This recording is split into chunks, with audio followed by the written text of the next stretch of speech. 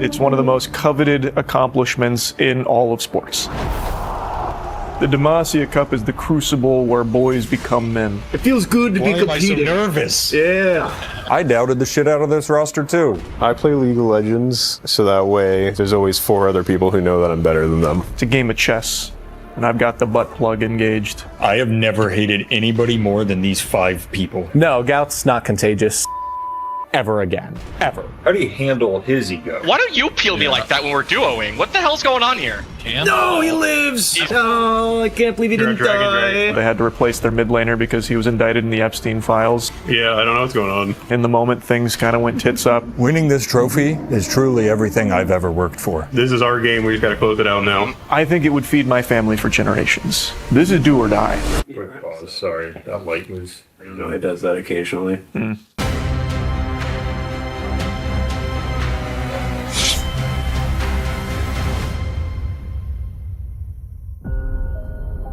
The Demacia Cup is where boys become men. This is the first taste of war. I'm Charles, Dr. Zalost, white top laner for Shopify Rebellion Z Squad. Growing up, it's always one of those things that you chase, but you can never really picture yourself attaining it. Winning the Demacia Cup is everything.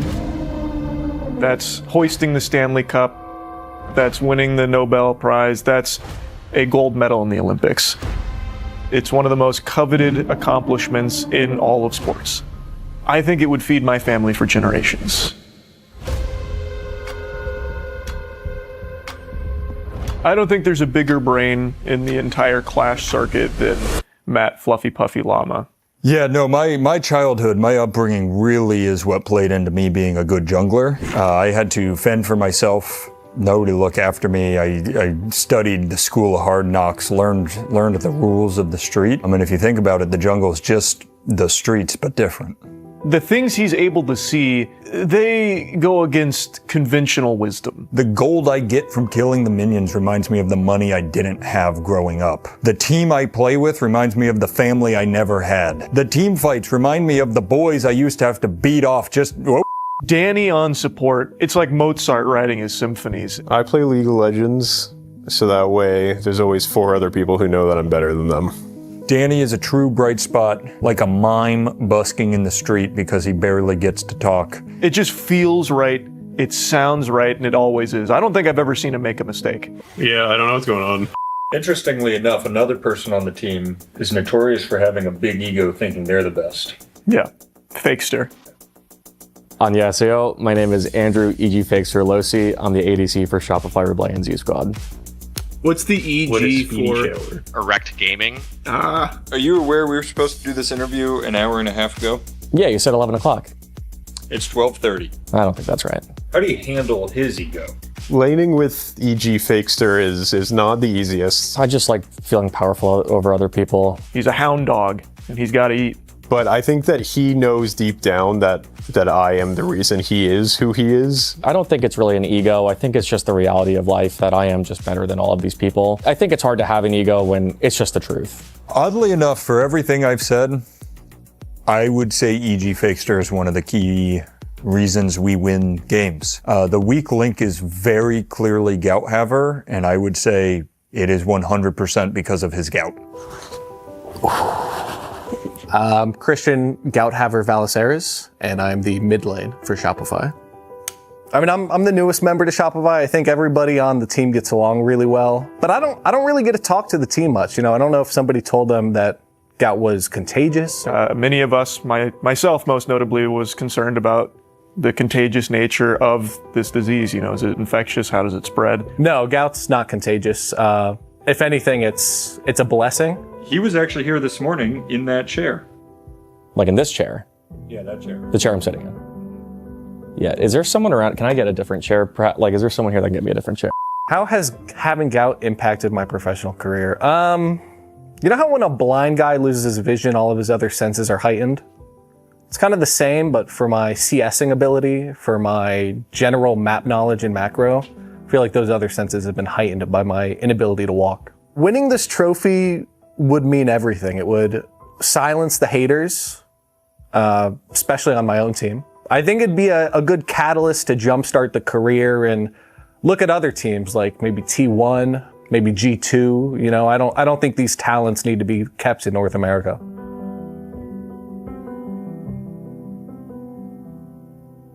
I got to tell you, going into this tournament, I wasn't feeling great. So this is a single elimination tournament? Oh, is it single? Is it? No, I was asking. I mean, I felt in my element.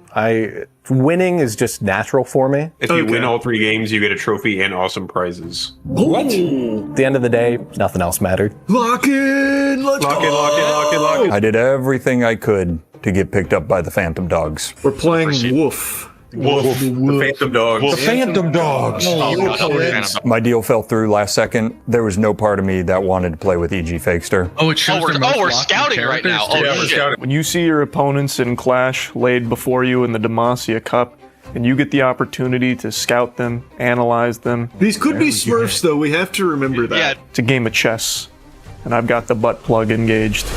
Damn, inserted would have sounded better. There's a butt plug in my ass right now.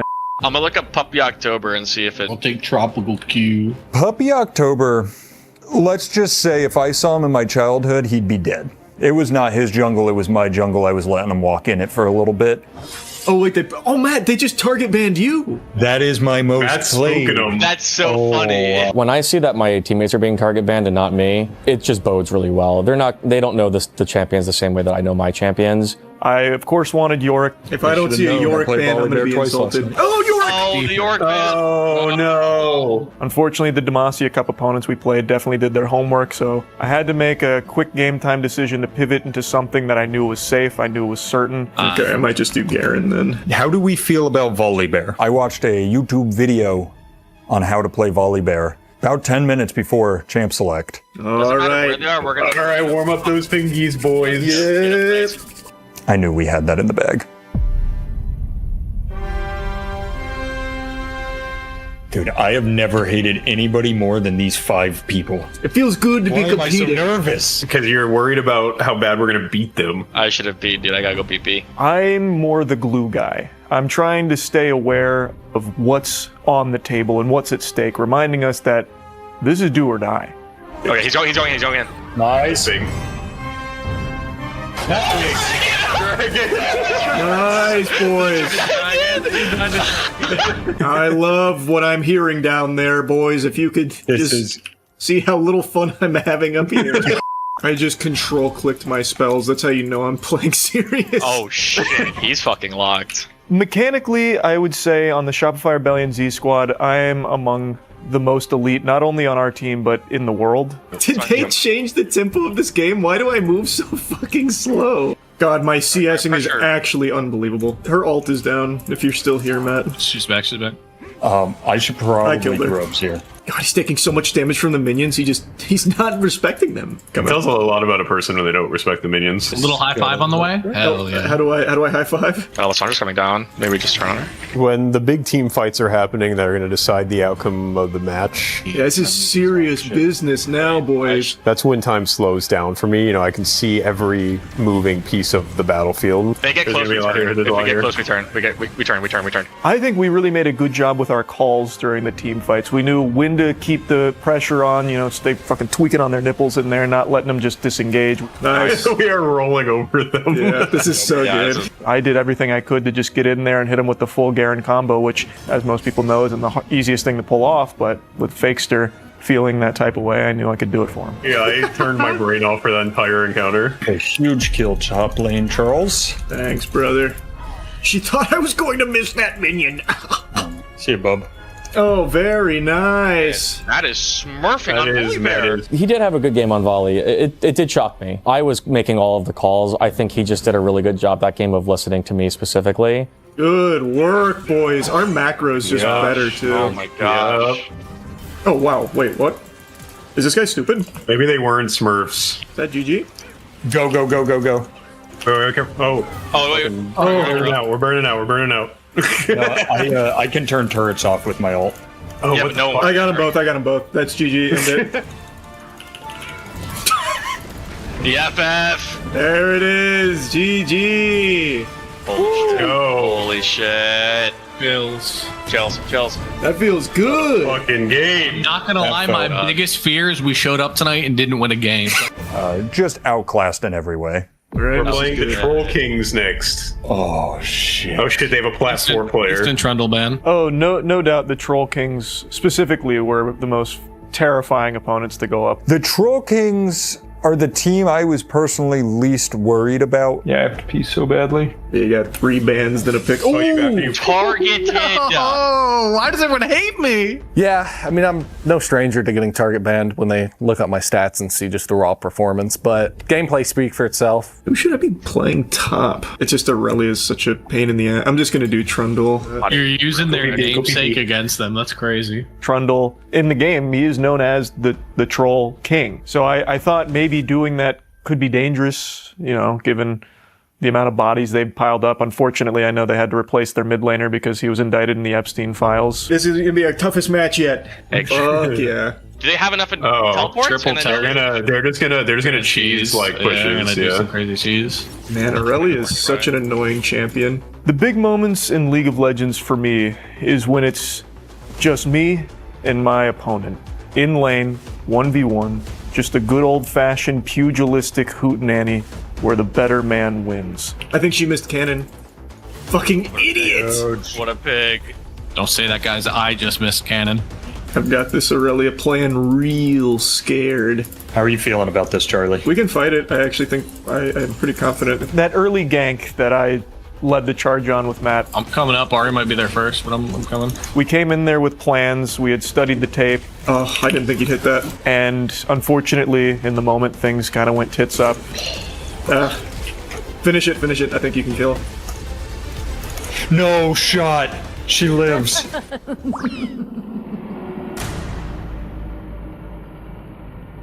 When Andrew pulled you down to the separate call, what did he say to you?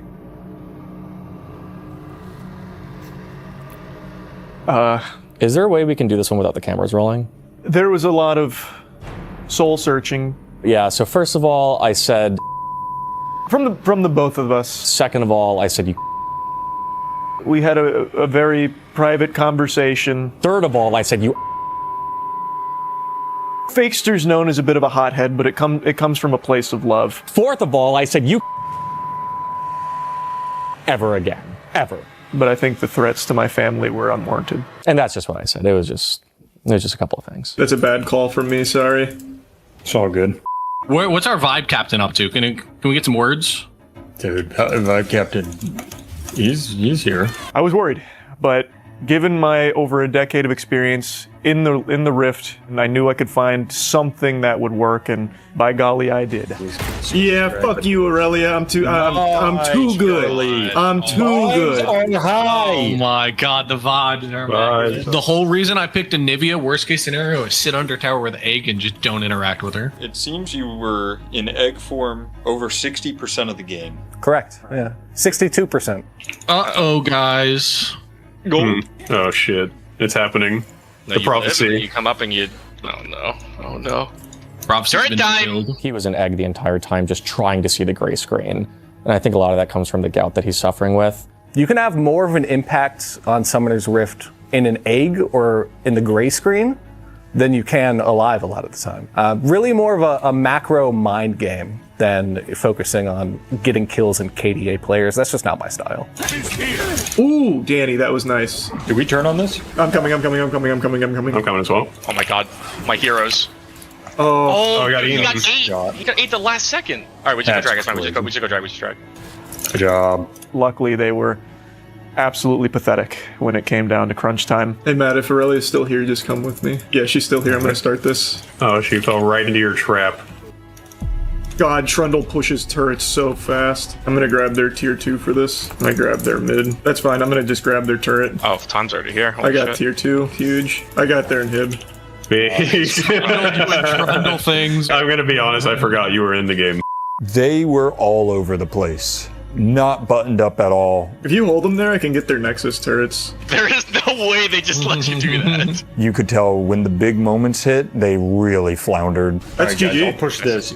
You guys win the game. Hey guys, I got the Yeah, Nexus down. Think about it. Yeah, Good work, boys. Boys, we're in the championship. Let's go. 2-0. That one I thought was kind of a free game, and I was ready to just go next. Wow. Wait, championship, we get a trophy if we win this one?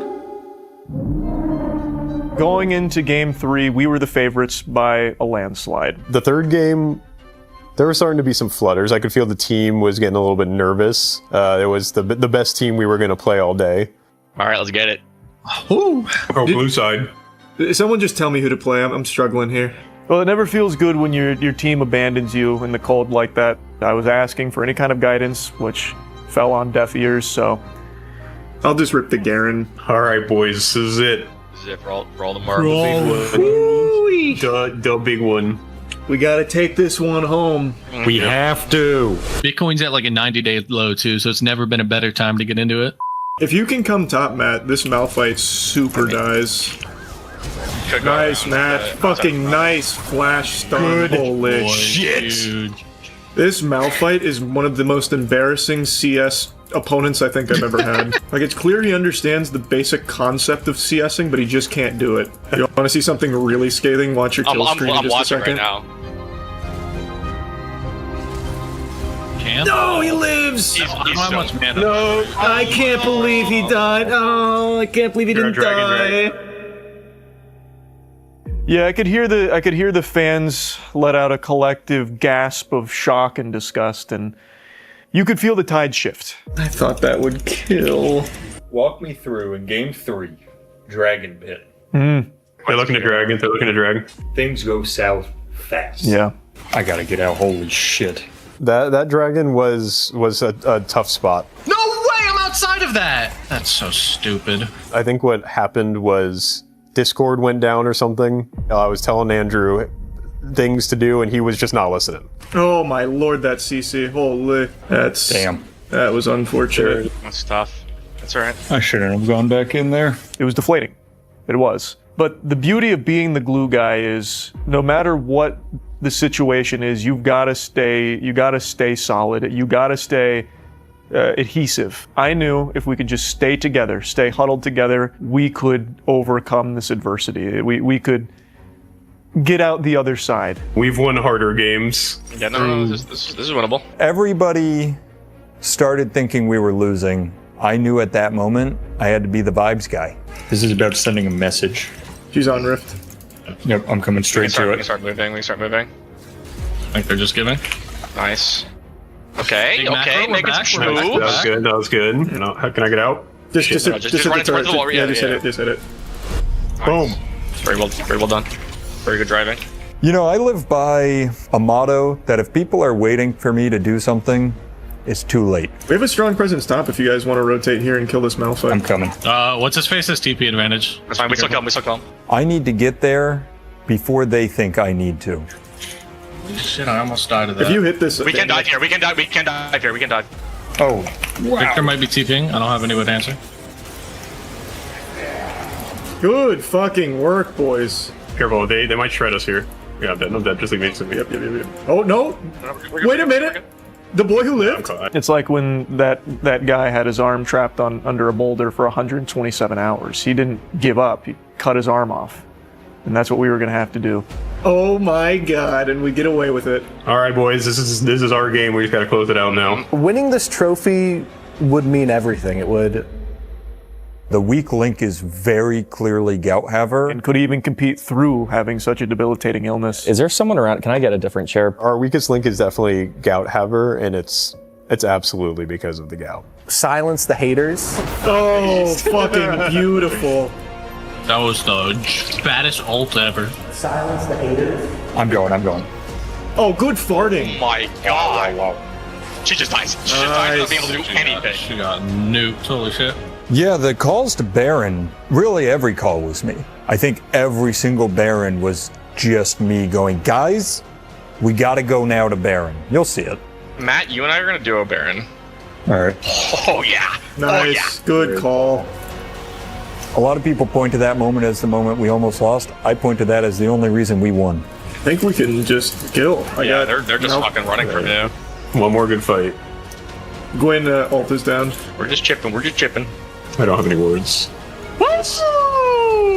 GG! Champions, boys! Undefeated. 3-0, baby. The boys are undefeated. See how it doesn't take us an hour and a half to close out a game like these idiots? Fools! Embarrassing. Oh, that's good. Let's go. Where did they ship the trophy?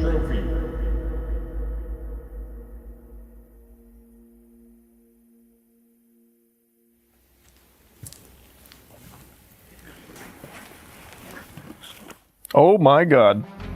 Oh, LCS is in the chat, watching my favorite Clash team. LCS, you know what would be awesome? Send us a trophy.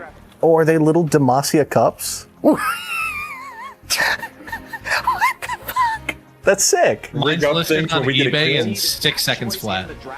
No, Christian doesn't mean that. Dear Christian Gouthaver Valiceres, we have done you the courtesy of preemptively placing your trophy on eBay on your behalf.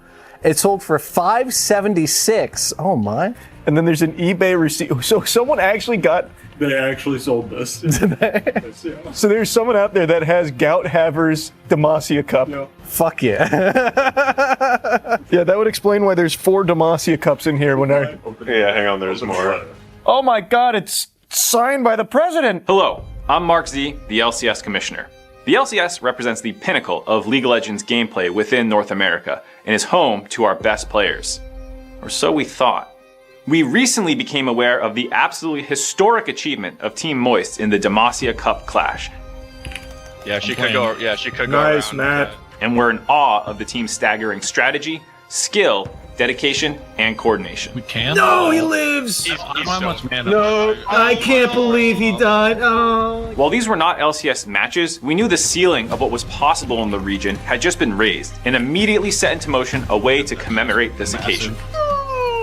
GG! Champions, boys! We put together a strike team of rioters who tirelessly worked day and night to craft a trophy worthy of the accomplishment. Only the best design and materials would do this victory justice.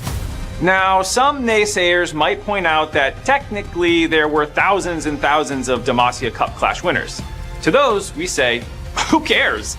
Anyone with eyes knows that there was only one real winner. Ain't that amen? So Riot Games and the LCS team are pleased to award Team Moist with a one-of-a-kind Demacia Cup Clash trophy.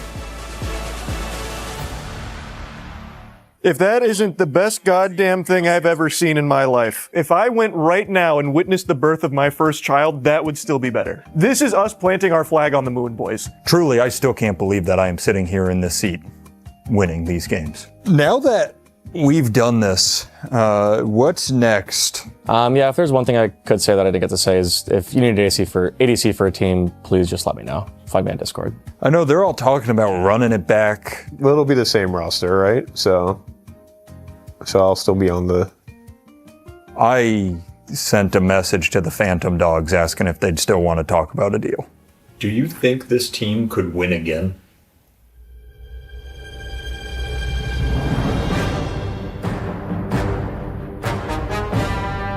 If you would have come to me 5 months ago and told me that potentially the best movie of 2026 was going to be a horror film, I would have poked in the eyes like Captain Insano and told you to get out of my house. Would have been trying to have you institutionalized for such a delusional idea.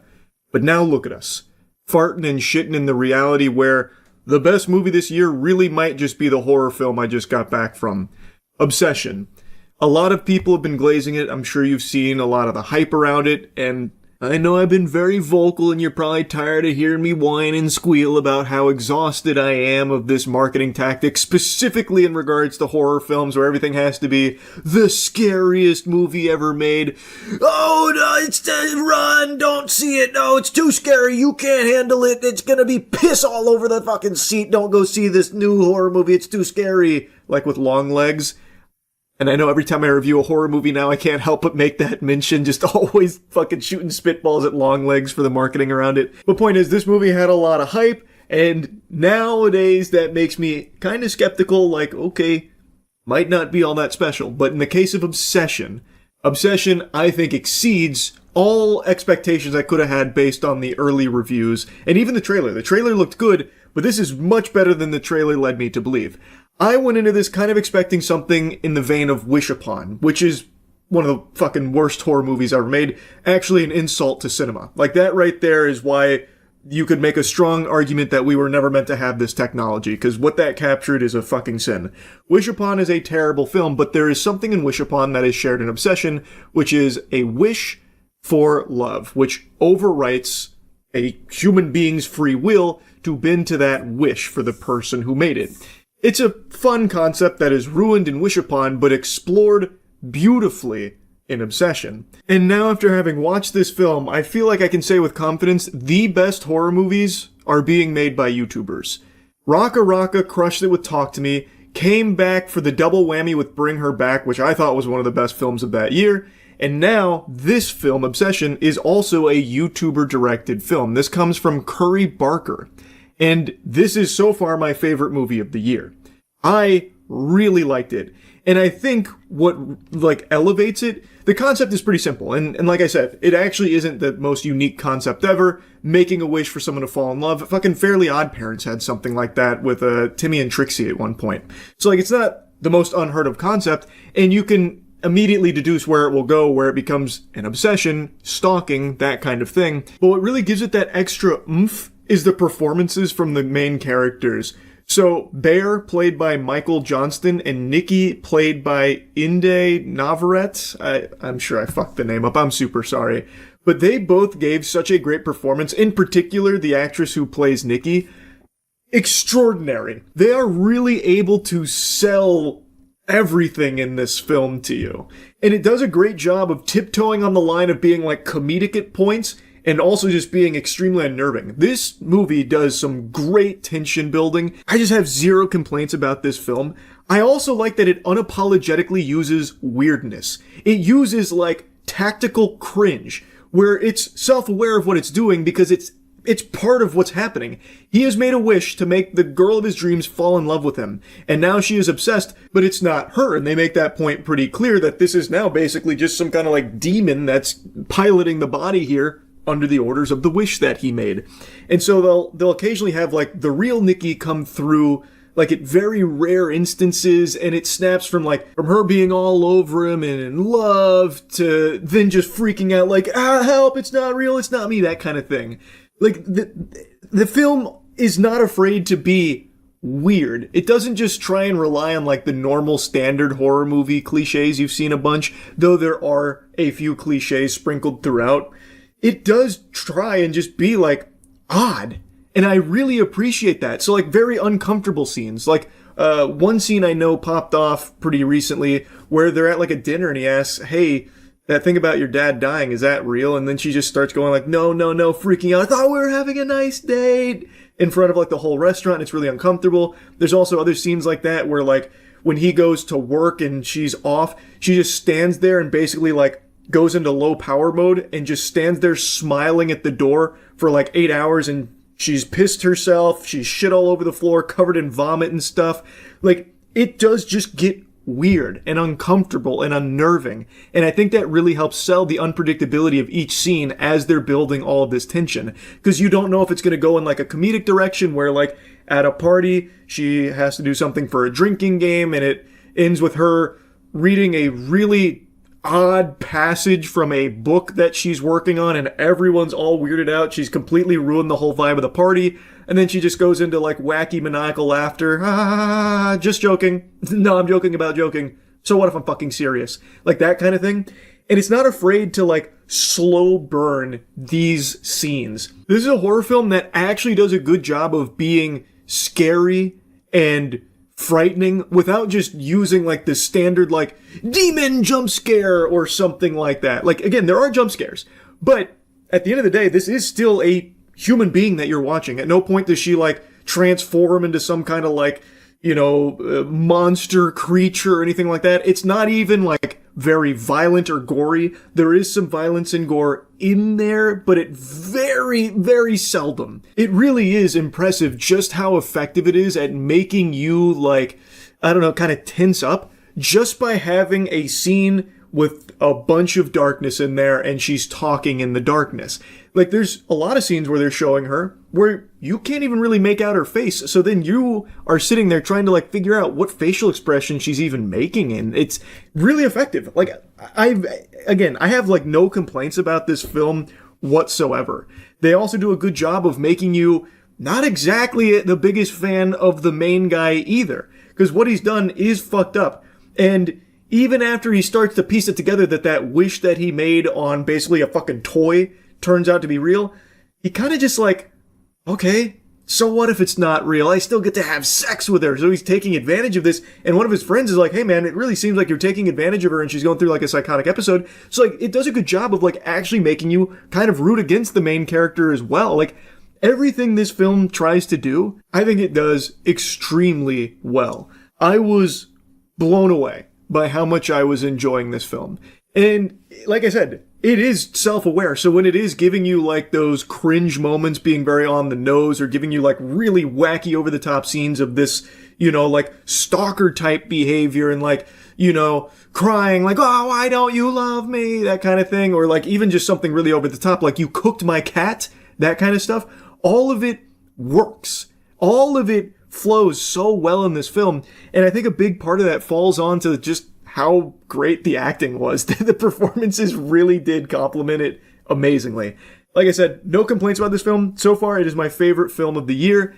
There are some heavy hitters coming out in the next few months, and especially towards the end of the year with the Dune 3, so I guess we'll see if it stays my favorite movie of the year, but man, this was very strong. I am so pleasantly surprised by how good this movie was. Man, I just keep reflecting on some of the scenes. I'm avoiding spoilers for the most part in this one. I'm giving you just more broad strokes about this, and I know I usually dive into spoilers, but for this one, I'm going to make a special exception because I really think that this is something pretty special here. Again, and it uses a concept that I don't think is special or unique, like the wish gone wrong type thing. We've seen that explored millions of times, just not like this. And I would even go a step further and say that even some of the story beats that it hits, I've seen before in other films. It's not that unique, but it's the way that they get there and the way that they build it and the way that they shoot it, the way that they use lighting here and the way that they convey it, especially through the performance of the lead actress, is unique. Something that I think is very special to this film. It is extremely rare. I can't even really think of more than a couple of films ever that have made me feel secondhand embarrassment. And I mean that as a compliment because that's what it was going for in those scenes. It's supposed to make you uncomfortable. I do not get uncomfortable with movies or horror games or anything like that usually. It's very, very rare. But this film was able to pull that off. Like, it actually does such a good job at what it set out to do with each of its scenes, with the tension or the cringe.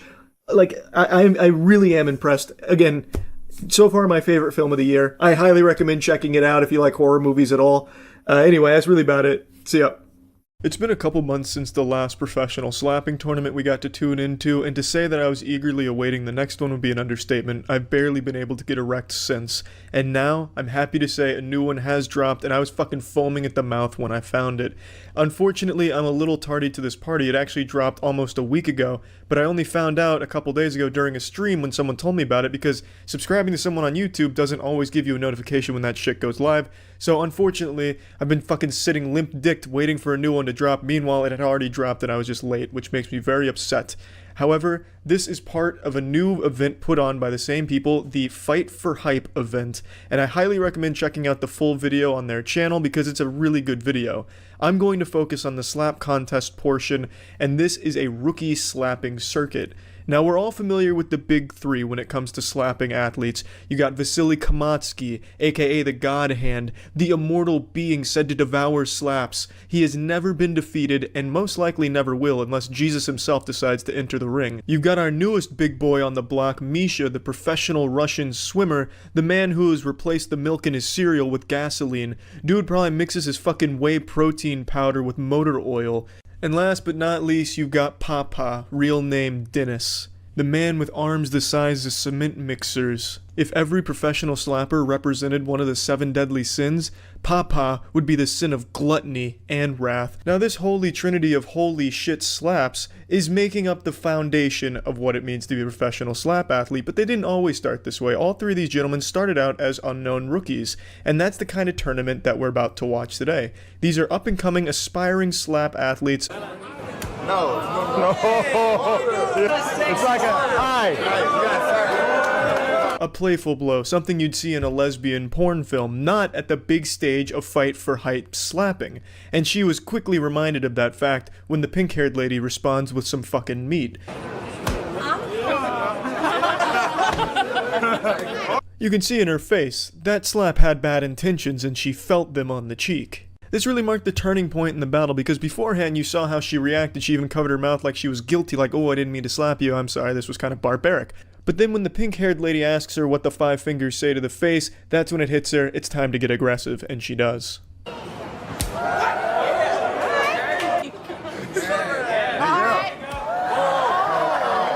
See it in her technique, she's getting further and further back until all of a sudden she's gonna do like a fucking 360 no-scope slap right across her face. And that's exactly what happens once she gets set off by one of the pink-haired lady's pretty powerful slaps. Ну хорошо. Just look at the slap on the way to the face, it's like steam popping out of a train en route. As you can see, friendships aren't really made in front of the slapping table, only enemies are made there. It started off playful between both, none of them really giving it their best, just kind of a, one of these, and then all of a sudden by the end it's like fucking putting barbed wire in the palm of their hands and slapping them across the face. There's really no clear winner. I'll let the last 2 slaps play out for you, but I wasn't really sure who won because they didn't say, and I couldn't tell by how much money they were given, so I'm gonna just go ahead and say everyone wins in that one. That was a pretty even match. Давай, девчонка, в тебе есть эта злость. Moving on to round 2, this man right here is about to have his entire existence put into question with the power of just one slap. Just look at that face, pure agony, looking like all of his senses all at once just got rocked. Okay. Глаз дергается у чувака. Another fuck your mother kind of shot right there. The man does pack some serious heat with those slaps. Now, unfortunately, that one was a foul because he got a little bit of the ear, and that's illegal. You can't be hitting, you know, above the cheek, on the ear, on the neck, jerking him off. You can't do any of that kind of foul play. They want this by the rules, and I respect that very much. That being said, the other guy swings back with a foul of his own.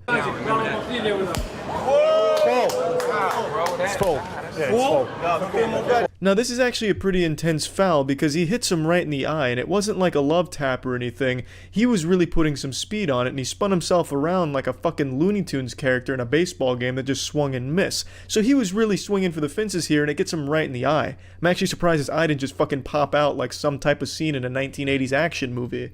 Now they both have a foul in this match, and the entire round ends up in a draw. Let's move on to round 3. Now in round 3 we're actually introduced to the characters by name. This is the first time that I noticed in this slapping contest that they actually gave us the character's lore. On the right we have Story, 27-year-old man following his dreams to be a professional slap athlete, and his name and lights the whole 9, just like the greats like Vasily Kamatsky. And interestingly enough, he is the boyfriend to the pink-haired girl we saw compete in the first round. On the left is Oleg, a man who's only here for the fun of it. Kinda reminds you of Saitama, right? Just a slapper for fun. And this turns into a damn near grudge match.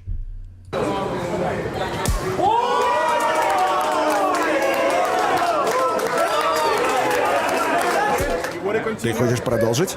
That guy in the back's reaction is pretty much the same reaction I had. He was probably worried that his fucking head was gonna fly off and hit him, so he was ready to dodge that shit. Now, clearly our anime protagonist Story did not come prepared to this event. He didn't realize how intense the slaps were going to be. He probably thought they were going to be the old-fashioned college frat bro thing. You're all drunk and you're just giving yourselves little slaps to hype yourself up to go talk to the girl that you want to impress. You do a keg stand, your face is a little red because of the slaps, but it's all in good fun slaps. Not the kind of slaps that you're going to receive here. These are the slaps that are trying to fuck you up. And I don't think he was ready for that. But he does recover, he does not get knocked out, and he continues to go the entire duration of the fight, which I respect. Готов? Let's go! Come on, baby!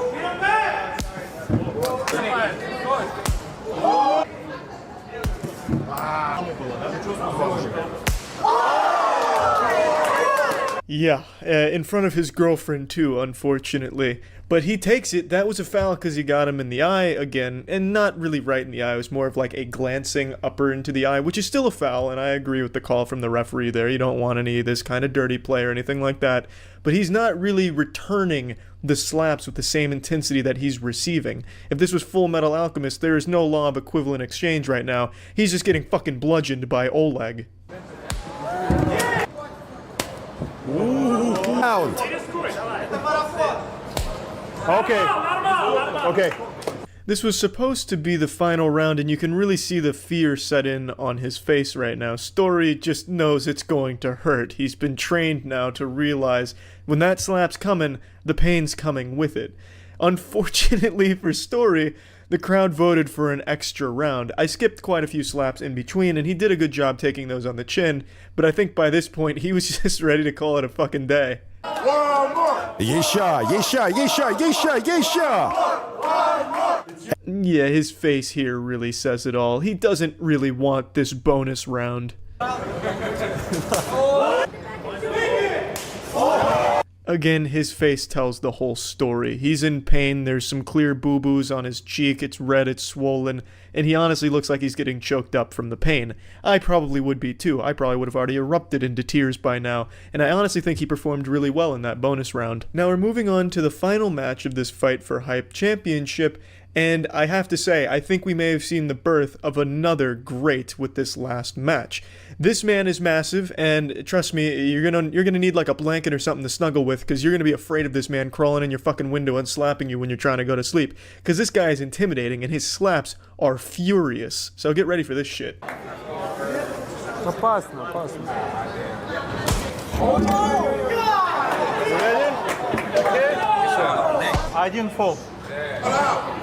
Was it the cleanest slap to the cheek? Absolutely not. But this is Sasha, and that slap most definitely shattered his opponent's collarbone. His opponent's name is Shane, and Shane is definitely needing to go to the hospital after this round. I'm telling you that right now. Sasha is a fucking madman. Are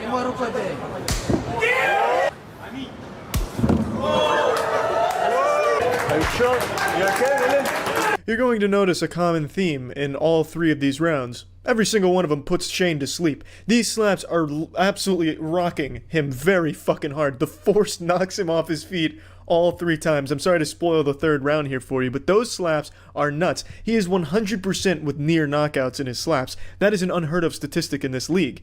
Even Vasily Kamatsky doesn't nearly KO his opponents in every single slap. In fact, he's beaten opponents without KOing them at all. He wins by points in judge's decision. However, Sasha, good lord. Shane, I cannot believe even lasted 3 rounds, but hats off to Shane, because he was no pushover. His slap was pretty good too, but he just went up against an absolute monster.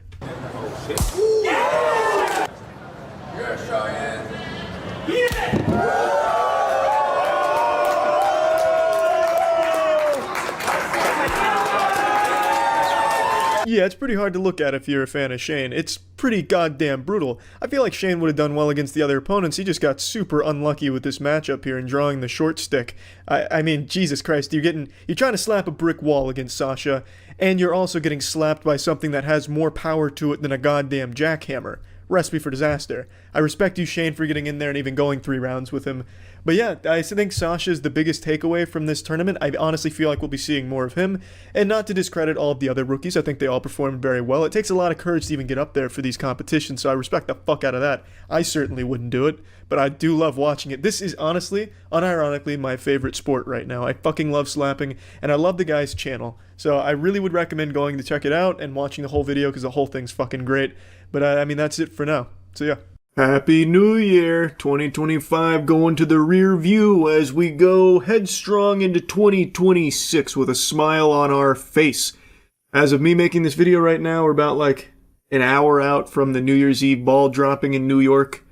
I don't know why I said an hour out. I even looked at the time. It's 9:30 p.m. as of me making this, so pretty substantial rounding down. Doesn't matter. What does matter, though, is that ball. That sacred orb convinces people to literally shed themselves of basic dignity and human instinct in order to wait for hours upon hours in the cold temperatures in New York unmoving, unwavering, just so they can watch it happen in person. And the meta has been for a while, if you attend one of these, you wear a diaper, so that way you don't have to like lose your spot to go find a bathroom to relieve yourself. You just piss and shit yourself right then and there. So every year you see the horror stories and the aftermath about people that literally just fucking bowels explode, asshole prolapses, pee all over the place, all just so they can watch the ball drop. And I had a few friends of mine send me a video, I guess is floating around a lot today, about a guy who got interviewed on his strategy for handling nature's call, and he uses pads. This is actually from a couple years ago, but the meta hasn't changed, and I'll show you a clip from today. You leave, and you have to use the bathroom or even get water. You lose your spot. That's the problem. So what do you do with the bathroom? What do you do? I'll show you exactly what you do. Okay? Hold on, let me see. Let me try and find this here. Okay, now I see these pads? Yeah. You have to pee in these pads. Let me show you. But you're a man. What do you do if you're a woman? Say, everybody's equal. Nobody's any different. What an inspirational, uplifting message. We're all equal. Nobody's different. If you're there in New York for the ball drop, you're surrounded by piss. It's a goddamn flood of it, and everyone's doing it. You're not cool unless you pee your pants. Men, women, they're all doing it. It's just a matter of what apparatus they're using to catch it. This guy here's got his go-go gadget period pads out for his urine. Lord help us if he has to take a shit. You know that's probably going straight onto the ground, because I don't think the pads are built to handle that kind of heft. But, you know, this is pretty standard procedure for New Year's Eve in New York. For some reason, people have convinced themselves that seeing that ball drop is the most important thing for the start of the upcoming year. So they're willing to usher in the next year with piss and poop in their pants. It blows my mind. I don't get it. I truly don't get it. That is miserable. Not only are you pissing and shitting yourself, but everyone around you is too. You are in a sea of filth. It is a cesspool. You are basically in a communal latrine, diving in there just to watch 60 seconds of a ball dropping in front of you. Now, of course, there's concerts and stuff, but you're probably not seeing those if you're like that guy at the front of the line, you know, barging his way to the very front so he can look at the ball like he's hypnotized by it. Oh, you just put it in your underwear? That's exactly what you do. And then you switch and you have like bags, like It stays there. It stays there. This will hold for the whole day? You make it will stay for the whole day, yeah. Oh, this is what you do? I will be wearing... See? Diaper. See? What? I'm wearing diaper. The diapers? See? This is what... Yep. This is not a diaper, though. This will not It works, too. It works, too. It works? You're a lady. You should know it No, works. it's not working. It works. It's not. I wouldn't try it. Dude's out here driving the hard sale like he's trying to get a used car off the lot. It's like he's advertising these pads that he's trying to sell them to everyone there. But most people are going by the standard meta protocol of using a diaper, which is very common for this. I just find that so revolting. I think it's so beyond gross and just like embarrassing. I can't imagine a worse way of starting a year, quite like being surrounded by piss and shit while also sporting my own underpants full of piss and shit. And even, let's say, in a fantasy scenario, ideal circumstances, no bubble guts, you've been fasting for 48 hours prepping for this, you haven't drank a sip of liquid for the last 24, so you are able to go through this entire thing, this wait, as well as watching the ball drop without soiling yourself at all. It's still terrible because everyone around you has. The guy next to you's probably got mud pies in his britches. Person in front of you probably stinking up the place with the fumes from the lemonade they're cooking up in their trousers. Like, it's terrible. I'd be starting the new year in the worst possible mood, putting myself through that torture. I do not get it. I never have. I never will. And like I said, that's a couple years old. You can see in the background, it's talking about bringing in a great 2024. But nothing's changed. This is still very normal for New Year's Eve, it seems. So here's a clip from today. Are you coming prepared by most people wearing diapers here? Yeah, I wear a diaper. I'm wearing a diaper now. Okay, do you have extra just in case anybody needs one? Yes, I got this. A diaper. Awesome. So you're able to bless somebody if they did not wear one? I bless them not peeing, especially in front of me, you know. Awesome. Well, thank you for coming out, guys. Hope you guys have a great New Year. Can I get you guys to say Happy New Year?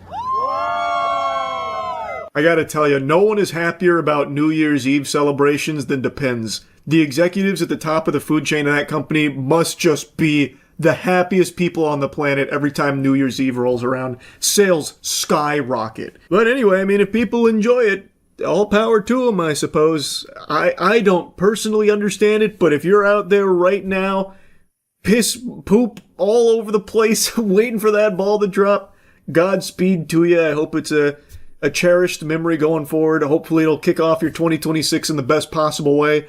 For me personally, I think it's a lot more convenient just to hang around friends and family to start the year off right, being around people you know and love that aren't soiling themselves around you, attacking your senses with their waste fumes. But anyway, 2026, right around the corner. That's about it. So yeah. I don't know what it is about chairs that compels people to constantly reinvent them by creating these batshit insane ideas one after another. It seems every month there's a new horrible chair design. Ah, this one's made out of sawdust. You sit on it and it'll help your posture and also reduce body odor and combat swamp ass. I just made a video on a shitty chair design not too long ago, and now there's an even shittier design. It's just crazy the rate at which these awful chairs are being produced. So this is the anti-man-spreading chair, and Mashable says it's absolutely brilliant. So if Mashable says it's brilliant, it's probably the dumbest fucking thing you've ever seen.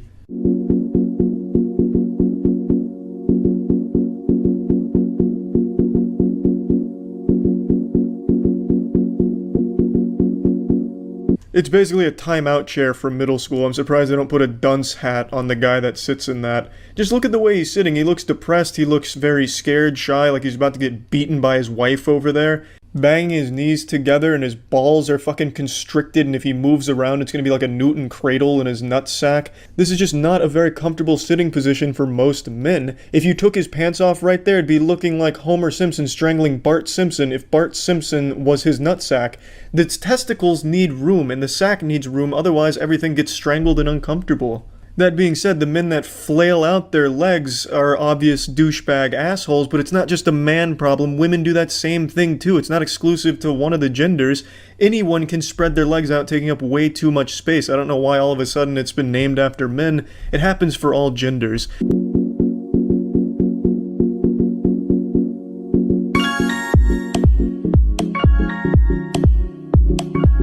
How socially inept are people these days? This isn't a solution to anything. The solution for someone taking up too much room is politely asking them, hey, can you scoot over a little bit or not take up this much room?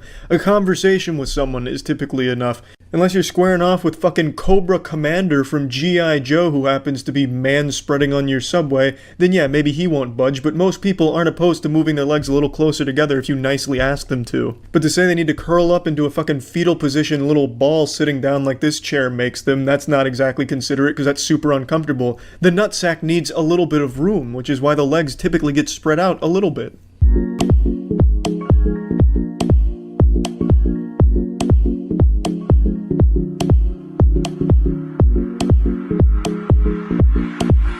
You see, if I saw a dude sitting like this with his hands on his knees and shit like this, I'd assume that he's hiding something from me, like he's concealing a deadly weapon down there that he intends to use. It's a suspicious looking posture in seated position for most men. All curled over like that, looking all proper like they're at the bottom of the pyramid on a cheerleading team. It just doesn't make sense because no one's gonna willingly sit like that because it is uncomfortable. And also, this chair doesn't help with the issue of spreading your legs too far, both men and women, because you can just rest your legs on top of it. It's not that high. Unless it's coated with barbed wire and broken glass, it's not going to hurt you that much. It's just it's a useless invention. I don't know if they plan on selling this. I didn't bother looking into it more. I imagine they will try and sell this as like a novelty chair for someone who thinks they're fighting some noble fight against the man-spreading menace, the epidemic of legs spread out too far.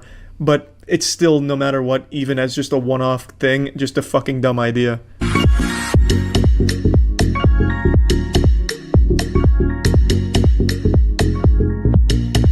And this is where I get totally lost on what their idea is here. They make the kryptonite to their own chair with a man-spreading chair that teaches you to spread out further than you need to. I don't know why they say only women can use it. I don't see some type of biometric lock on it that's going to prevent a man from sitting on that chair and spreading out. And I don't know why you'd be teaching people to spread out if what you're trying to stop is the spreading out.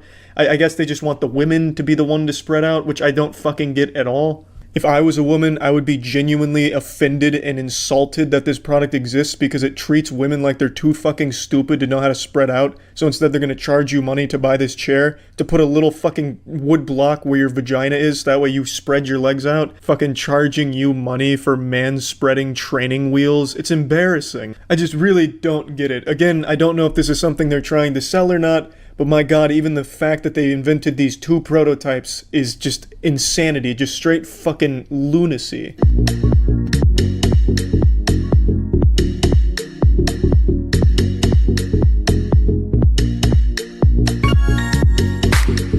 You don't say. I mean, it won't even act as a band-aid on the problem. And it's not a problem in the first place. It's an imaginary problem. There's not some type of fucking pandemic sweeping the world where men are spreading their legs out across the entire fucking row of chairs or across the whole subway doing full-length splits. You can ask someone to scoot their legs in closer if you need the space. I don't think there's going to be many people that are rolling up their sleeves ready to fight you because you asked them to scoot their legs a little closer in. It's fucking ridiculous. And also, Mashable sucks. I hate this trend where they bold random letters. So they bolded forever and manspreading. It's like they're subliminally trying to send me a message telling me to keep manspreading forever.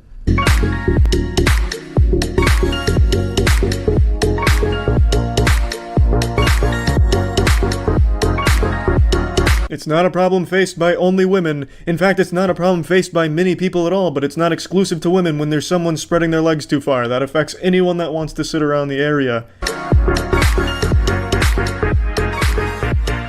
Yep, just absolute garbage, but hats off to anyone that wants to pay for some of these bad boys. You know, maybe I'm wrong and this will catch on huge and I'll be going to a restaurant and I'll have to ask to order the manspread-proof booster seat.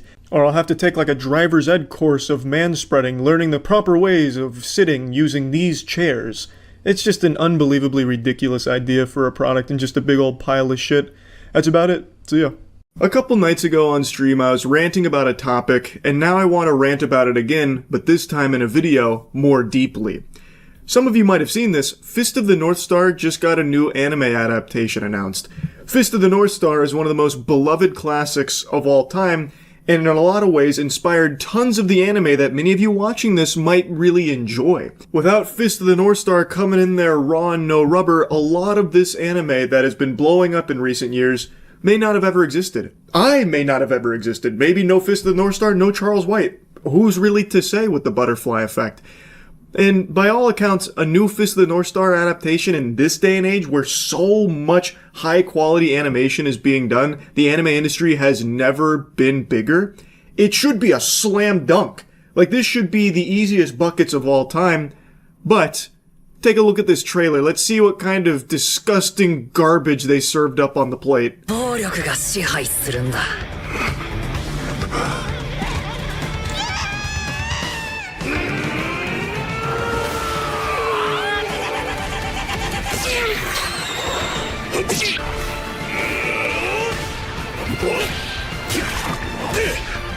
お前はもう死んでいる。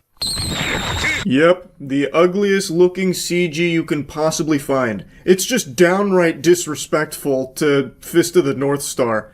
Fucking Marvel Rivals porn is more respectful to the IP than this abomination.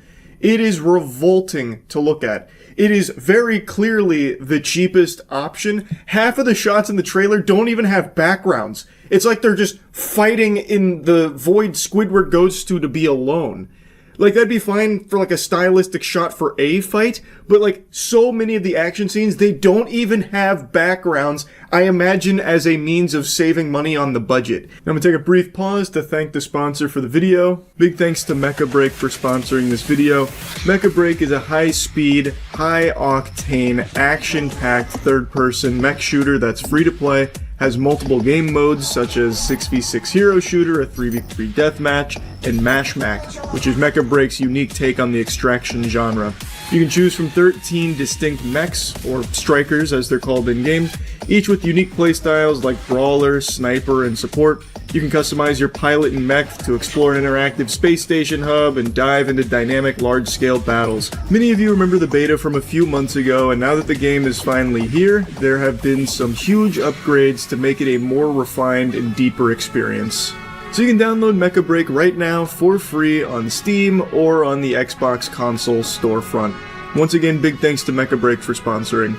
Now, as I was saying, it's not good looking. This kind of animation just reminds me of colliding action figures into each other. It doesn't really do much. It's just really boring and awful looking. This obviously wasn't very exciting for most fans of Fist of the North Star, and immediately drew parallels to the infamous 2016 Berserk anime adaptation.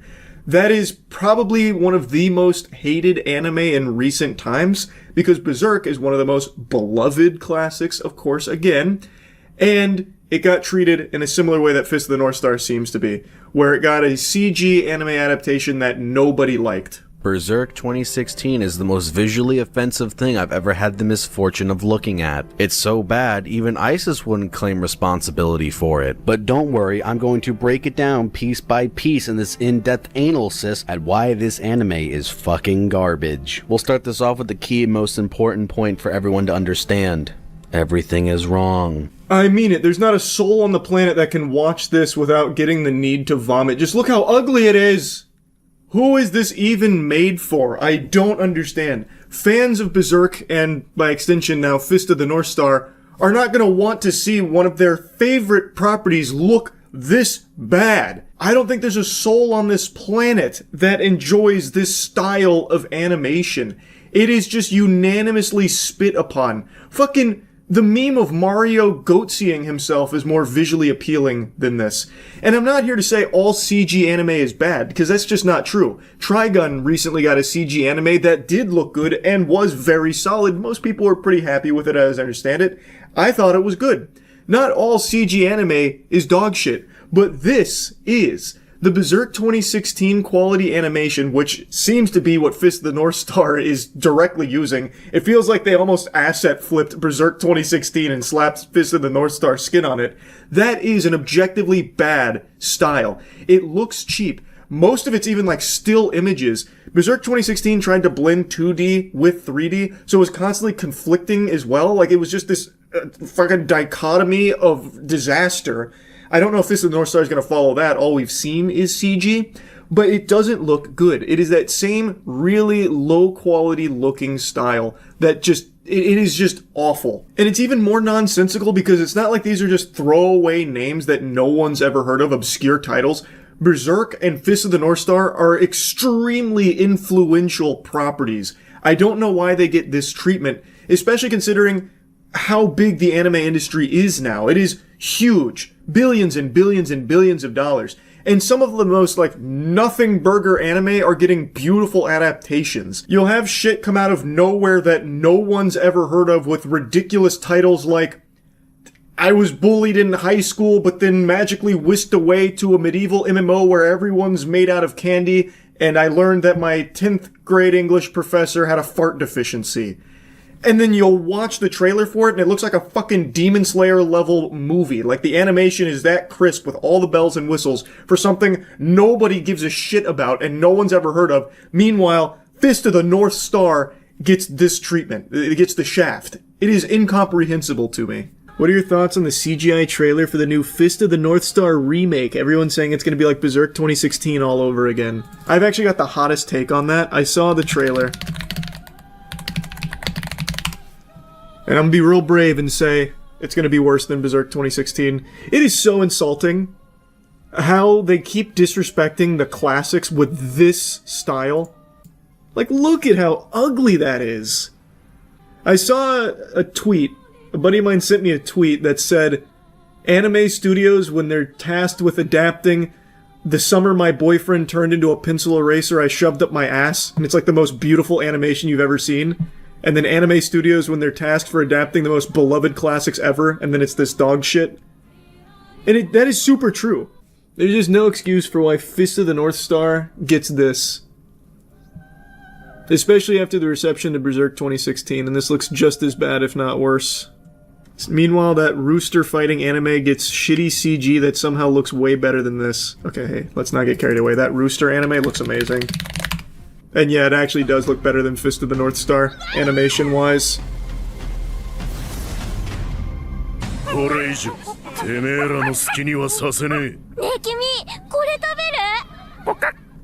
Yeah, but that one's gonna go nuts. And it looks significantly better than Fist of the North Star. And, like, I just don't get it. I don't know why they won't give these beloved anime the respect they deserve.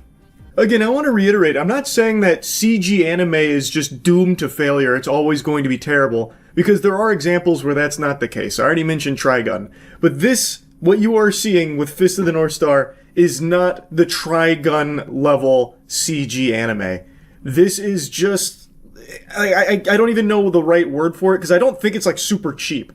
It's definitely cheaper than all the alternatives, but there's no way that it is, like, pennies to produce. Like, this is probably still multiple millions worth of production. What is even the point in making something that looks like this? Just don't do it at all. Just save those millions of dollars. Because this is just worse than having nothing new for Fist of the North Star. This doesn't get anyone excited. All it does is anger fans of the property. It's not going to bring in anyone new, because I highly doubt there's a lot of people out there that are going to see maybe one episode of this and really resonate with it and just get invested, fucking engulfed in the universe because of how ugly and lazy this looks. It's not appealing, especially compared to all of the extremely high quality anime that are coming out all the time now. It is stacked. This has no chance with this style here, so why are you even bothering?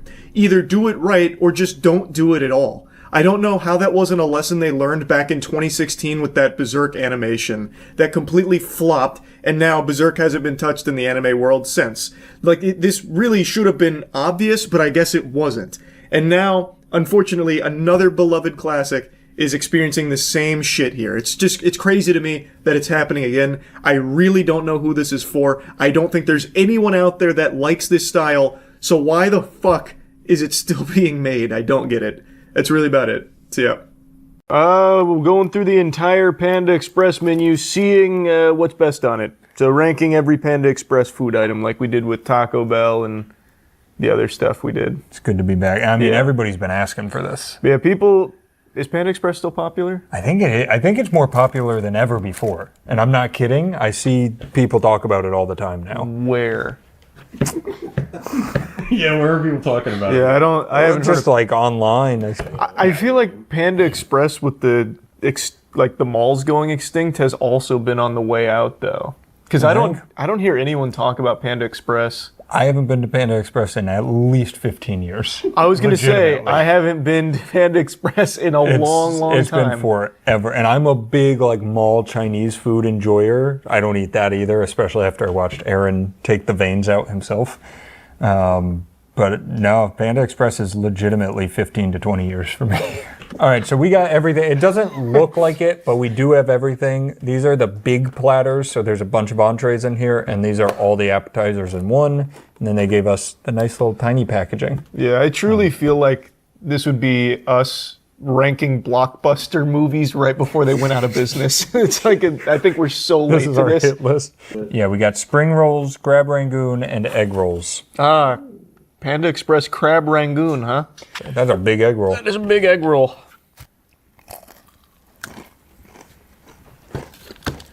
Yep. That's some mall Chinese food right there, baby. I have a feeling those all going to taste like that. I think you might be right. Mm-hmm. It's fine. When they give you one of these containers and they can't even close it because how much food they stuff in there, and then it's $8 and you know how bad quality that food is, there's just something about it. Yep, that's a B tier. Are we ranking them like that, or are we just... I don't remember. Whatever you want. Are you editing it because they won't pop up on screen? No, since we're using lobs, it's going to have to be Chaser, Aaron. That's above my pay grade. All right, cool. Yeah, I agree. B, that'll now be our baseline. Yes, this is a spring roll. Mm-hmm. Very playful. I like it better. That is I do nice. too. That's pretty good. What is the big difference between an egg roll and a spring roll? I think the wrapping and what's inside. It's got to be the actual roll. Yeah, the whole thing then. It's actually entirely different. All right. That was good. That's an A tier. Mm-hmm. Whoa, wait a second. Panda Express showing out right Is now. there vermicelli in the egg roll? It's a noodle. It's a noodle. It's a little like clear glass noodle. I like the spring roll. Yeah, they're cooking right now. Crab Rangoon. I always eat crab rangoon the same way every time. If you have the dipping sauce, you grab the two, rip it in half, dip, eat, dip, eat. You hate seafood. You eat Crab Rangoon? Yeah, because it's not real. It doesn't even taste like crab. It's fried cream cheese. Yeah, it's basically just a cream cheese bowl. Man, that shit is some ass, though. What the heck? That is some poop ass shit right there. Holy. That's fried cream cheese, baby. That's terrible. It might get worse, though, so I'm going to go D. That's crazy to me. As far as crab rangoon goes, not amazing, but that's still a B for me. That's just fried cheese. I don't know. There's nothing about that hits nicely for me. You probably needed the sauce with it. I think it's probably just because I like crab. So I'm expecting it to be crab, and it's just crab. Yeah, it's just really warm, thick cheese. All right. This one has white rice, fried rice, dynamite sweet and sour chicken, honey walnut shrimp. Nice. So that's 2 meats. All right, let's try the white rice. I love white rice. Legitimately top 3 favorite foods for me. Good. I'm glad they ruined it for you. That's not good. I do agree with that. No, that's give it a C tier. Man, Yeah. They did not try very hard there. That was truly, they threw some shit in a pot and said, we're done. How's the fried rice? Better.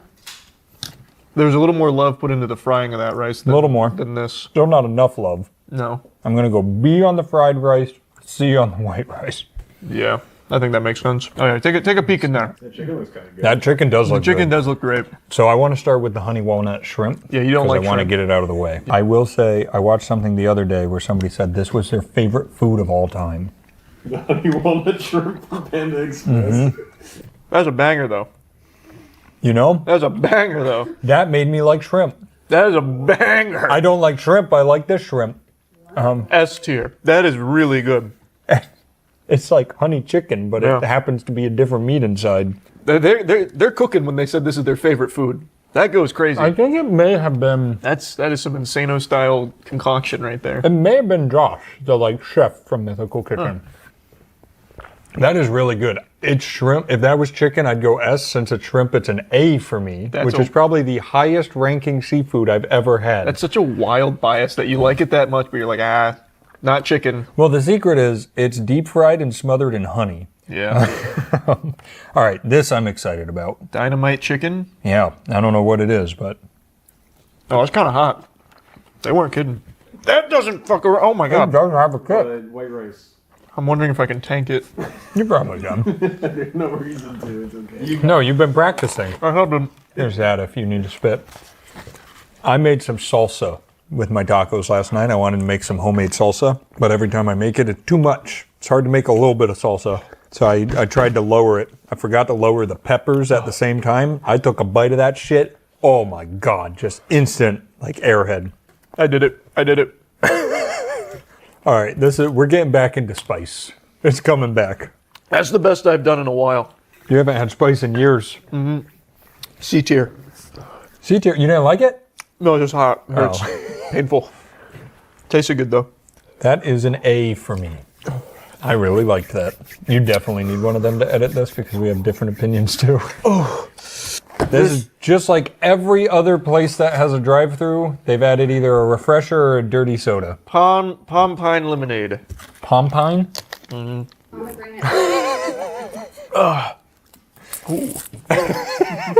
That's good. Oh, the double penetration. That's rare. I was literally about to say that. That tastes like a melted Jolly Rancher. It does, yeah. It's good. It's very sugary. Very, very sugary. I'll put that in an A. Yeah, give that an A. I like that. It's either we haven't done tier lists in a while or Panda Express has come out swinging. It's good. Like it's very good actually. I want to try the watermelon. No, we're done. We're done there. This is why we don't do that. We have artistic differences. Next, we have the broccoli platter. That looks good. This is my kind of chicken right there. That's sesame chicken, I think. We've got chow mein, super greens. I'm assuming that's super greens. Orange chicken and honey sesame chicken. All right, let's start with the super greens. Piece of broccoli.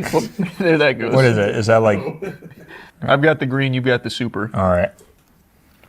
It just looks unappetizing. Yeah. Man, those are super greens. Super green. Oh, there's some green beans over here too. That's got to be part of it. Super greens. B tier. I'm going to go C tier. It's broccoli. I like broccoli. That's fair. Chow mein. Chow mein. Chelsea, there's a chow mein box over here for you. I think you said, I'll have lunch. That's some lazy ass chow mein. The noodles are a little too hard. Very hard. I can feel the noodle in my teeth doing this. Hands down worse than all mall lo mein that you can get. Fuck. That's not great. Definitely wouldn't recommend that. That's a D tier for me. Remember how I said, man, I wish they would just put their honey walnut breading on chicken? They might have done it. They might have done it. Oh, sinuses are flaring up. That was some hot ass chicken. Woo! That was an interesting texture. Oh, you don't like it? I don't dislike the flavor. It just kind of like, that piece broke apart. It's like breaking as I bite it, but it tastes good. Yeah, it's tender. Falling off the bone. That's what I was thinking. I give it an A. I like the shrimp more. I like the shrimp more too, so I've got to put this in B. I never thought I'd like shrimp more than chicken. That's the magic of Panda Express. That's what they do to you. Open your third eye. This is the orange chicken. Orange chicken. That's good. That's the consistency I like my chicken. Yeah, a little thicker. Man, Panda Express is a lot better than I thought. Oh yeah, that's the stuff. So just take a little white rice, grab a piece of that orange chicken. I'm good to go. That's sesame chicken. You deep fry some chicken with a big fat breading. You put some sugar on it, and it's good. That's crazy. They really cooked with that. You think Panda Express has any of those videos like McDonald's does of their head chef being like, so I'm back here crafting this, and it's like, dude, you're deep fried chicken and putting honey on it. Have you ever heard from like an upper echelon Panda Express guy, like a business guy? No. Neither have I. Yeah, I feel like every other food business has their CEO or like someone up the food chain. Oh, you mean like, have I seen something from? Oh yeah. I thought that like, has he ever texted you? I was like, we've talked to a few restaurants, not that many. I feel like it just kind of runs itself. There's no one else up there, just empty. Legitimately, we ordered everything they have to offer, including 4 drinks. That shit. On Uber, you know, it's like, all right, accepting the order, preparing the order, driver's there. That shit just went straight to drivers picking up food. I'm pretty sure he walked in, scooped this shit, and walked out with it. Nobody's there. He deployed like in Battlefield. Go. I want to see what the Panda Express CEO is like. I'm getting like Doug Bowser vibes for some reason. I'm getting like Super Smash Bros. When you haven't unlocked the fighter vibes. There he is. Oh, he looks nice. He does. He looks very happy. Oh my God. Panda Express billionaires, Andrew and Peggy Chern. Wow. Billionaires off Panda Express, huh? What are prices like on this? I know we're like halfway, but. So, because we ordered different things, we did the bigger plate, and that was $12.50, and that gets you 3 types of meat and then a side, and you can do half and half with the side as well. It feels like decent value. Yeah. Actually pretty good value. Yeah. And then we ordered, those are like the small sizes. For some meat, it's $5.40. So like for the dynamite sweet and sour chicken, it was $5.40. But for like the honey walnut shrimp, that's a little bit more expensive at $6.90 for the small. In these, yes. Yep. That's a little pricey. But then. one of the platters really is this. So like this is a platter for, you said $12.50. Yeah. That's a good deal. Don't order a small box of meat, I guess. Yeah, just do the platter, I guess. Yeah, that's because you get 3 of these plus 2 sides for $12.50. That's a good deal. And the refreshers are $3.50. Terrible. Just stop buying refreshers. The appetizers are $2.10. Just drink water. Yeah, drink water. True, though. Just drink water. All right, what's in this little box? This is the grilled teriyaki chicken. Oh. Whoa. Wow. It's like a grilled strip. Remove the box. Oh, yeah, here. Here, and I'll hold one up for you. There's the front. Wow. Oh, that's a shot. Thank you. This is not how I expected their grilled teriyaki chicken to appear. I mean, that is grilled chicken. I hate that. I actually hate that. I don't hate it that much. It's rubbery, though. That is I can't stand when they do chicken that way. It's That's like that gamey rubbery where like it's falling apart. That piece I just got much better. Is it? Yeah. Do you think it goes Like, try piece by that piece? It's the darker meat is better. That's better. Didn't help. That's better. All right. I still don't like it, but Yeah. you saved it from being an F tier. I'll give it a D tier. I'm going to go C. Compared to these, just don't buy that. Yeah. Like, Yeah. it's... Yeah. Oh, we are so I back. don't like that. We are so back. I don't like that very much. Why don't we wash it down with a watermelon mango refresher? Did you guys see what the Chipotle CEO said today? Yeah, he said if you want more food, just ask for it. Ask for it. Brother, when I sit there and for the fourth time say, please more black beans, and they give me 3 beans, I don't want to be there anymore. I think I got in a call with you right after. The last time I got Chipotle, the burrito was so little, and I was like, it's whatever. I'm going to ring it up. It's $8.50. $14 fucking dollars for a burrito like this big. I got home, called Danny. That's how important it was to me. And then Monique gets home. I'm telling everybody, I'm swearing off Chipotle. I will never get it again. It's finally, I've been saying that for 2 years. Yeah, but that's been about quality. Okay, and now... Yeah, and what do you think that is? That's a quality. No, that's a quality issue. You're getting dog shit products. He didn't ask for That's more. true. I should have asked for more. Whoa! That's very good. Dude. Yes. I love watermelon juice. Yeah, no, that's very good. So back to shitting on Chipotle. Yeah. Do you think that he actually believes that that's the solution to the problem? There's just no way. The other thing, though, is you know what we all want more of? Chicken. Or beef, except for Chelsea. Well, no, Chelsea eats chicken now. That's huge. We all want more chicken. I can't just ask for more. I have to pay for it. Oh, is that true? If you ask for like, hey, can you it's looking a little light. Can you toss some more? They're going to say, no, you can pay for double It'll chicken. probably be extra charge, yeah. Misleading in his quote that he was like, just ask for more, and not like pay us more. Yeah, you can ask Yeah. for more rice, more beans. I also just think that their chicken sucks major ass these days. I don't know how you excuse their chicken. It is terrible these days. It's really not, especially the one I go to, is just horrible. Oh, here. I'll use your plate since I spit on this one. What is Night and this? day. This is Beijing beef. This looks good. I don't know how I feel about a Panda Express mall food beef. though. Yeah. I think beef always gets scarier. Chicken's definitely more dangerous. Yeah. Red meat just scares me more, even though it's much safer. Yeah. Is it safer? Well, chicken carries salmonella. Yeah. You can fuck up less on beef. Like, it's You can harder also to eat fuck raw up with beef. and you probably shouldn't eat raw chicken. Yeah. Yeah, but beef can carry prion diseases. Yeah, or mad cow disease. I guess that's a prion disease, yeah. Mm-hmm. Do you eat 2 of them? You guys feeling a little funky He's now? got double mad cow now. No, they cancel each other out. You better eat There's another. not enough brain in there to eat. If we were blind and you gave this to me, I probably would not make a guess that it's beef. No, I don't You think so could either. tell me this is Beijing chicken, and I'd go, okay. It is good, though. Yeah, I give that like a strong B. Yeah, I'm going to go A. Yeah, you seem to really like it. I'm going to take another bite. It is good. I'm a little hungry. I'm going to wash it down with my watermelon mango juice. That's my boy. That's my big, strong boy. This is mushroom chicken. Seriously, guys, you got to try this watermelon juice. That's slop. This is like actual slop. Can you see that, Danny? I didn't see it. That's big What old is this? What is this one? mushroom chicken. I'm going to eat a mushroom and a chicken. I'm still looking for the chicken. Is it That's good? not bad. I don't know if you've ever gotten Mongolian chicken from Payway, That's but pretty it's good. very similar to that. That's pretty good, actually. No, that's solid. I thought I was gonna hate this. Have you had bourbon chicken from Payway? Yeah. Yeah. I hate theirs. Oh, You I know what? like You it. said the best bourbon chicken was the hot bar at my Publix in college. Oh. That bourbon chicken See? went cool. Danny's putting people on the hidden gems, too. Yeah, Publix. No one talks about Well, Publix. no, that one That one specifically. specifically. I honestly haven't had it at. I've never seen bourbon chicken at a Publix before. Wait, what are you ranking this? I'm going A. I was gonna go A as well. Yep. Wow, I like that. That is surprisingly good. It looks terrible though. Mm-hmm. This one is the black pepper beef. I can give you another plate. Another plate. That's fine. We've got more. Black pepper beef. Looks like we got some broccolini. Broccolini Where did I get there? is a little crunchy.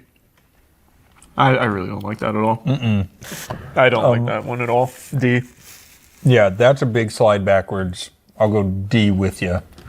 Yeah, that one's not very good. Also, the broccolini in there, too crunchy. It takes away from it all. It takes away from tasting the shit beef. The shit beef. Breaker in. This is Kung Pao chicken. Oh, I like Kung Pao chicken. All right, It let's was see. more an ethereal question. Oh wow. Peanuts. The Kung Pao chicken. There's such little bits of chicken. Yeah, these are very tiny compared to their other ones. Yeah, why'd they do that? I like that. That's good. Also not fried. Let me get a peanut. They need to increase chicken surface area. Yeah, why? A tier. Why are they so small? I don't know, but very tiny. It's fucking chicken for ants. I like this a lot. Yeah, this is good. I'm going A as well. All right, you want to go into the box? Yeah, into the box. Look at that. Look at the broccoli beef. Broccoli beef. What do we Can't got? really see what I'm getting into now. Is that the beef? Is there beef gray? Well, it's either beef or broccoli, probably. So. Well, that's their beef. That looks bad. That looks worse than the Beijing beef. You know what this looks like? Puke. No, yeah, but when we did the steak tier list, what the hell was the TV dinner one? Oh, Salisbury. Yep. Salisbury steaks. This does look like Salisbury steak. Ah, dog food. Yuck. Yuck. Dog food is such a great explanation for that one. I'm not finishing that. I'm over 1 for 3 on the beef. I didn't like black pepper. Spit it out. Hated that F. You know what they need to do? Fry your beef. They need to do this again. Just keep doing that. All of your stuff, fry it. Yeah. F tier. F tier. Terrible broccoli beef. Don't be beef. All right, give me something good. No more Come on. beef. String bean chicken. Good. Can't go wrong there. Just how Mama used to serve it. I see the beans. There's the beans, and then underneath there, there's a little piece of chicken. You're not gonna believe what that tastes like. The mushroom chicken. Yeah. With string beans. Yeah. I like the mushroom chicken more. If you're going to get this, just get the mushroom chicken. Yeah. I'll give that one level below mushroom chicken, which I think I gave an A, so I'll give that a B. I think I gave it an A, so I'll go B as well. It was good. We have juice. Yes, we do. Which one you want? I mean, they're all going to pale in comparison, so just give me mango guava. Mango guava? Who the hell made that? Isn't that like a normal combination? I don't know. And mango guava tea as well. That's quite nice. Go ahead. That's okay. I don't like it as much as the watermelon or the pomegranate one, but it's not bad. Definitely third on the list. B. Yeah, I don't remember what I gave those. I think I gave watermelon an S, maybe. That's an S for sure. And I gave the other one an A, so this will be B. That makes sense. Perfect. One more juice before we eat our fortune cookies. This is the peach lychee.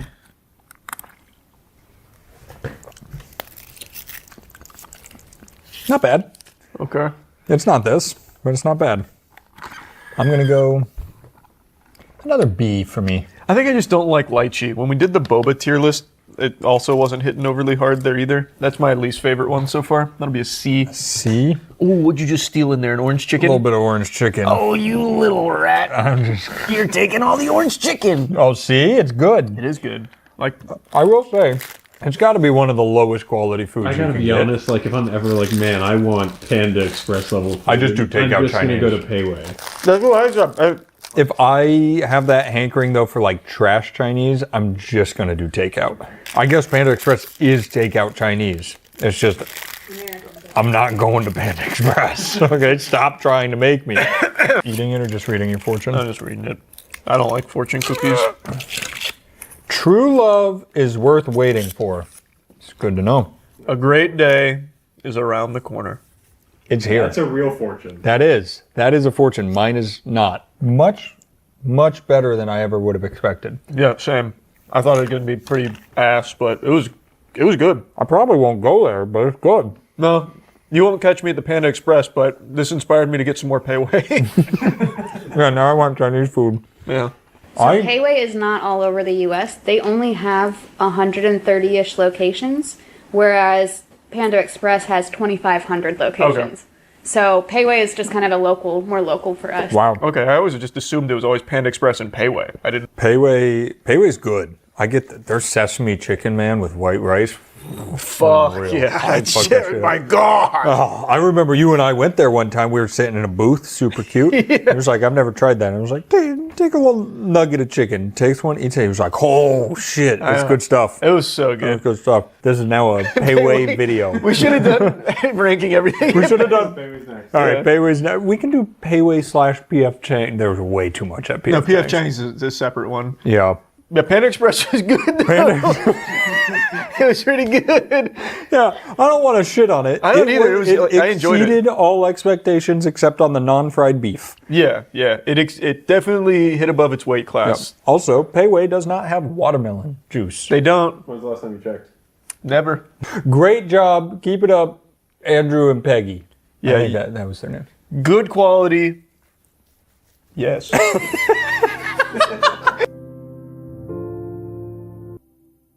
I want you to take a good hard look around you right now. Are you surrounded by concrete walls and bars? If the answer to that question is no, it means that you're not in jail. Congratulations. Good job, bucko. Do you enjoy that fresh air? That freedom? Would you be willing to trade it for a couple of views on TikTok? I imagine most of you politely decline that offer. However, there is a handful of fungal parasites called TikTok pranksters that enthusiastically pump their fist and say, yes, absolutely, I will make that trade. A trade that's worse than the fucking Mavericks getting rid of Luka. There are TikTok pranksters who are totally remorseless and willing to trade their freedom for a couple of views on TikTok. And today I just learned about the most egregious example of this. Alexis Martinez Arizala. You don't know his name. You'll never know his name, but you do know, most likely, what he did recently. Alexis was that brain-dead goober, that bumbling, drooling idiot that did the AI prank on the officer, where he showed him an AI-generated video of that officer's patrol car being broken into, and then got arrested for it.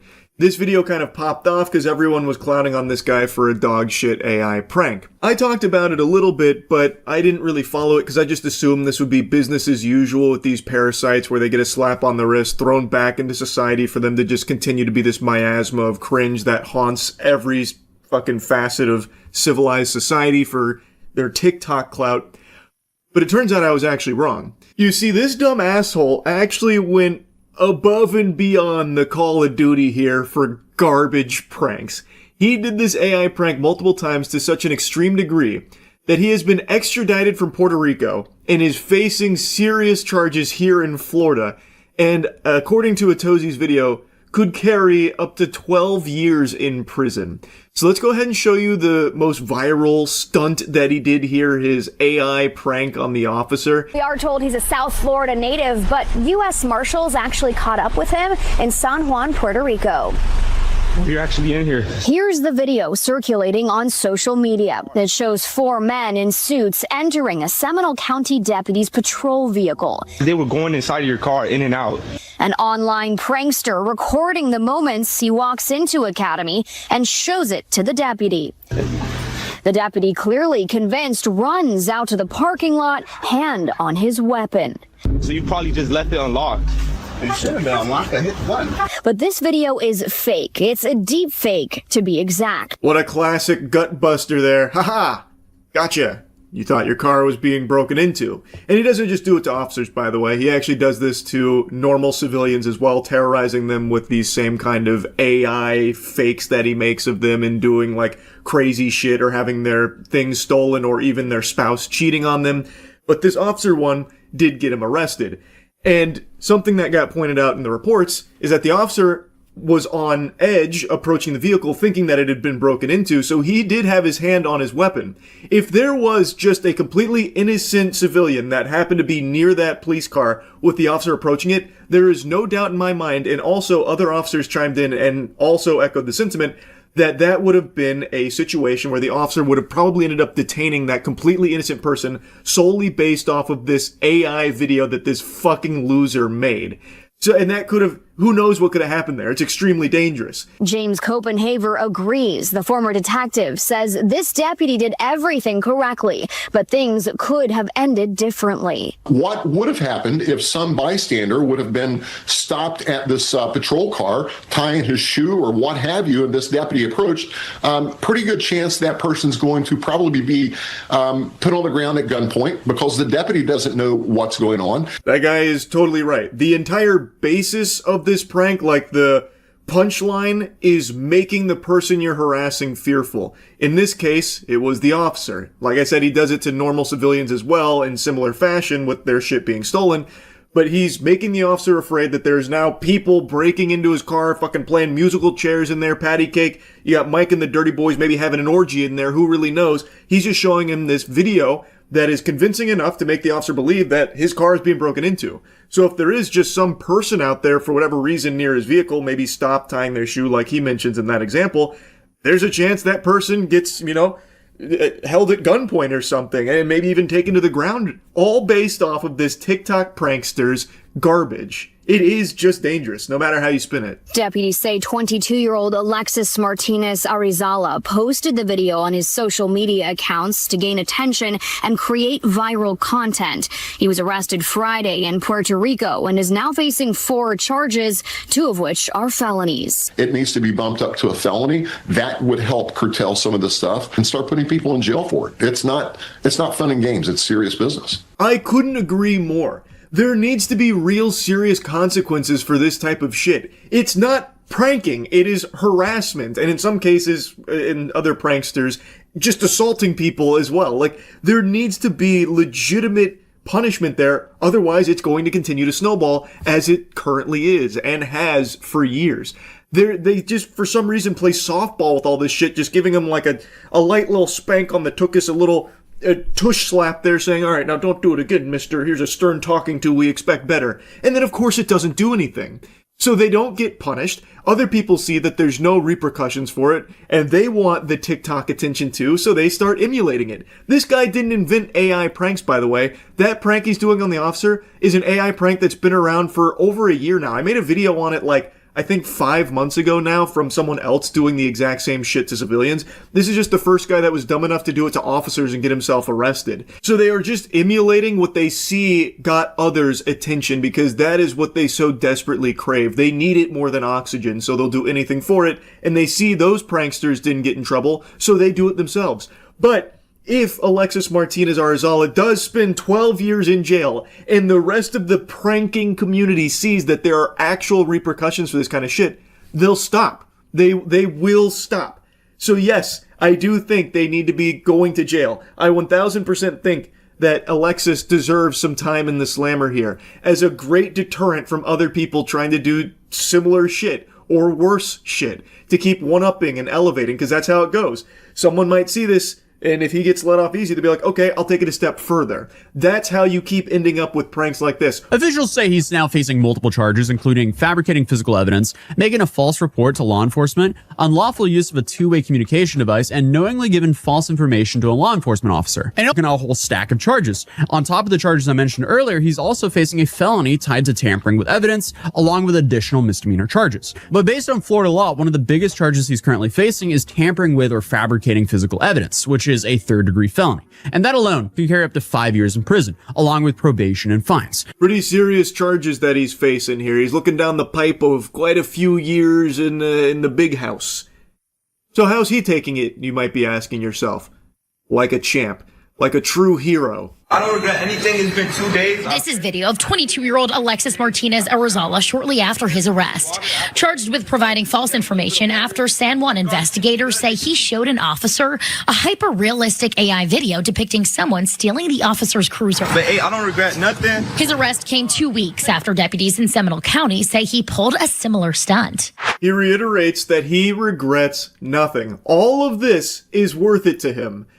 Potentially many years in jail is worth it because he got some TikTok views. Fucking insanity. This should be making the job easy for the justice system. You have someone who has serious charges. He is outright telling you he doesn't regret it. He is making it clear he'll probably do it again. So why the fuck would you be taking it easy on someone who is giving all signs, all indications with his whole chest that he is going to reoffend? He's now facing 4 charges in Seminole County, 2 of them felonies. In 1 month, I hit 50,000 followers on TikTok. That's body camera footage of Arizala months earlier at the Home Depot of Palm Beach Lakes Boulevard, where West Palm Beach police say he's pulled similar pranks twice before. Yeah, it was wild. Police say Arizala first showed Melanie Valentine an AI video of her truck being stolen, then tried to get her into his car. But it was really scary, like thinking about about it after the fact. Here's a little montage of just the normal civilians he also does this kind of shit to. So this lady was apparently shown an AI video that he made of her vehicle being stolen, and then I guess tried to get her into his car with him. That's some super creepy psychopath shit right there. So he didn't just stop at like, your car got stolen. I'm kidding, it didn't, it's AI. He didn't even stop there. He's like, no, you gotta get in my vehicle now, come on in. Get in my car, we gotta chase it down, don't we? Come on, get in. What a fucking weirdo. In a second, the content creator admitted on this body camera to using another customer's likeness to create an AI image of him kissing another woman, then showed it to his wife. That's not his wife. That's a fake one. Oh yeah, you love to see that. Normal couple minding their own business in Home Depot, only to be interrupted and harassed, trapped in an unskippable cutscene with this shameful piss stain that's AI generated a video of the husband kissing another woman in the store. Now, I can't tell from this footage since it's blurred, but they do seem to be on the older side of things, so maybe there's a chance that they didn't recognize this as AI, and now the wife thinks that the husband is unfaithful to her. Like, it's just, this isn't even, like, entertaining. It's just fucking sad. In a third stunt, police say he startled a West Palm Beach gas station clerk. I just showed him an AI video of like a body just getting into like a fake body. I swear to God. He was arrested that night for resisting an officer. Bro, are y'all serious? But not for any crimes related to his AI use. This one sounds fucking insane to me. I can't piece it all together and can't find the original, but from what I can gather from this, he AI generated a video at that gas station of a body, presumably a dead body is my guess, that scared the gas station clerk and was designed to scare him, which is what led to all of this here. What's even the prank there? Aha, I made this gas station worker think someone was fucking dead. Haha. I can't even fathom the type of unlovable, greasy loser that actually likes these kind of pranks, just sitting there clapping, giggling, haha, that's so naughty, that's so savage. Anyway, I won't bother torching you with more of this guy's trash. He is facing some serious charges, and I can only sit here, fingers crossed, hoping that they don't play softball with him. He has literally said, puffed out his chest like a real tough guy, and said he has no regrets. As if he did anything worthwhile here. He did AI pranks. And now there's a chance he just threw his whole life away for it. And I really hope that they do seriously punish him to serve as a nice deterrent from other losers like this guy trying to do the same shit. Anyway, that's really about it. So yeah. Are you tired of putting your lunchbox in the refrigerator, only to find out the refrigerator ate your shit? Anthony Sullivan here, and this is the pinnacle of human ingenuity. It's called the fridge locker. It is the food security system of the future. You can put your moonshine in there, your absinthe. It's got a fucking 3-digit combination for maximum security. It keeps your food safe, you son of a bitch. You have expired bread, put it in the fridge locker. Make it better bread. Tired of your kids shitting in your lunchbox? Well, throw your food in the portable Fort Knox. They won't get it. You can put it in the fridge, freezer, pantry, your asshole. Open it like a mailbox. Use it as a flimsy shelf. Damn it, more shit in the lunchbox. It's well ventilated so you can keep your pets inside of it. Now I'm holding this fridge locker, and it is heavier than a fucking boulder. This pile of plastic is your knight in shining armor if you happen to have food allergies. This is innovative technology here, folks. This is technology you won't see for a few decades. This is true Star Wars shit, but I know what you're thinking, I'm short. Fuck you, how about now? That's right, the cat's out of the bag. This bitch is made out of adamantium, but what does Yogi Bear think? Now, ladies and gentlemen, this is an 800-pound grizzly bear attempting to slide its wiener into the fridge locker. There's no smoke and mirrors, no sleight of hand. This is authentic fucking shit. The fridge locker is perfect if you need to put entire dorms, offices, or homes inside of something. You can even travel from inside of the fridge locker. The possibilities are endless with the fridge locker. Now you can have one of these for only $20, or you can send me pictures of your ass cheeks, and I'll toss in another heap of this shit, and I'll call you on the phone and yodel for you. That's right, this milestone in human engineering could be yours for only $20. You could be the envy of your neighbors and have 2 of them for only $20. Fucking incredible. This product was developed in top secret by reptilian humanoids. Modern science cannot even begin to explain the sophisticated design. So say goodbye to those titties. And say hello to these titties. What's up everybody, it's Critical. I'm playing Dead Space 3. Let's do this shit. I just restarted from last save. Now we're sustaining heavy fire during the cutscene. Get down, gentlemen. The enemy has a lock on our position. We've got to find cover quick. We're sitting ducks out here. Do these bullets not concern any of you? Oh fuck, didn't mean to pause the action. This is not laser tag, assholes. These are bullets. They can make you feel pain. Don't tell them to calm down, Norton. There's a squad of hostile Wookiee snipers outside our position. Isaac just gave the bullets a hug. His titties just devoured the whole clip. Danik, I don't give a shit about your shitting plan. We should be focusing on retaliation, or relocation, or global lubrication. Goodness gracious. Shake it off, bitch. A little bump on the cranium should be the least of your concerns. We're standing in the middle of Skynet target practice. Will somebody shoot this pile of ass cheeks? He's standing there blasting his shitter around. It should be an easy shot. Don't point your noodle fingers at me. Go fuck yourself. Oh no, look out, he's got a gun. We're only being shot by 100 more of those in the background. Don't be afraid of him, Norton. You're already being shot at and you're doing just fine. Oh, what the fuck? Isaac's true form has been revealed. Oh shit. Jeepers creepers, it's the Headless Horseman! Oh, fuck. I don't think that bullet made a difference. He was missing an arm, leg, and head. I think he just bled out. Grenade out! Torso inbound! There we go. Isaac is in his ultimate form. He is digivolved into Isaac Legsmon. Thanks for the gun. I'm ready, Captain! I got clothesline. Be advised, the enemy is using anti-lower body ammunition. Proceed with caution. What an incredible metamorphosis. He goes into the cutscene as a man, and he leaves as the most powerful legs in the universe. Do we have any golfers in here right now? Come on, golfing enthusiasts, stand up and make some noise. Now, if you're a golfer who loves to hit on the cart girl, keep making noise, and please, for the love of God, check yourself into Arkham Asylum ASAP. Don't thank me. I am being dangerous. You do recognize that you are absolutely stunning, right? I just saw this golden nugget here today, and I've got to show you perhaps the most aggressive and most inefficient Riz ever captured on camera. Now, to briefly explain what a cart girl is to those who might not know, it's an employee of the golf course who rides around in what's fundamentally an ambulance for people that are really hungry or thirsty on the course. They bring a bunch of, like, snacks and stuff so that way you can purchase them to, re-energize. Well, this gentle sir here, after tipping a fedora, decides that he wanted a little more than refreshments from the cart girl this time around. So, I don't know exactly what led to it, but you can see in the beginning he said, "Please don't thank me," and then goes on to say that I'm being dangerous. So I have to imagine it went like this.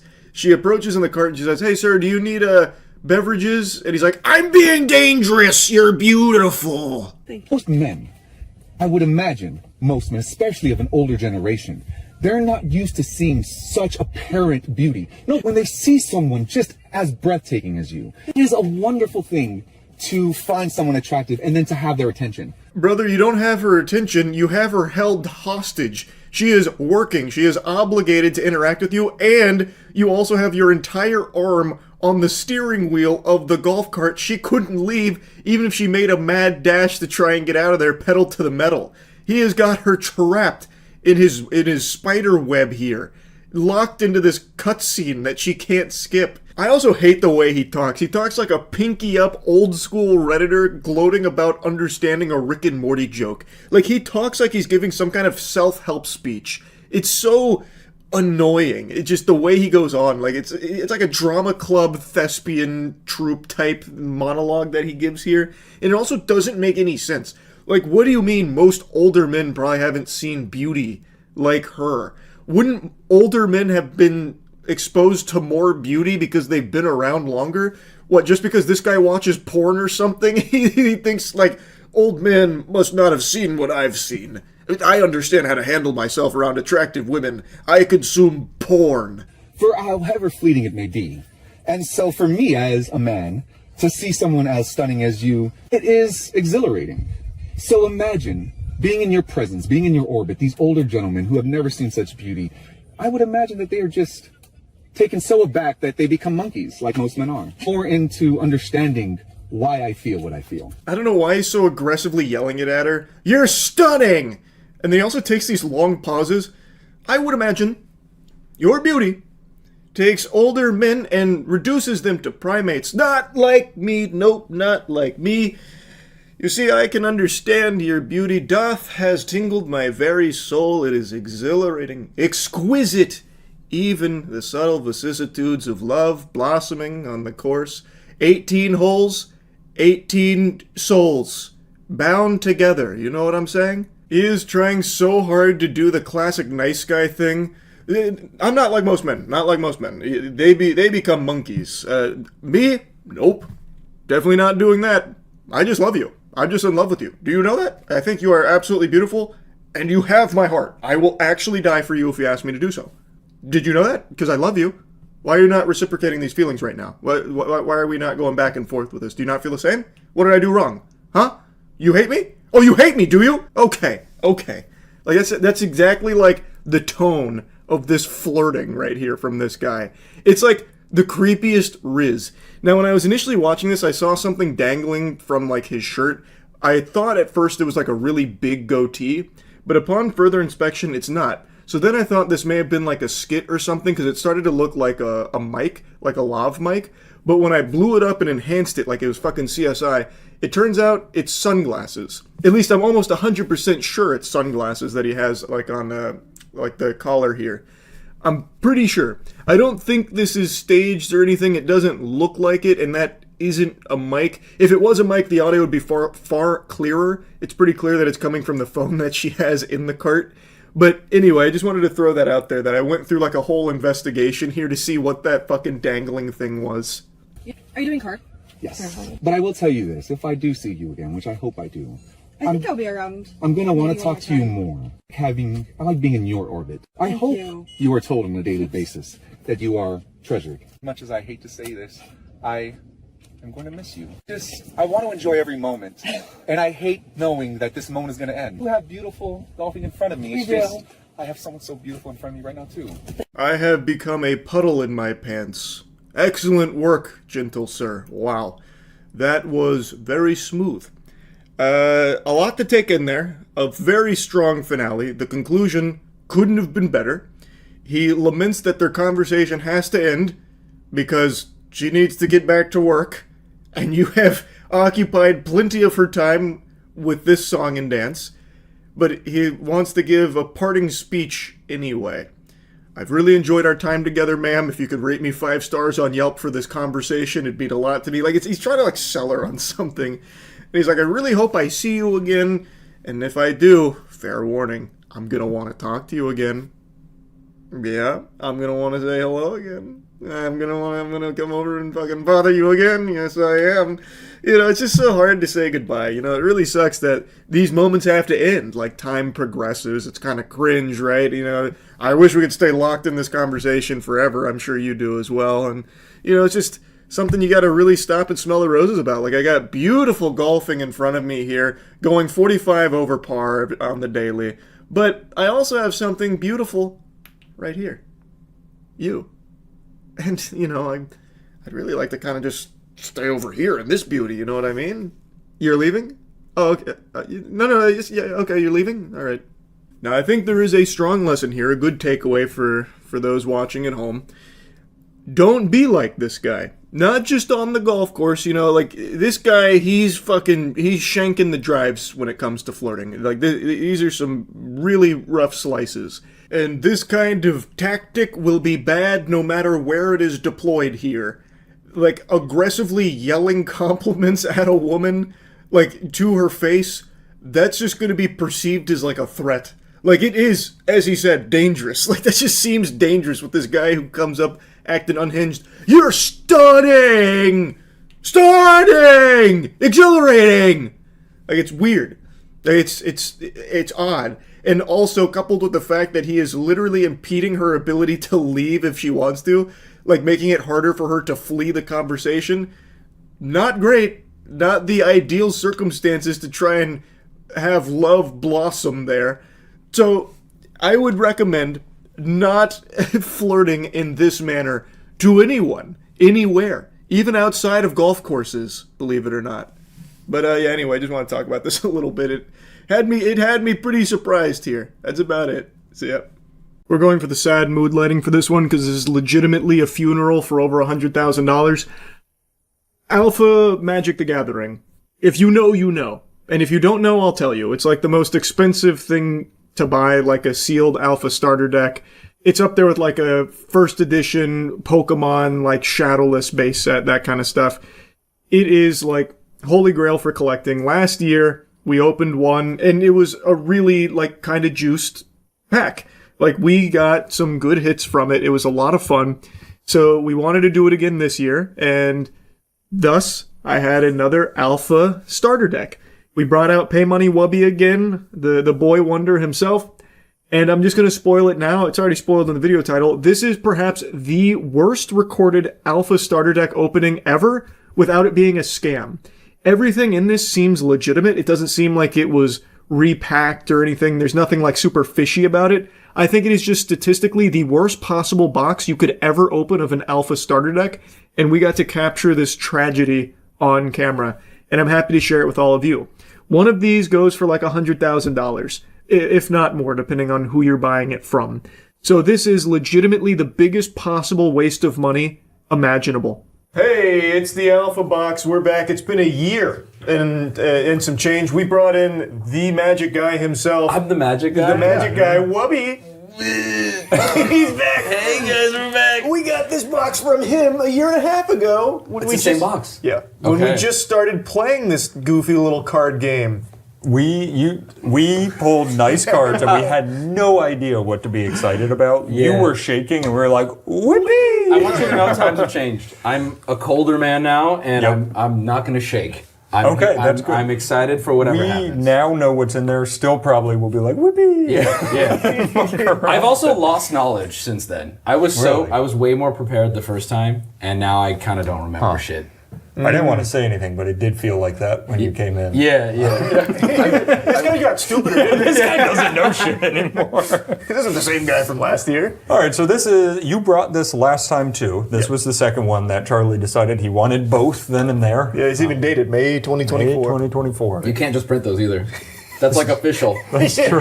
Yeah, it's laser etched on the bag. All right, open her up. Wait. While exploring their barn, can I say that? Yeah. While exploring their barn, I found smelling salts, which I've never done, and I'm gonna make everybody do it before. We need to lock in. We gotta get excited. Go ahead. Me first. Well, you've never done them. You go first. I need to see how deep to put my nose in. Oh no, just guess. Well, that's crazy. There's no wrong answer with smelling salts. Ooh, and now nobody else do it. These are not that strong as far as smelling salts. I could get in there. You could. You smelled stinky instead of pain. Yeah, it felt stimulation. Is it not supposed to smell stinky? It's supposed to like stimulate you. You do it from like a big lift or like he said on hockey shifts. Oh God! That one hit harder. They're activating. No, it's not bad. It's not bad. Legitimately hockey. It feels like I shouldn't breathe that. I want more. Yeah, see, he's already getting used to it. Ooh, hold on. It locks you in though, right? It's opening his fucking. How much can I do before I start to like die? It says 2. Oh, I'm kidding. I want to do one more. Should I not? Is this crazy? No, you can do smelling salts. You can smell till the cows come home. It's making my eye twitch. It kills some brain cells, not too many. Isn't that funny how that's the reaction though? Like, it's good though. Ooh. Go again. Let me open this pack. They're a little skunk. Maybe we could see if somebody can go pick up some high-end ones for the next video. Yeah. Because you'll fucking snap your What head if you back. do like a line of it? Ooh, that last one. That might kill you. Yeah. Oh God. So that last one was smelling not salts good. are just ammonia. So it like smells. cat pee. Yes. So your brain goes, you shouldn't be fucking smelling this. Yeah. I didn't want to breathe it. Hey, what do you do with cat pee? That was a really fast association. You smell it. But no, like the really good ones, you'll feel like there's like fire going into your head. We'll get some for you. We'll get some. We will not let you leave here. Every single thing we do while you guys are here, we're going to start with some smelling salts. Everything we filmed, just keep. Oh man, charades later is going to go. Everyone has a bottle. All right, let's get into this now. We've got the fresh sealed alpha starter deck. It doesn't look tampered, right? I think we can all agree. Oh, I don't want to. Don't. He's on Magic Art right now. Yeah, no. Don't be careful because this could be a sleight of hand thing. Oh, well, you know tricks now and shit. Oh yeah. You should do some with this. That's a good idea. I know a trick. I'm gonna be real. Okay, this looks good to me, but I don't like saying that because some nerd will tell me I'm wrong.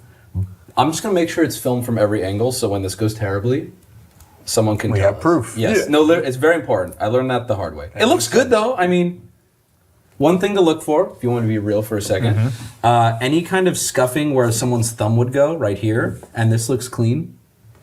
I think. You want to take a look at that? That light gave me. Looks clean. Oh no, that does look clean. It was the light playing tricks. The one, I've got many fakes in the past, and almost always the fakes have some kind of like someone's nail went there, they bent it a little bit. Do you want to look? Yeah, I would love to. Sorry, I was just admiring your technique. They're addicted. I develop a light addiction to smelling stuff. To cat piss. Bro, take a look. Does that smell like cat Rip that shit! How do you want to open it? Yeah, no, we're prepared this time. All the tools out for you. Well, you don't need a tool for this part. Oh, okay. Well, there should be a pull tab. Well, you can go that way. Yep. No, fuck it. You don't need a tool. Oh, we're so back, aren't we? It's the same thing. You're like, I'm a lot less high I'm not. this time. No, you know? There's literally a pull tab right there. Wow. He wasn't lying. He was not lying. I'd like to take back what I said. I'm super high strung immediately. Here, pass the rock. I'll open the top. He said throw it. I mean, it's like. Yeah. I truly thought he was going to throw it. No. See, There was looks scratches, like there's right? like a scratch going up. Okay, so yeah, that looks like that's bad. No, we should have lined this up with the plastic. That is. When I looked, I did see the scratches through the plastic. Scratches? Are we sure? There were two. So there's dents on the cardboard, and you want to see that there's also dents on here, but it is possible to dent the cardboard without denting That's this. fair. That's a yellow flag to me. Yellow flag. He's going in. He's going. Wait. Did we look up the order? Did anyone do this? Oh, that'd be. Last time There's you like just 12 knew it. people in this room right now, and everyone just went. Hey, should we look this up or do we not? Yeah, here. Yeah, look up the. I believe I believe it can be different. It can be right here. I believe it can be up below the instruction booklet. It can be above the instruction booklet, and there's a low chance, I believe, of being on the top. Let's see. Like a year ago, there's a Charlie video that probably has the. Pull that order up. we could There's a guy in it who probably knew. You probably actually explained it. I do think I'm right, and I do think it can be in a lot of places, especially with alpha. These things were not quality controlled at all. They're kind of everywhere. But be careful with the bottom. That's where you could see it. I've got some crazy kind of an developments idiot. here. It's already open, by the way. Oh yeah, look at that. Yeah, the whole ass end of it down there is open. Yes, it is. Okay, Someone did the job for us. Opened is generous. It's like splitting. Yeah. It's damaged. I will say these look like alpha cards based on the corners, which is always the first. Wait, are they? Uh-oh. They look rounder, right? Get a normal magic card. These corners should be more rounded, and they look like they are more rounded. I would say like a wider. Yeah, alpha is the only card printing where they Good have save, Matt. okay. Good save. Okay, Yeah. huge. Yeah, this is important. Yellow flags galore on this one. That's good. I just took a peek at the bottom by accident. Did you see? I can tell you it's not. I can promise you. Tell you what it's not. I can promise you we don't want that to be the rare. I'm hoping. Is it? Can you flash it to me? Oh. We don't want that to be the rare. That can be, and that's a disaster. I think we've seen it now. Might as well just. I can also explain why that's really bad potentially. So that is an island. Wow. Yeah. And that's what I thought. The issue with that is you can get an island in the rare slot in cases. It's not even a misprint. It was part of the rare sheet. You would say that's the worst possible thing you could get in there. Where do we get this again? Yeah, well, there are some people who value those rares, and they consider them island rares, and they do buy those at a premium, but I still wouldn't say that's a good hit, because it's not a Lotus. That's a good point. It's pretty much nothing, actually, is what I would say. There is one grading company, I believe, that grades those as rares if you have proof that you pulled it in the rare slot, which does put a nice label on it, which can be... Does it look like the plastic is pulling so tight it's almost bowing, or am I crazy? Yeah, but I mean, this is what, 30-some years old or something? Yeah, So it's just old. The thing, like, there are real Magic savants who I want them to see this wrapping right now because they will, in a They'll be glance, able to they'll tell tell right us. now. That's why I love doing this live because it'll get to them while it's live. Yeah. But we'll find out. I just want the whole thing documented. Listen, I've been scammed so many times. I'm not the authority on this. It looks fine. I don't know. Yeah, I don't. I trust you. This source is about as reliable as you can. It get. literally is. Well, at the very least, we know he would never do anything. Yeah. You're gonna try and open it with that? Oh my god. Would you guys like to? He talked a big game before Yeah, he sat down. do you want me to? Yeah. There was You already dumped smelling Yeah, salts the on it. precision of a surgeon. We got a I'm rare glad you guys island. are here for this one. You were off camera last time. Well, we're gonna filter in some more friends. We have a ton of people here who are gonna That's watch okay. They're good, I think. Yeah, they're fine. You guys are good, right? Did you get it? I'm very I confident. don't see it. Here, I got most of that side. Be sure to spill this. Yep. The fucking vacuum is nowhere. Oh my god. Oh my god, he's just doing it. This one copy. Okay, careful now. We don't want to spoil. I will say, top of that card is shit. But that's understandable. Let's get it And out. remind me what we're looking for in commons. Llanowar elves. We're looking for a lightning bolt. We're looking for sinkhole. Sinkhole. Dark ritual. I thought Dark Ritual was Demonic Tutor. Demonic Tutor, uncommon. yeah. Okay. All right. Here's Lightning Bolt. Okay. Wow. We are That's not looking for tap symbols, which we don't have. All right. That says tap. That's good. great. That's very That's good. great. That is good. All right. Do you want to do 3 and then pass? There's a lot All of right. commons. Yeah. No. Let's do one each to get it heated up. There we go. And in I believe in one card, the audience at home will be able to tell the entire common. Real quick. You also have a bunch of smelling salts on your side. Oh, look at that. Thank you. It's weird. There's 1/4 of this table without smelling salts on it. That is odd. Do you want to fix that? And it's a boring corner. Yeah, that corner doesn't have fun. Go ahead. Okay. Did you get there's a little salts over there. No, it's fine. Swamp. Garbage. Okay. All right. That's normal. Yeah. We can okay. use this as a coaster too for the rest of the good cards. All right. Rip it. Yeah. Give us our first something. lightning bolt. Sorry, that was really bad. This is looking good so All far. right, wait. Yeah. Talking a big game over here. Okay. I am. And I'm going to rip this lightning bolt now. You ready? See Oh. how these look. Okay, only the top card was damaged. Perfect. This top card is quite fucked. And haboom.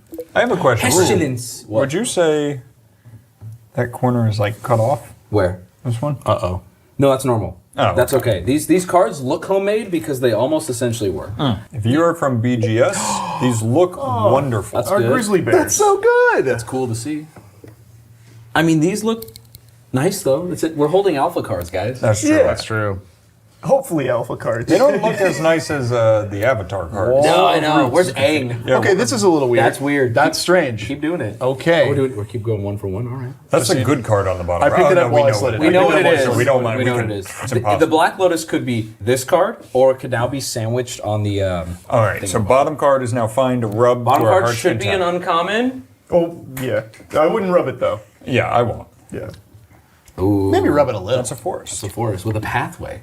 I feel like we're playing. That's basically a shitty Llanowar board Elves. game. Haboom. Wow. I'm going black. Ray's dead. If he pulls a grizzly bears, I'm question marking. Oh yeah, that'd be crazy. No, it's Okay. Okay, we're good. We're off. All right. Anyone else want to filter in here? This is a Yeah. rough Yeah, start. we're not We doing need so a fresh hot. set of hands. This is okay though. Yeah. We're okay still. This is commons. I remember when we switching- did the last one. are we We had switching some cool live? stuff right now. If you pull swamp, you gotta hit the salts. Yeah, I think that makes sense. I think that's fair. I think I have to hit the salts and then pull the swamp, I thought. Should we make him hit the salts or? He did just sit at the table. Where is it? Give it to me. We're very careful. Please don't get them on the We don't, table. it damages the. Did someone get smelling It's salts on the really table? bad Could have been for the anyone. table, It yeah. could have been anyone. It smells like a cat pee. Oh yeah. That smells like cat piss. Yeah.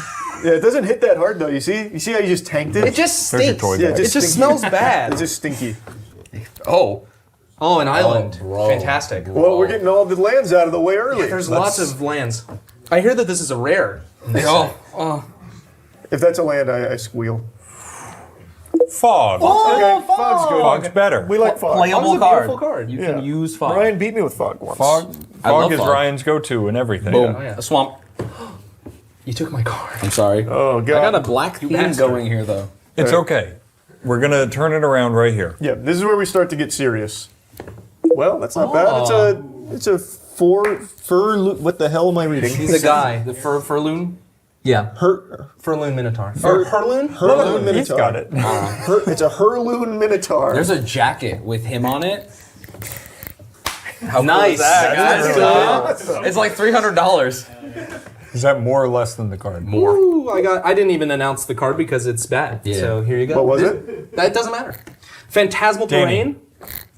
Yeah, Danny, we need your... Mono Blue Enchant Oh, Land. Danny boy. Denny. Give him the salts. I'll do salts. Based on how we are, I think we're both doing salts. Speed at which you're dealing salt. Now you're good. That's my no, yeah, I've done those occasionally. Yep.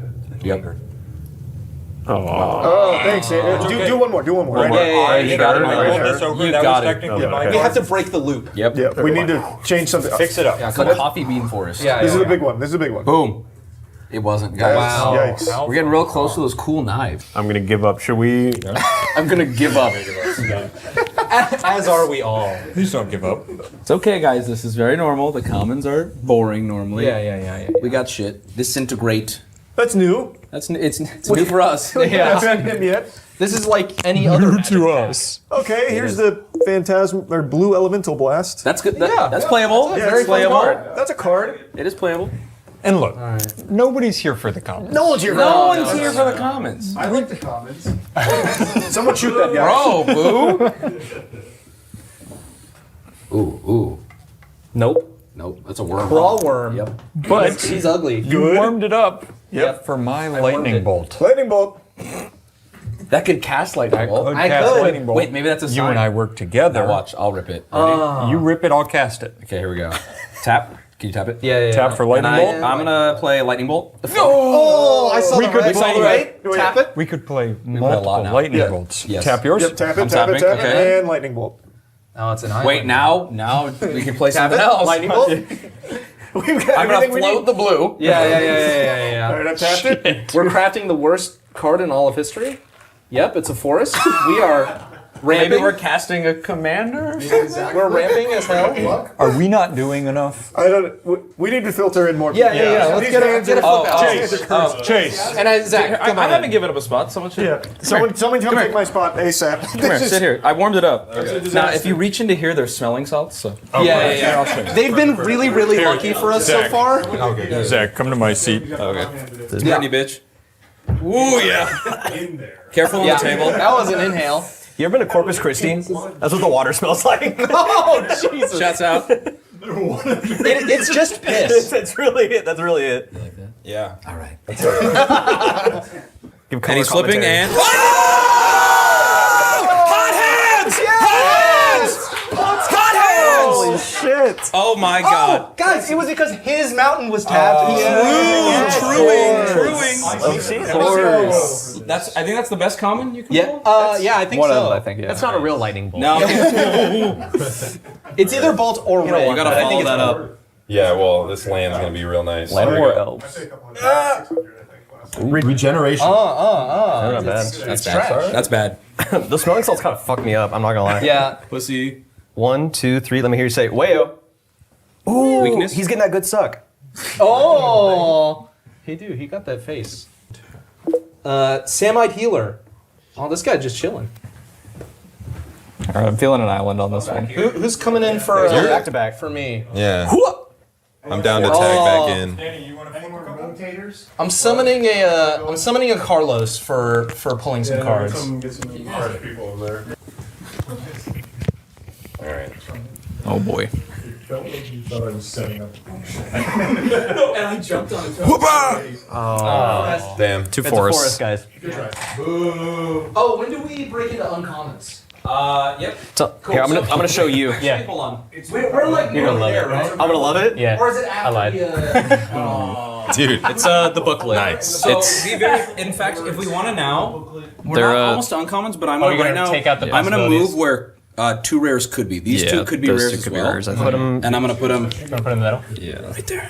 He got it. As well as I think after the booklet. After the Are these booklet, also, there's also potential rares. Those are the bottom. Yes. Those could be rares. We really hope not. These are above the booklet. Okay. Yeah. Okay. Here we go. 3, 2, 1. Ha boom. Wow. His plans. Yeah. I think that's 4 lands in a row. Yeah. So only good things. Yeah. I'm just gonna. Flip one of those. Giant spider. Big spider. He does not fly, but can block flying creatures. Is that a common? I think so. I think so. Why do I think he's an uncommon? Already satisfied. Okay, little dryads. Little dryads. Yes. Booty, I'm gonna show it to you. Tap it. I'm really happy to see just the lighting. Yeah, it's good. Oh no, you made another Schuler. I'm getting a lot of Douglas Schuler actually. Here we go. Would anyone else like to get in? Back in? Get Alex in, and it's just a full. It's just a Wubby video. Circle of protection green. Okay, a circle of protection. Circle of protection green. Well, there's almost playable cards here. Hey, thank you. This would be the most whack draft. Yeah, ever. There is women here. All right. Welcome to Mulligan's. Yeah. All right. Hi. This is all right, guys. I'm Alex, the token woman. How do we do this? Rye, cut that. Thank you. Now, Alex, flip over the card, look at it, and describe the card to us. Don't read the name. Tell us what it does. What are you hoping for? Yeah. Okay, I'm hoping for. Tell us what it does based on the art. Yeah. Unless it's a land, I guess. But what? But I can see the words. It'll tell me. Don't read. Okay, I'm illiterate, so that's fine. Yeah. Okay. Very empty. Oh, it's plants. It's plants. Yeah. Very sad. Very empty. All right, this will be my last one. Okay. Okay. It's a Oh pretty my god, it's a unicorn. It's a Belisara.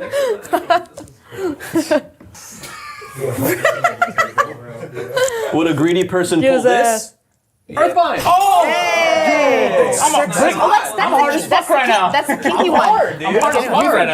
I'm so hard. I gotta rotate out. Anyone else? Oh, but I never got salts, man. Oh, wait, come here. Booty, why do you gotta bring it up? Yeah. Carlos almost got away with it. He did not do it. I was trying to put it on her like she got away with it. I'm full. I don't. Are you trying to quit? Is this monster? Yeah. I'm like just. it. It just stinks. Oh. It's just. It's not good. Well, here It you go. smells like hair dye, actually. If you've ever been covered in bleach, you know, like the girl take. Yeah. Salute, he says. That's a good sign. Boom! Oh, damn. I felt it. You tried to sneak up on it, like I got it. When we weweren't paying attention. Yeah, literally. Gentlemen? Hold up, ready? Oh, let them both put one more. Oh, okay. You're too kind, guys. Death Ward. That's new. Okay, we like new. They're all gonna be new, by the way. Yeah. I would hope they're all new or something's wrong. Okay, let's Roll see. something big for Last our one. chair. Yeah, Rippy right here. Yep. Let me add to that. Okay, yep. Give me more mana. Yeah. We gotta tap a bunch. It's gonna be Yeah. Gotta put all the energy into All it. right, I'm all tapped out. Shaboom. Oh, No, that's fine. you know what? That's good. Also, remember when I said there's no doubles? More resources. Hey, you did our spot proud. Is this the last uncommon? I mean, last common? Last couple, there's like 2, I think. Oh, you're Yeah, right. there's 2. So that means Charlie will start the uncommons. Fuck. Okay. That's good. You big dog. We love to see those. And I think this is gonna be a Llanowar Elves. Nope, it's a snake. Okay. Good. Okay, I'm now gonna prep next for you. So these could be rare. This is the book, very rare. These sell for something. Well, we need those because we really don't know. Yeah, we gotta read up. Yeah. These could be rare right here. And I'm gonna move them to the side. So any of these packets can So be we rare. know what this is an island. Yep. Could be a rare. Rares. We don't know. And these should be uncommon. We're gonna find out right now. Here comes the demonic tutor. Well, good growth. That's not bad. It is an uncommon, right? Somebody fact check it. You know? A dragon whelp. Oh, yikes. No good. Yikes. So what you're looking for, Ryan, when you're pulling? Demonic tutor. Yep. There's a lot of uncommons that are there. Let me see the back of one of these. Are you looking at the blue ink mark that's on every magic card? Yeah. You look at the. Yeah, you see that there? Yeah. It's on all of them. I have a story about that. When I first started buying vintage cards, like very early, I got into it with a seller about the blue mark on it, and he educated me, and it was a very humbling experience. He's like, "That's how they're printed." All right, here we go. Demonic tutor. Damn. Boom. That's tough. You don't want lands in this section. Agreed. Yeah. The good news was this was a free pack. Yeah. You know? This was nothing. It's been sitting so long, it just doesn't register. Well, remember, Wubby back then, Play the Clip, said, I'll cover this one for you. Just get me all out. the good Just stuff's get me out of here. concentrating towards the bottom. Oh god. All right, there's only one thing to do here. Danny, come flip this card for me. Whoa! Calling This in. didn't work so well last time. It's all right. Talking to my pecs. Well, I don't know if I need to talk to do this. I'm going to be talk. honest. Narrate. All right, I'm flipping the card right now. You ready? What do you want this to be? What do we want this Demonic to be? tutor. Demonic tutor, I please. think I pulled the last one. Right? You did pull the last Do it again. one, I Yeah, let's do think. it right here. No way. Oh, okay, wait. That's still good. No, it's not. It's trash. Spoken like someone who's played against that before. Yeah. It's tough because you recognize the card, you get excited, but it's like, I don't think there's value there. Yeah. All right, here we go. Demonic tutor. Boom. Gloom. Doom and gloom. That's a really bad omen. How we're all feeling. That's a good omen. Here, let me get in here real quick. Get in. Please rip it. It's not good. Ooh, a little jade. I summon Drew. Okay. Can you redeem this chair? No, I can't, but I might on accident. Demonic tutor.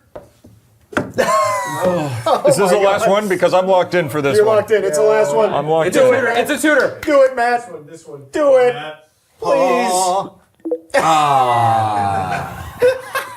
Man, this is less fun when you don't hit. Wow. Maybe don't upload this one. Well, here's the thing. Oh It's my about the rares. God. Okay, so Yeah, we're here for the rares. it's about the rares. I say, can I lead? Yeah, please. I don't have to Please flip, do. but let's just start by getting rid of what we know, which is the Yeah. island. Rare island. So this, hopefully not. We're praying. I'm gonna leave this. Sure. We leave that for last? We'll leave it. Well, we'll see. We're Yeah, gonna start at these that's files and true. see where. Let's start. You want to start here? Yeah, let's start there. I like Do you want to start? No, you start. It's Okay, so calling your name. let's. If this is a rare, we hope it's good. If it's not a rare, that means we can flip the rest of these. Yeah. Or if it is a rare, we can flip the rest of these. All right, here we go. Wall of Air. Is that uncommon? I think that's uncommon. This is worth fact checking. I think so too. This is worth Zach is Wall We of have Air. clicking coming. My boss just spent all of their money on that. He's gonna like how to Job return. applications, Florida. Uncommon. Uncommon. Okay, good. So that means Which means that's a demonic tutor. this is an uncommon if you want to flip it. Which means this is nothing. Yu-Gi-Oh! Oh God. Uh-oh. You did say nothing. That's Siren's Call. We said it was nothing. So that brings us to these two. Yeah. Whoever wants to start. I I think that skill check gets to flip one together. really hope this is a rare. Me too, because Actually, we need this to be a We rare now. need this to be a rare. Ready? Go. Unsummoned. That is an uncommon. I think so. Which means we got a rare island. Oh. No way. that's good news though. Unless it's one of Someone had those to do it. rare. All right, Someone had to do I'll it. flip the last Just get us out of uncommon. here, Yeah. boss. Just take us out. Really wipe that on the table. No, that's this. Yeah. That's no. Good. This is good. Charles. This is where we want to be. So that means here's one of our rares, Now, everybody. here's the thing. All of this is moot and is not hurtful if that's a Black Lotus. Exactly. Yeah. Or if it's just anything. That we recognize. Okay, I'm not going to Anything- look at it. I want good reactions. Make sure it's on camera, bud. Are we happy? Oh my god.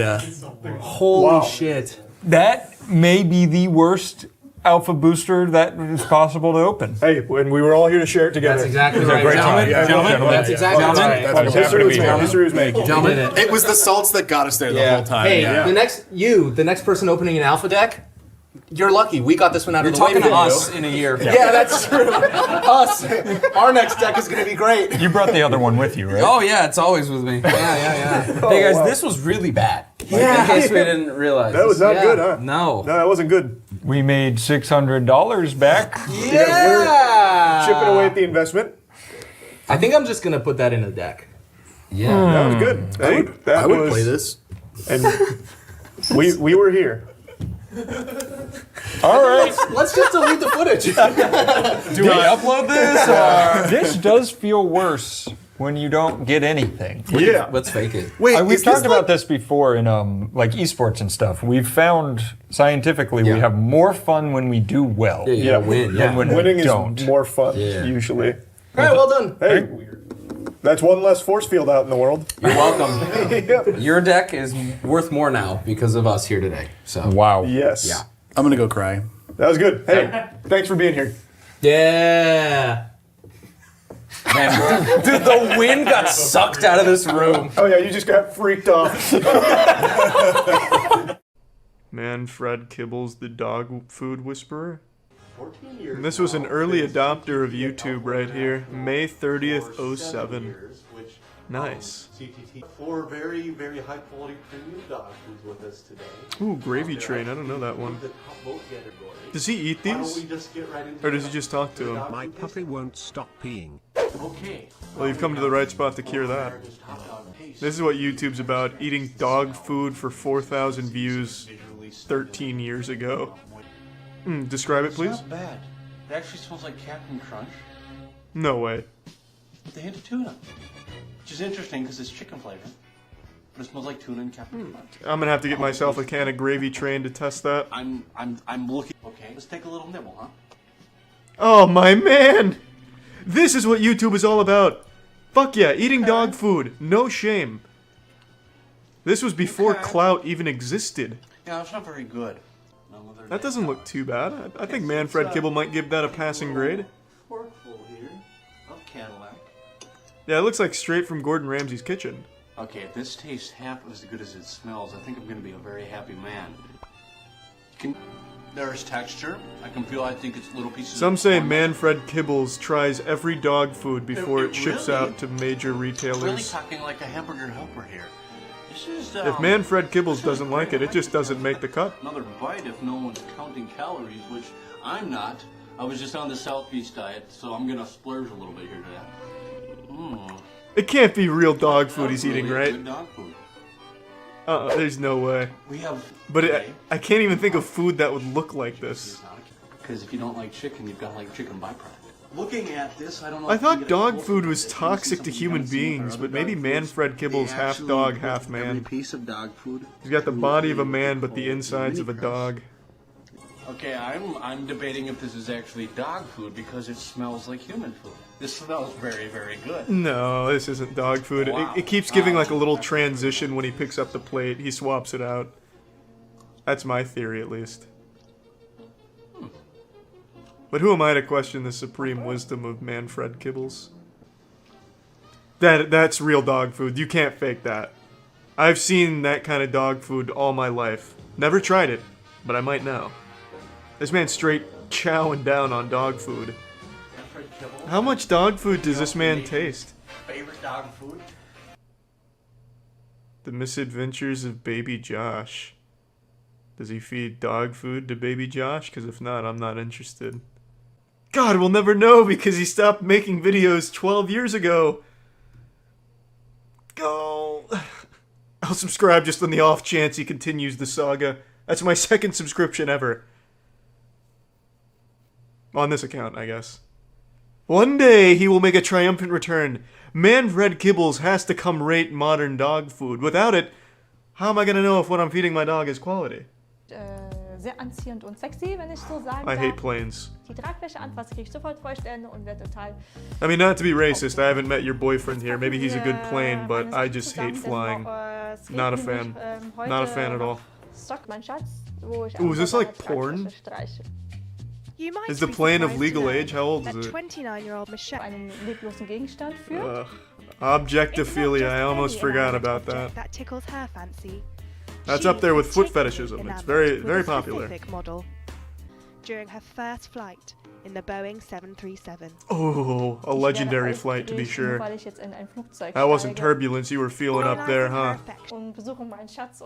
As far as Objectophilia goes, she seems relatively normal compared to the other ones we've seen. The one that fucks the Ferris wheel, the one that fucks the picket fence, the one that fucks his car.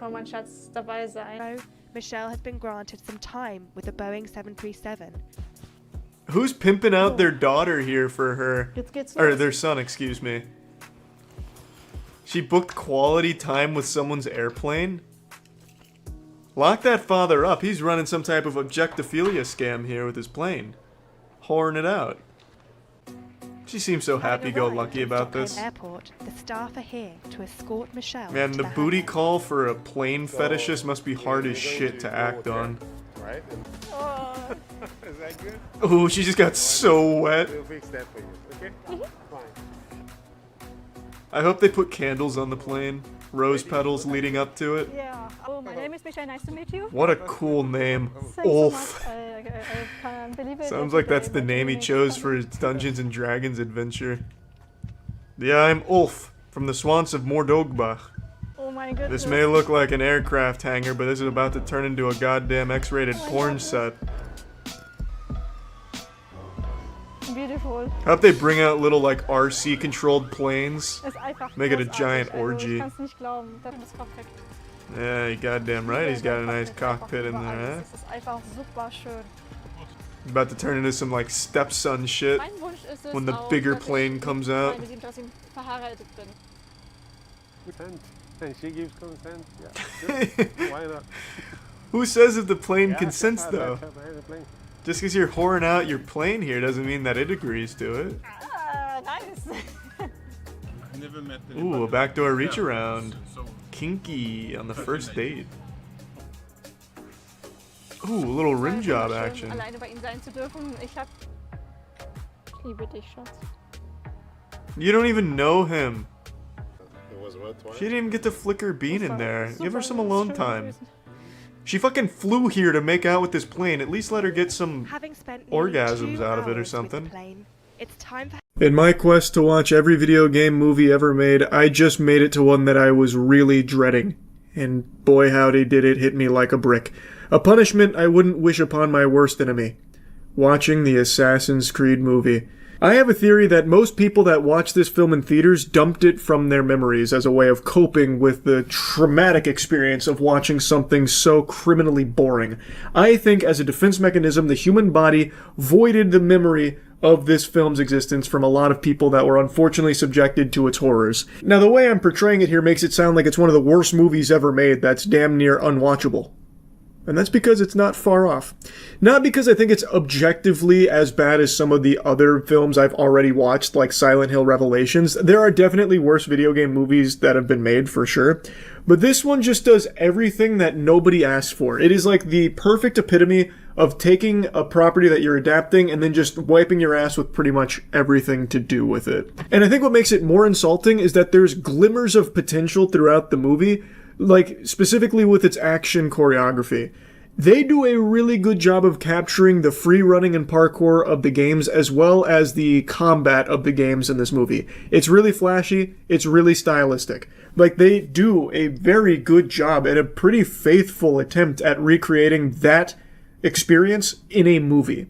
I was very impressed with that. But everything else around it is a complete disaster. By far, its biggest sin is how boring the movie is, and that's because instead of just, you know, as the games would set you up, getting into the Animus, getting into the action, and you are in the Animus in the past doing all your assassin shit, instead of making that the focal point, instead it's mainly about this tedious chore of following our brooding, aggressive protagonist Cal, played by Michael Fassbender, around Abstergo as he talks to a lady who wants to end violence. She found the cure for violence, it's the Apple of Eden. Cal comes directly from the assassin's bloodline. They find him, he's very aggressive, like, he watched his father kill his mother when he was a kid, and then he ran away. His father was, of course, an assassin.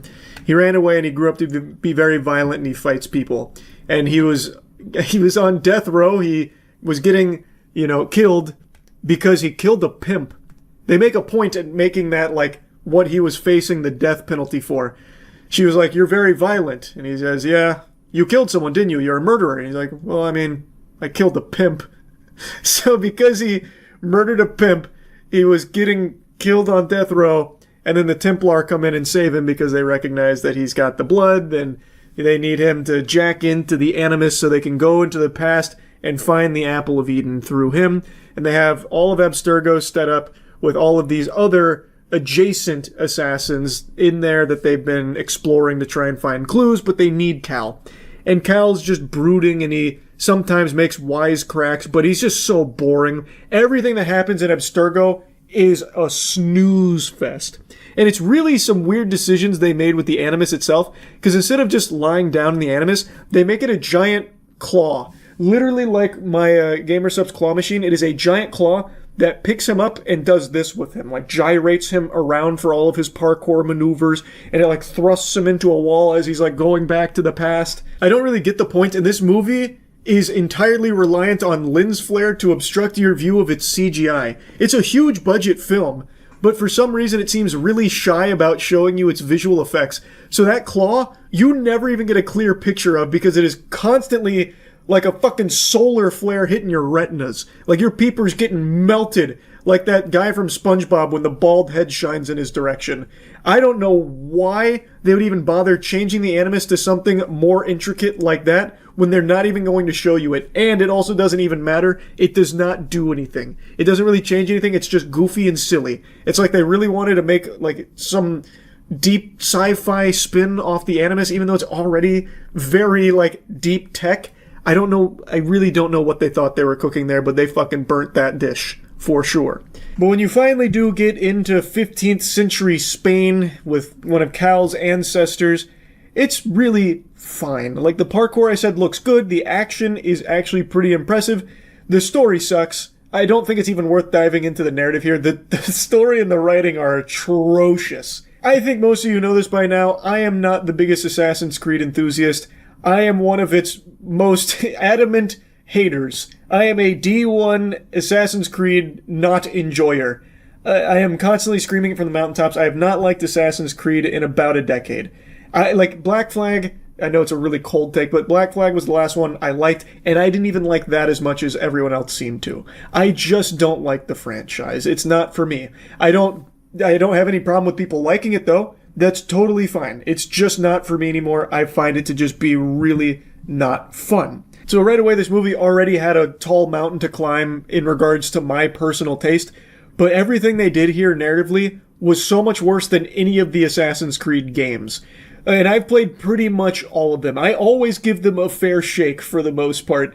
I don't know why they wouldn't just take one of the storylines that had already been established through so many of these games. It would have been far easier, and it would have made a lot more sense than what they tried to conjure up with this dog shit. It is a disaster. Like I said, the Templars want to cure violence. They found the cure to aggression with the Apple of Eden, which takes away free will. Their whole plan is get rid of free will so we can control them, and there is no longer any violence. And the lead scientist at the Templars is someone that you grow kind of sympathetic with, like, oh, seems like she might start to realize this is a bad idea, like, oh, maybe the Templar can't be trusted with something so powerful. Her motivation makes sense. Her mother was killed by an assassin. Now she wants to find the Apple of Eden to make sure that kind of tragedy doesn't happen to anybody else. Fast forward through the adventures of finding the Apple of Eden. It's really underwhelming. Like, everything that happened in the Animus with action was cool, but everything that happened story-wise was really silly, because it turns out the Apple of Eden was with Christopher Columbus the whole time. Christopher Columbus was associated with the assassins, and he held the Apple of Eden in his grave. So when the Templar learned that, they just go to where Christopher Columbus was buried and just ask for it. They're like, oh, the Apple of Eden? Yeah, it's right over here. We got it. It's in this box, actually. Like, it was just in their desk the whole time, right under their nose. This entire time. It was so lame. And speaking of lame, the entire character arc of Cal sucks major wiener. So Cal's dad kills his mom right in front of him. And it's, that really fucks him up. Understandably so.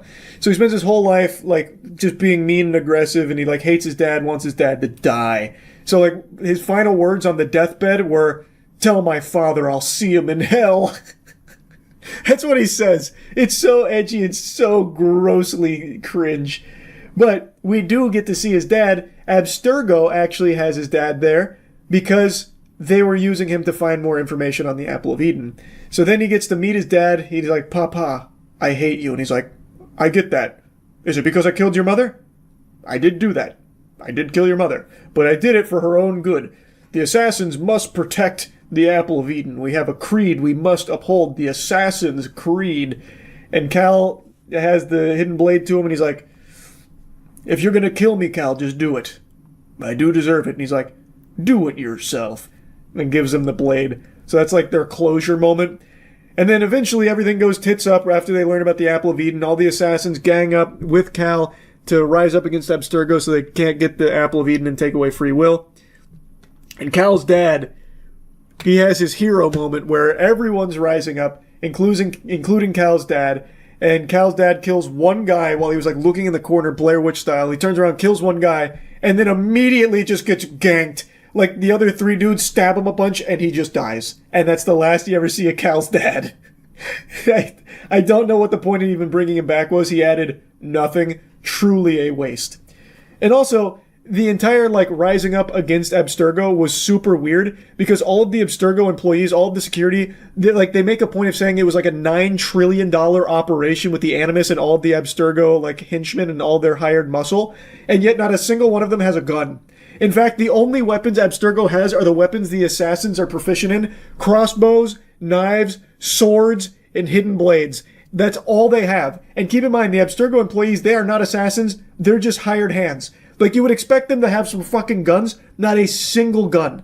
The only projectile weapon they have is crossbows, and they don't even use that. Only the assassins get that. They literally have that there just so the assassins can make sure they're fully equipped to rise up against them. I don't know what the plan was. It was so fucking wacky. Anyway, though, the movie ends with them getting the apple back, and to get the apple back, Cal ended up killing that lady's dad. I forgot both of their names. They were just so underwhelming. I do not remember those character names. But the scientist girl, she actually saw Cal's flashback, or rather his synchronization with the bloodline of the Assassin's Creed. So she saw all of the other assassins that Cal was seeing, and one of them was her. One of her ancestors was actually an assassin. Meanwhile, she is now a Templar scientist. And you think that this is the moment where they're planting the breadcrumb that she's going to turn and she's going to be the one to stop her father from taking away free will with the apple.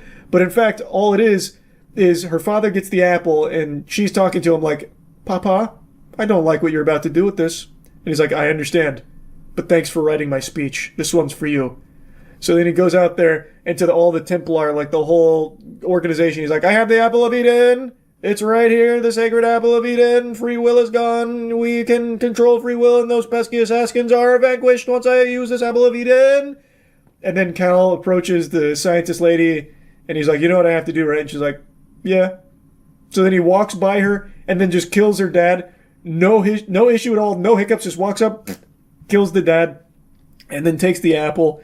And then the scientist lady goes up to the dad's body while his corpse is cold. She sheds a tear. And then she decides that she wants to double down and get the apple back and kill every assassin. We must eradicate the assassins and take away free will. Even though just minutes ago, she had a huge issue with what her dad was about to do. Meanwhile, she is now completely flip-flopped and wants the exact same thing. What the fuck? I don't know what they were trying to set up, but they didn't follow through on it. I feel like they probably were going in a different direction at some point and then just said, "Fuck it, just ship it." And it just doesn't connect. It doesn't really work. Nothing in the movie really works aside from its action. That's the only saving grace of this film, and it doesn't save it. This movie is so boring. I already didn't like Assassin's Creed as a property, and this made me like it even less. It's just insulting. It's bad. It's not good. That's really about it. So yeah. I just learned of an alarming story that happened right here in my own backyard in this beautiful swamp I call a home, Florida. This is my swamp. I'm like Shrek if he got hit by a shrink ray and then did a fusion dance with Lord Farquaad. Born and raised here, I love this place. But it's time we be honest here, sports fans. There's some fucking problems afoot. In Miami Beach, police were dispatched to a woman's home, confronting her at her residence, all over a Facebook comment she made that they didn't really like. I'm going to show you two clips from this interaction here. One of them is like the director's cut, I'm assuming from the full video, like the raw upload, but it's from Washington Post, and they did their best to fuck it in the butt. Like, the quality is negative 240p, the audio is scratchy. I don't know if they downloaded it like 4 million times as a joke just to degrade the quality as much as possible, but I just wanted to give you a fair warning that this first clip I'm showing, so that way you can see the very beginning of this interaction. Then I will cut to a much cleaner upload of it, but I think it's important you at least get the beginning too, the intro. Charged with the crime. You're not. Okay, so you're here to investigate a statement that I allegedly made on Facebook. We're not 100% it's you. We gotta see you. If I admit that it's me or not, what does that mean? Ma'am, you're not going to jail. We're just here to have a conversation. You're not going to jail. Wonderful. Excuse me. Good afternoon. How are you? Alright, nice to meet you. Detective Jane. Nice to meet you. I am recording this. Just for the record. You can record all you want. How can I help you? We're just, let me see right. Again, I don't know how the quality of this section got so shitty when the rest of the uploads that happen after this are much cleaner. It feels like it's done on purpose. It looks like the fucking footage from The Dark Knight when the Joker's like torturing that guy. I don't know why it looks so bad here, but I think it's important context where the officers arrived at her doorstep to interrogate her about a Facebook comment she may or may not have left, and it's pretty clear this is an intimidation tactic and also a very clear violation of Americans' First Amendment rights. A picture to make sure it's you, we're not sure. Okay. You got a Facebook, is that your account? There's nothing threatening in here or calling for violence at all. This, whether you agree with her statement or not, is protected speech, and she shouldn't have to fear the fucking speech police showing up at her door, the goof troop arriving, interrogating her over a Facebook comment. At first I thought this could potentially be faked, outrage bait or something, but this has been covered by news outlets, and there's even a statement from the Miami Beach Police Department, and they are defending the action, saying the Miami Beach Police Department was made aware of a social media post containing potentially inflammatory commentary referencing a Miami Beach elected official in light of recent national concerns regarding anti-Semitism, and out of an abundance of caution, the department assessed the post for any potential safety implications. Basically, the thought police rolled in, the hall monitors came in deep, scooting in sideways, in order to intimidate an American citizen named Raquel Pacheco, all because she expressed criticism on their mayor, Stephen Miner, which is this slimy bozo right here. By the way, I didn't purposefully choose an unflattering photo of Stephen. That's his Wikipedia photograph. He is just that unpleasant looking, I suppose. Now, thankfully, this story has exploded. It's causing outrage nationwide, as it should, because this is completely indefensible. And because it's gotten so big, there have been people that are trying to spin some kind of false narrative and presenting baloney as though it's facts. And it's people saying shit like, this is what happens when you elect a Democrat. Democrat Stephen Miner did this. When that's just not true, any drooling goober right now can just go to Google, activate a few neurons, type in Stephen Miner's name, and find out he's not a Democrat. Stephen Miner is actually a former Republican who switched to no party affiliation in 2018. It seems like he made that switch shortly after a scandal came to light. But regardless, he is not a Democrat, never has been. And from what I've read, to this day, prefers to be associated as more of a Republican than anything, just based on what I've been reading. But he was even a former Republican before that no-party switch, so I don't know where this idea that he's a Democrat is coming from, other than just people spreading misinformation. There's a quick read that succinctly puts Stephen Miner's tumultuous career in politics on display, just lays it in front of you. I refuse to answer questions without my lawyer present. So I really don't know how to answer that question either way. Like I said, you're not going to jail. This is freedom of speech. This is America, right? And Veteran.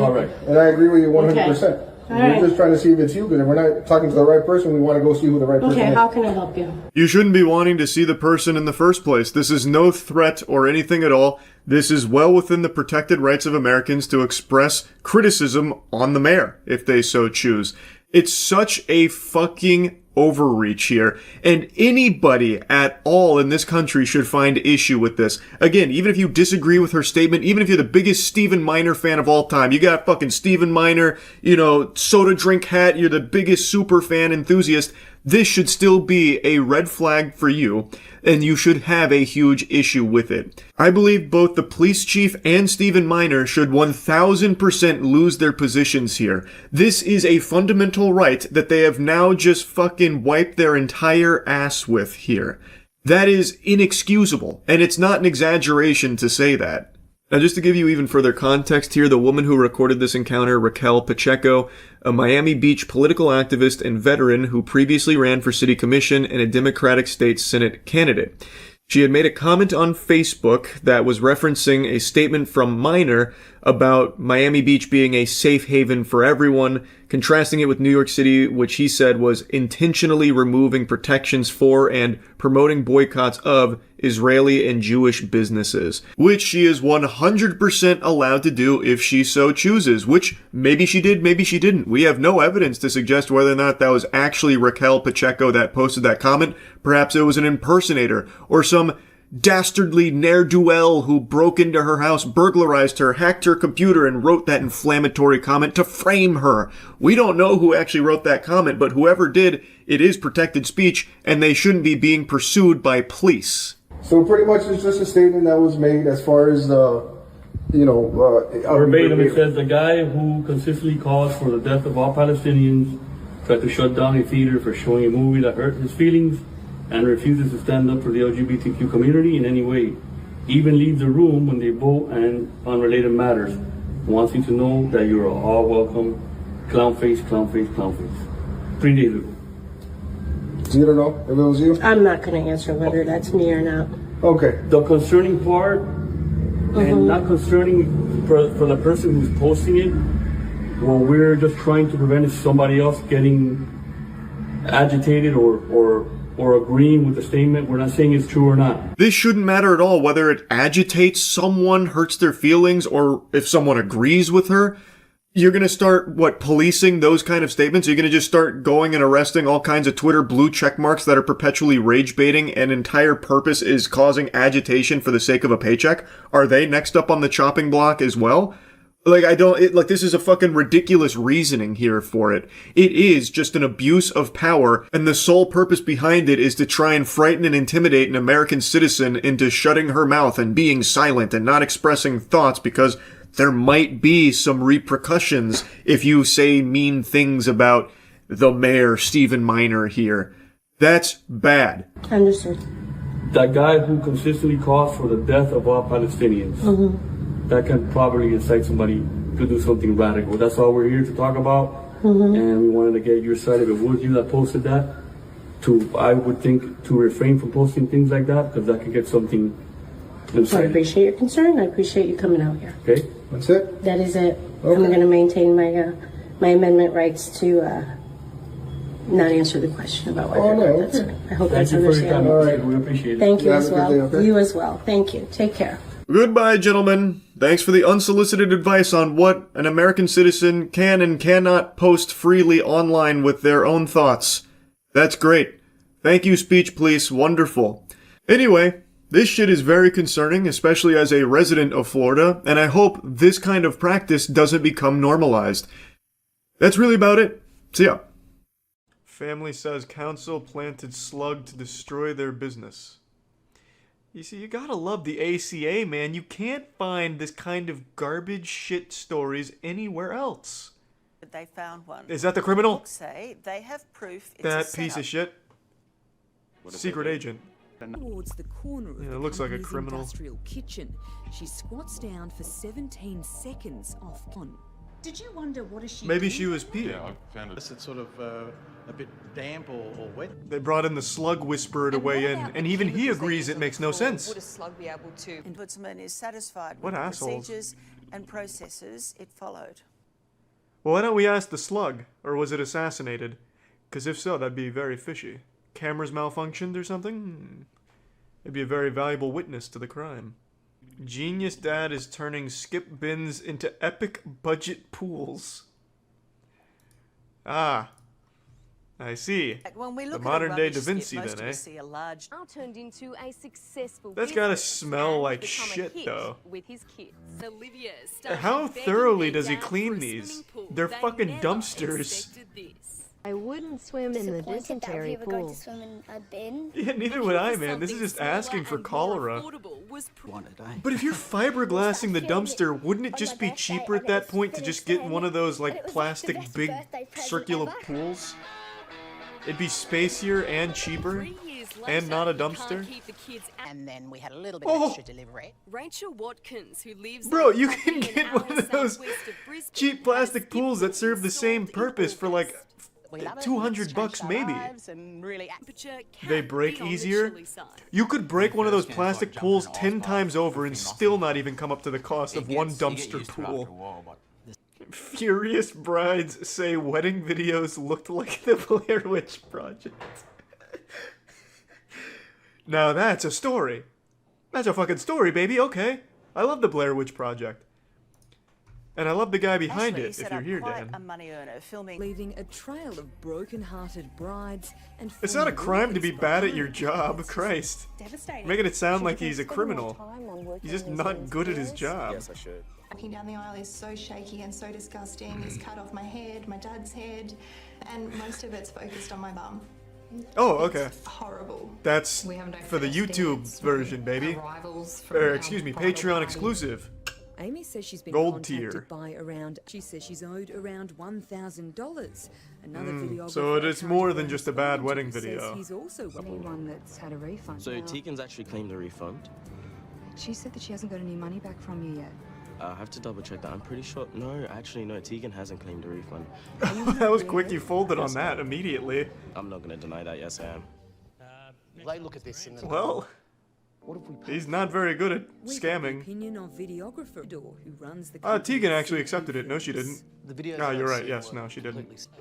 That took a big chunk of our budget because that was something that we really wanted to have forever to show our kids and our kids' kids. You can. And he's taken that from us. We can't get it If back. they want to see their Do you mom's think that ass you in a could wedding do us a dress, huge you've got them favour covered in and get this droves. back to those ladies? Got Is it time ample to put the footage. camera down? Yeah. Wholesome dub. Also, my PP sounds like.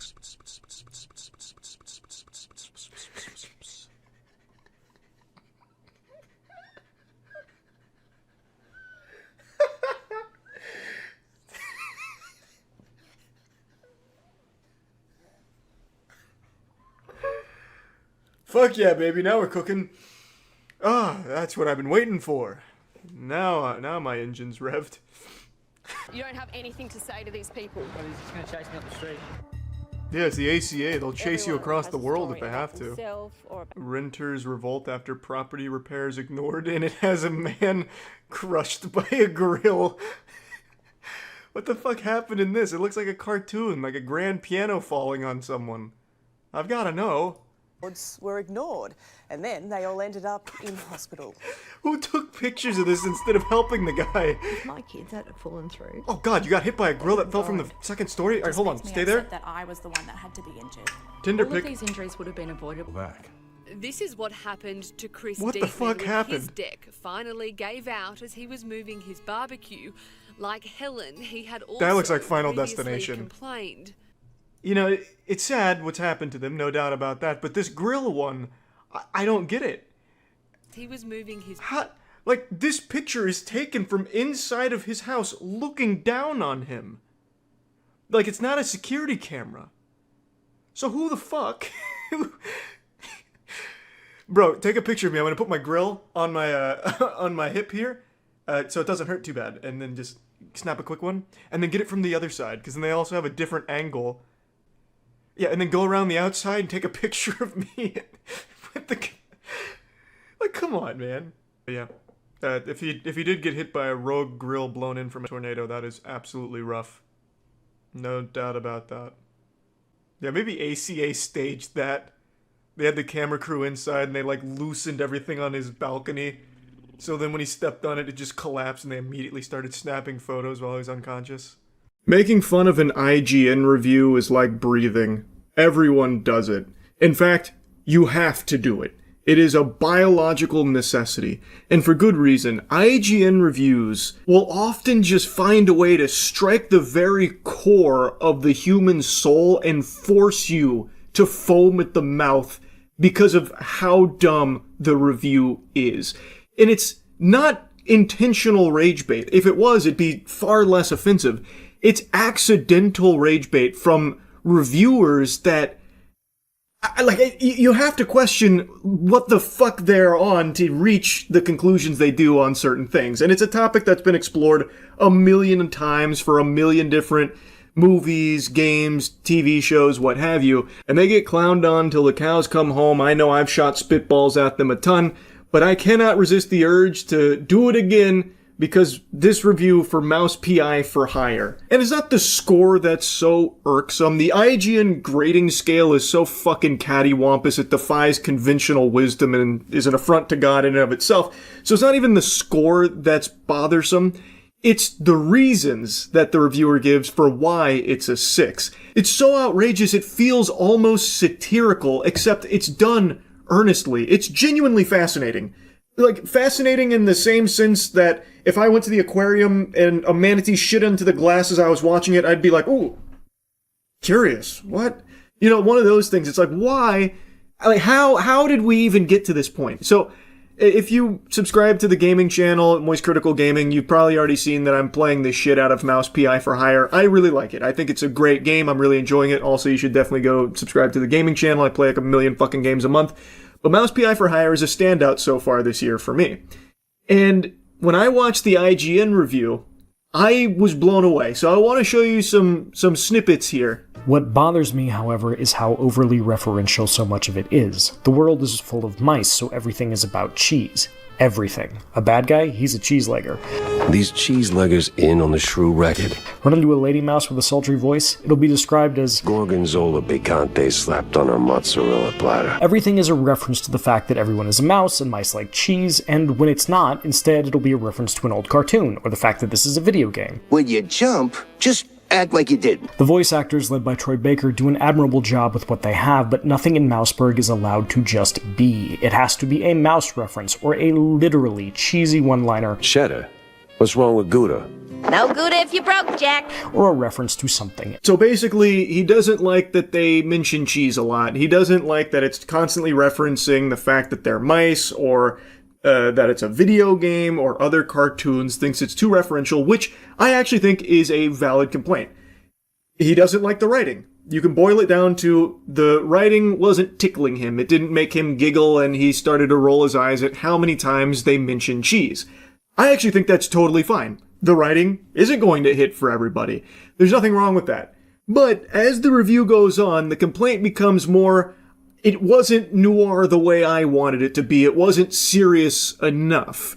And then starts picking out logical inconsistencies with this world. And that's where things get real fucking goofy. Like, that's turbo wacko sauce right there. This game is a love letter to the old rubber hose cartoons and noir. It is not meant to be like a serious fucking pipe-smoking noir experience that's gonna have you sitting there thinking in your chair like this hard-boiled detective, real big thinker piece or anything like that the reviewer seems to want it to be.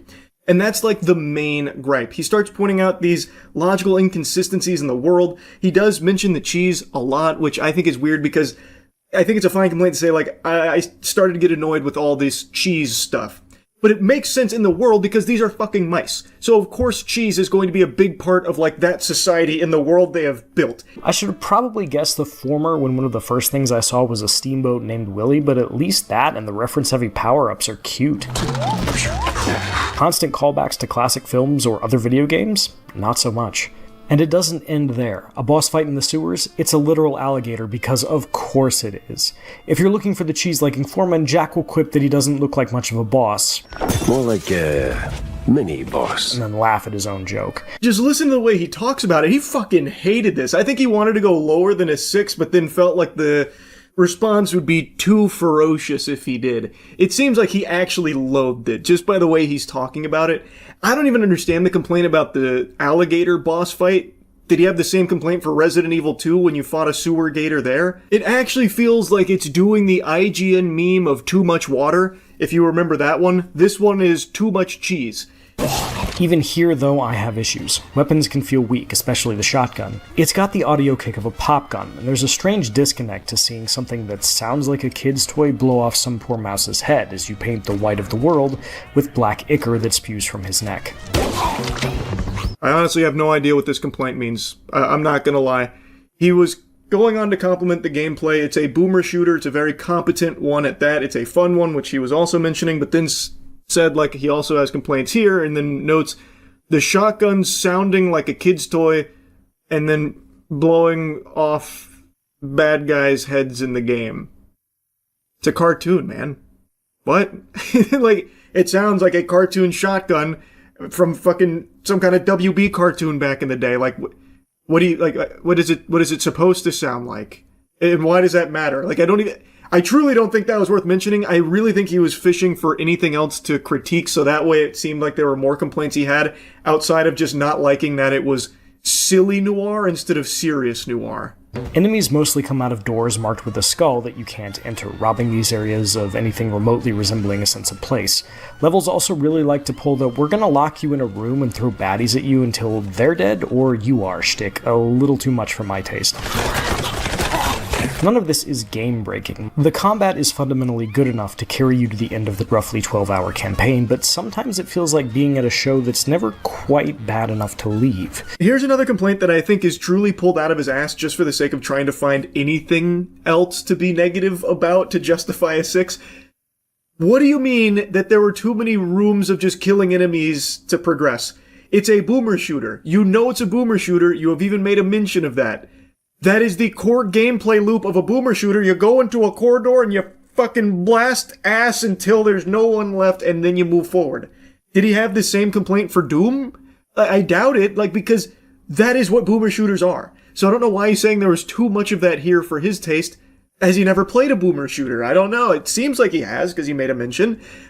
So how could that ever be a complaint? If the complaint was the gameplay's not good enough to make me excited for each of these rooms, that would be understandable. But he made a strong mention that the gameplay is good, and is very fun enough to carry you through it. So I just don't understand how anyone could have an issue of rooms of enemies you have to kill to move forward in a boomer shooter when that is the entire, meat of that genre. Some of these locks are on a time limit, or must be solved in a limited number of moves, and you only get one shot at the good stuff they hold. Others are so easy you could probably solve them by letting an actual mouse run across your keyboard.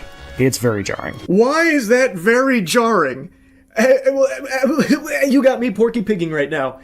In Skyrim, there's novice lockpicks, and then there's expert lockpicks. Is it jarring there too? It's called different levels of difficulty with the lockpicks. What do you mean? Yes, there's going to be easy ones, and then there's going to be more difficult ones with strict things like certain number of moves, or you're only allocated a certain number of moves or a certain amount of time.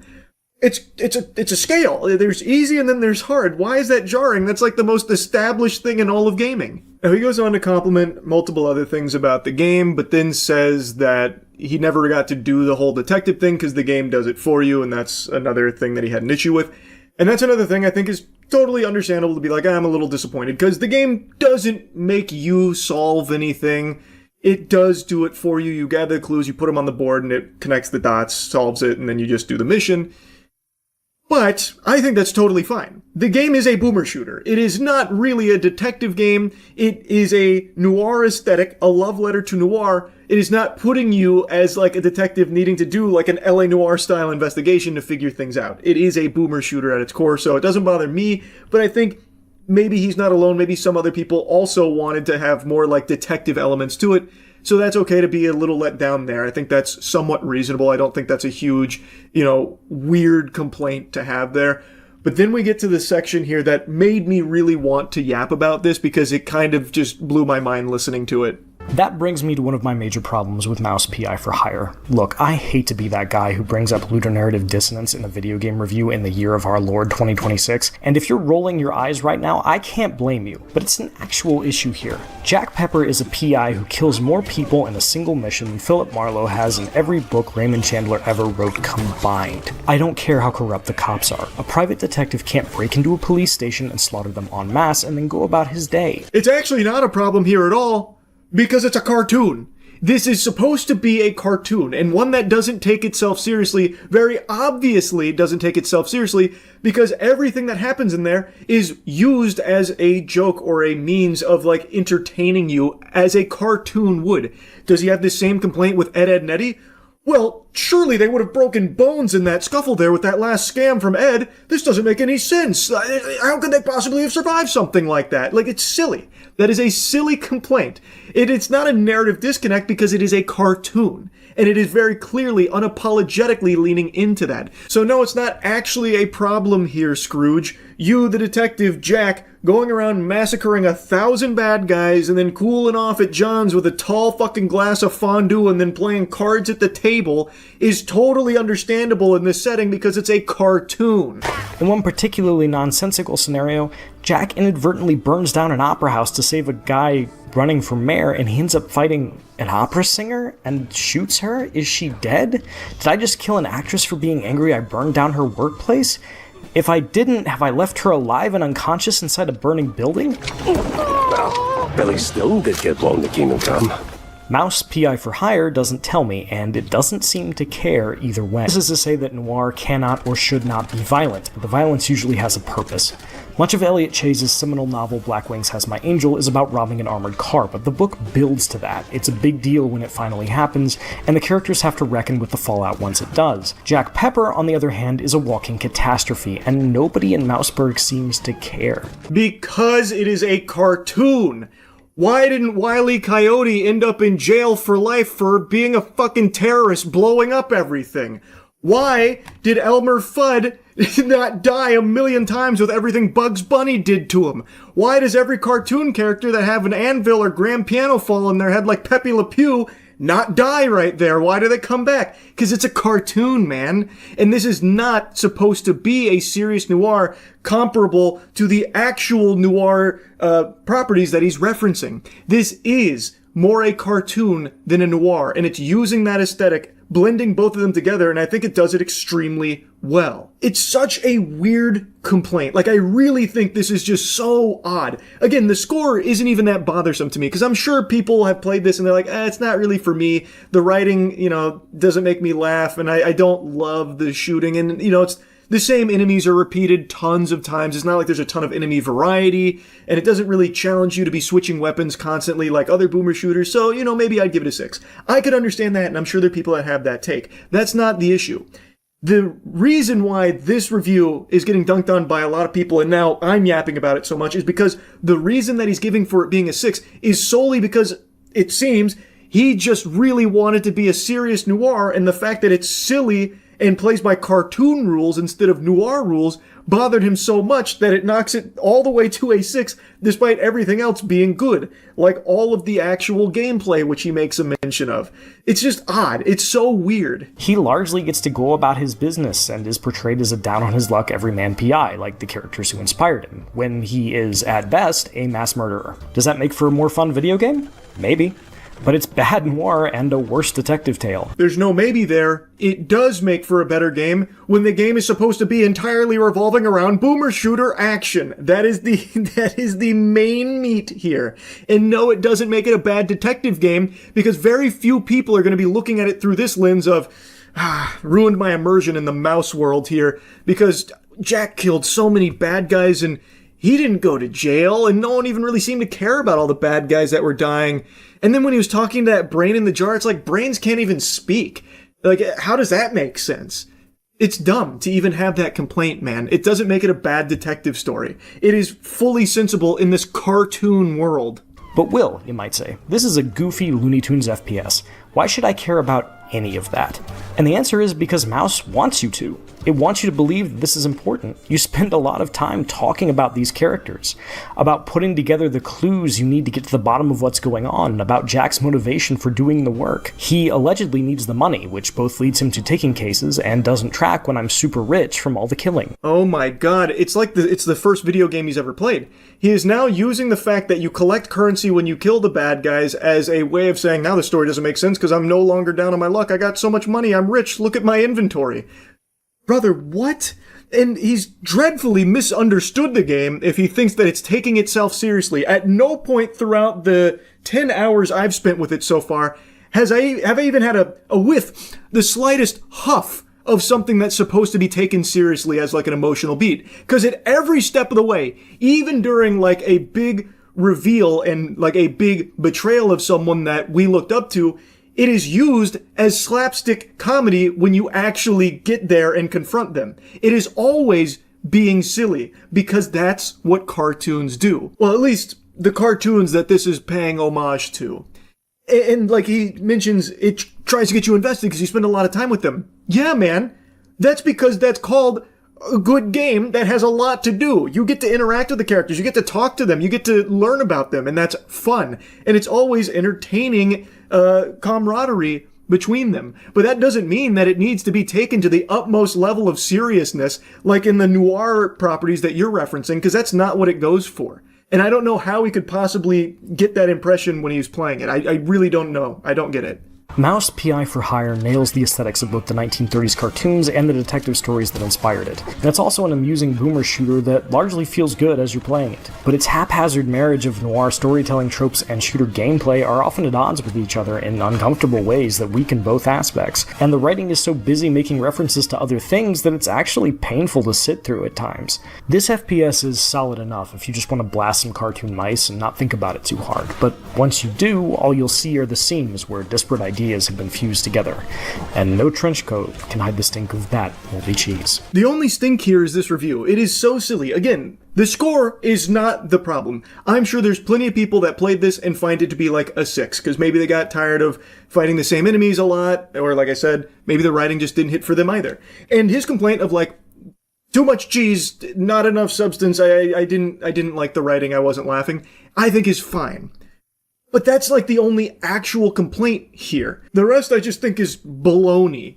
Too many rooms where you have to kill all the enemies to progress. It's a fucking boomer shooter. How could that possibly be a complaint? You could just say like you don't like boomer shooters then in that case, but that's not even the impression I got from his review. It seems like he likes boomer shooters. So how would you ever have this complaint in that case?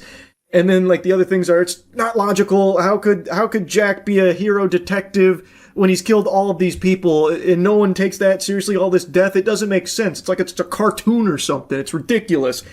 Anyway, I'll stop blabbering about it. This review was just wild. I had to talk about it a bit more. I was talking about it a bit last night on stream when I was going through the IGN review before playing some more Mouse PI for Hire, and it was something, man. It really was. So anyway, that's really about it. See ya. There is huge censorship going on in gaming right now. I'm sure a lot of you saw Steam a few days back announced that hundreds of games have been pulled from their catalog because of the efforts of a group known as Collective Shout. Collective Shout is an organization that has been forcing payment processors to bully platforms into removing games they deem unfit for sale due to the themes around them. And for Steam's case, they targeted hundreds of adult games that featured like rape and incest. And a lot of people were pumping their fist like, yeah, that's good. How could you possibly be mad at that? Less degeneracy and disgusting shit on the platform. This is a big W across the board. It's not censorship if it's things I don't like being taken down. Obviously, like every weapon out there, this is only going to be used for good. Clearly, they're only going to use this power to take down very bad, gross things, which is the most low IQ take you could ever have. Collective Shout, just yesterday, has now also gone after itch.io, and they have removed every single not suitable for work game from their platform. Not just rape and incest games, all adult games. We have de-indexed all adult NSFW content from our browse and search pages. We understand this action is sudden and disruptive, and we are truly sorry for the frustration and confusion caused by this change. Recently, we came under scrutiny from our payment processors regarding the nature of some content hosted on itch.io. Due to a game titled No Mercy, which was temporarily available on itch.io before being banned back in April, the organization Collective Shout launched a campaign against Steam and itch.io directing concerns to our payment processors about the nature of certain content found on both platforms. So this is the playbook here. Collective Shout is a very powerful organization who somehow has a lot of leverage on payment processors. I don't know if they're just over there giving them perpetual wet willies or they got some serious dirt on like the upper echelon elites in the food chain at the payment processors. Like they got proof they're in the Epstein files or some shit. But they have got these payment processors by the nutsack, and they are squeezing the piss from their balls. So now the payment processors are LARPing as the moral authority on what people are allowed to spend the money they earned on. So they're making these sweeping censorship changes to Steam and itch.io. Steam, they made it very easy for the public to not make a big stink about it because they went after a very low-hanging fruit target that most people aren't going to be upset about. Oh no, you lost all your rape and, incest games. Boo-hoo, call the fucking wambulance. But what people don't realize is that is clearly just the first step here. Collective Shout has now already taken that, which hasn't even been like a full week, and it's translated it to wiping all adult content from itch.io, a totally separate platform using the same methodology of having the payment processors threaten to leave them. Censorship is not something that is a good thing. This is not a positive thing. Yoko Taro also came forward saying, like, this is pretty bad stuff, that other countries can now limit everyone else's free speech. He's right. That's not great. You don't like to see that. And let's go ahead and extend this to its natural conclusion here. As Collective Shout becomes more and more successful at censoring games, other organizations will spring up and do the same for things Collective Shout maybe doesn't want to see censored. Like, who's to say, with this censorship, now that it's proven that it can be done by having the payment processors threaten to pull out of these services, if you can bully them through the payment processors, you win. That's checkmate. Who's to say an organization doesn't pop up that wants to take away all kinds of LGBTQ representation in games? And now that they have a proven formula to follow, they could easily spring up and be probably very successful.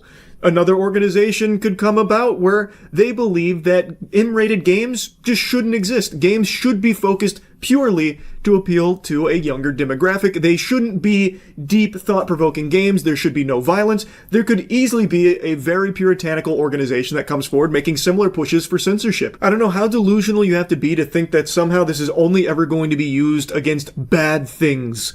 It's not. And it's already extending way beyond what it started with for Collective Shout. They started with a very easy win on a genre of games that most people aren't really going to miss. And they have already extended that to just broad adult content from another platform, itch.io. And as they continue to be more successful, more organizations are going to follow that blueprint, follow those footsteps, and be successful as well, censoring other things that maybe Collective Shout doesn't want to see censored. It's going to just be fucking pandemonium, because it is clear now that these platforms are willing to go belly up, roll over, and suck the fucking schmeat of the payment processing cartel that shackles them. These payment processing patriots, who all of a sudden care so deeply about morality, are able to get these platforms to censor themselves at the behest of the organizations that are strong-arming them. It's absurd. And it doesn't stop there. If you do any amount of research on Collective Shout, you'll see that it's not just like adult games.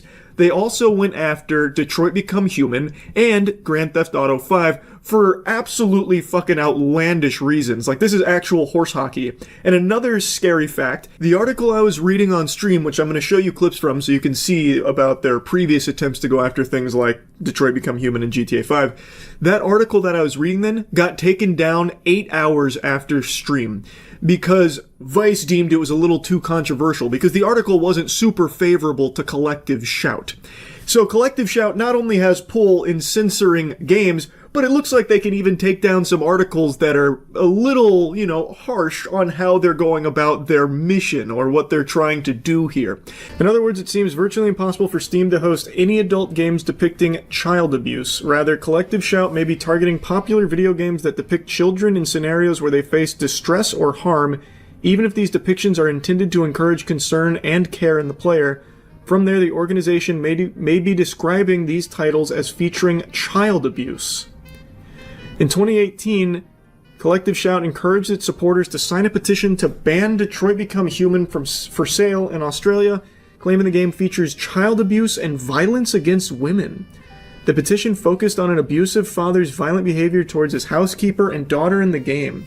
This dynamic, core to the character Kara's story arc, is intended to encourage empathy for the abused woman and child. While it's unclear whether Collective Shout is actively targeting Detroit Become Human in 2025, the removal of such a game would be akin to artistic censorship of material discussing misogynistic abuse against female family members. Targeting the game, in other words, could be considered anti-feminist in intent. That doesn't really make any sense. In 2014, the organization called on Target to remove Grand Theft Auto 5 from store shelves, sharing a petition that claims the game encourages players to commit sexual violence and kill women. Collective Shout described GTA as if it were a misogynistic funhouse, stating the game lets players enact their fantasies of committing extreme violence against women, including punching women to the point of unconsciousness, killing them with a bat, gun, or machete, running them down with a car, and setting them on fire as they continue screaming. What world are we living in? What? So that all this is only reserved and acceptable if it's men. Like, if you're killing men with a bat, gun, and machete, running them down with a car and setting them on fire as they scream. These arguments are so weak and flimsy, and I think just downright detrimental to what they claim their mission is. This would basically, like these two things in conjunction, would make it so like most games won't even put women in there. So let's take the first example about like how children in like distress and harm is something that they would target and try and take down. It's why they went after Detroit Become Human. Let's extend that scope. Things like Limbo, Last of Us, Out of Sight, like these games where there are kids present and they do go through like hardship, that would be removed under their guidelines here. In Detroit Become Human, it's not like they're trying to glorify this type of horrible thing. It is used as a way of showcasing how bad a situation is and getting empathy from the player for what is happening to these characters. And yet, they want to take it down, even though it is used to deliver positive messaging to the player. It's like they don't want any deep themes in their games, and not only that, it's like they don't want women to even be interactable in the games. So also something that wouldn't fly under their protocol here would be things like Tomb Raider. Any game where a female is leading it wouldn't really be possible because the women in the game are going to go through distress. Like Lara Croft goes through a lot worse than what they listed for GTA 5 being a misogynistic funhouse. Lara Croft gets killed in so many different ways, potentially if you fail certain things. She's constantly being hunted, hurt. It's all like pretty much no game with a female character in it could be made if Collective Shout continues to gain this much power. It's a fucking absurd notion here. God of War, the new God of War, those games couldn't be made because Kratos' son obviously goes through a lot there. That would be a child in a harmful and distressing situation. It would be poo-pooed by Collective Shout. They would banish that shit to the Shadow Realm. Like, their rules on what is and is not acceptable are just unhinged. Again, this would fundamentally, like, scrub women from video games. Like, I don't know why they're not grasping that concept. They call GTA 5 a misogynistic funhouse because you can hurt women in it and that kind of thing, which you can also do to men. But the issue is exclusively because women can also be hurt and killed in GTA 5 just like the men can. It's not like GTA 5 is telling the player, you have to go commit these sexual violent acts against women right now. We need you as the player to score 100 sexual violent crimes against our women in the city right now. Go out there. That's the quest. Go fucking just slap 1,000 women for maximum turbo gamer points. Like, it's pretty fucking crazy. So basically, if you are going to have women in the games, the only way I see that even be possible with Collective Shout's, groundwork they're laying here, the way I understand it, is if every female in the game is immortal, God mode activated, and uninteractable outside of dialogue and cutscenes, but the female character also cannot go through anything distressing or deep, basically has to just be like a completely flat nothing burger of a character. Otherwise, it could be like too much harm that they faced or something in the game. It just seems completely antithetical to what the mission they claim to have is.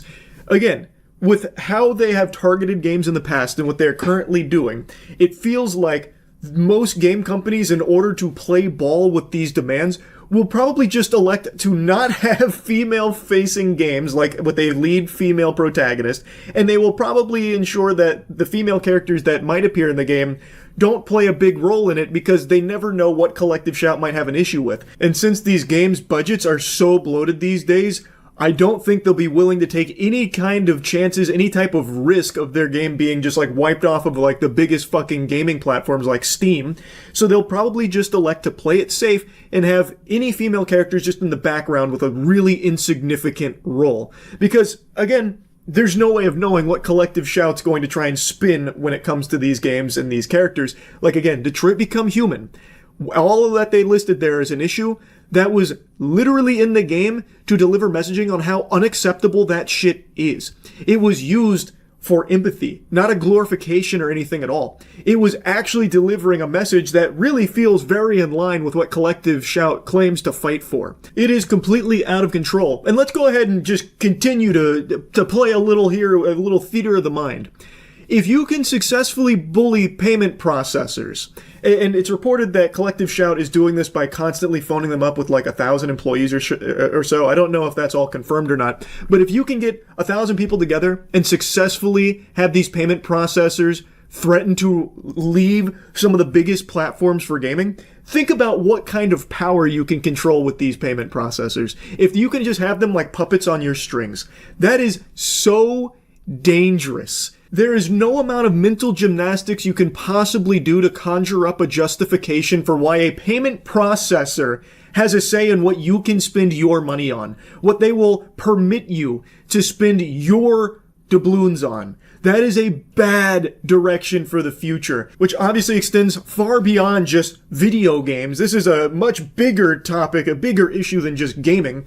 If payment processors now going to step in and basically be like the fucking, lacrosse house party guy who's like, who do you know here? No, you're not allowed in. When you're trying to spend your money on a product, we've got a huge problem. Just play with that possibility here for a second. Like, let's say you want to buy a dildo or something, right? You want an adult sex toy. Well, what if the payment processors deem those to be obscene? We will not support any businesses that are selling these adult toys. Consumers shouldn't be able to buy these. Okay, all of a sudden you can't buy those? That's been fucking wiped out. And let's take it to something that's not even sexual. Let's say a katana or something. I want a katana for my room. I really like some of the blades from One Piece. It'd be really nice to have a replica blade. Well, turns out the payment processors deem those to be a little too dangerous and threaten to pull out of any websites that are offering katanas for sale because those are some very scary, lethal weapons. So, can't buy those anymore. It's a big issue. Payment processors should have no say in what you spend your fucking money on. Of course, that doesn't apply when it's like you trying to buy something highly illegal. I get that. But things like this is absurd. Like, this is completely preposterous and out of control. Anyway, I just had to yap about this a bit. That's really it. See ya. Which way do I... I'll go this way. Talk to me. And it's already been taken. Oh, we lost him. Say the light. Chode say the light. It's code. I don't know about that. I think it's a trap. I'd like to turn on the headlights, but I don't have the key. I need to find the key. Change yourself back to channel 3 though. Oh. Where'd you find him? Thanks. Ugh, like it matters. So I'm looking for 7.9, 20 amp, 40 amp. Yeah, okay, standard car stuff. I don't expect you to know about that. No battery. I'm just gonna have to. Under the hood. No battery. Gonna have to just carburate, radiate, and freon. Should be fine.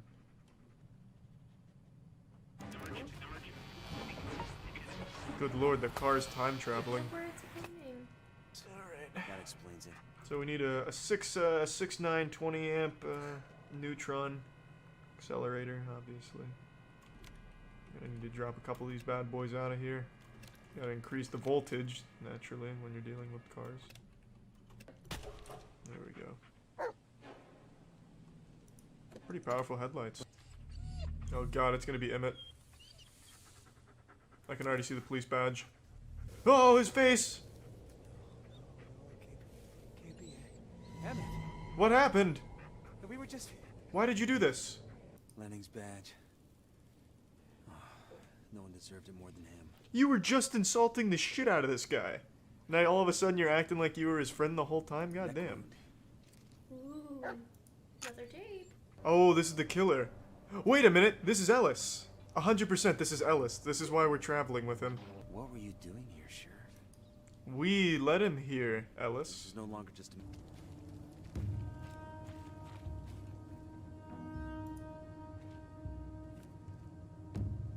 It's an army hat. What the... Oh, so we were in the military, got PTSD, and then became an astronaut with PTSD, who hates his wife. Being flanked by the Viet Cong. Shit, I lost bullet. I'll find him any minute now, I'm sure. I found him.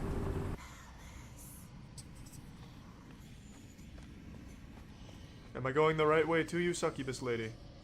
God, I'm just running around semi-chubbed in the dark. I can't see a fucking thing. I know how these horror game makers think. They think they're gonna catch me off guard with Ellis being one of the Blair Witch disciples the whole time. I'm coming, you succubus bitch. If you'd make these fucking hallways a little wider, I wouldn't have to crouch through it.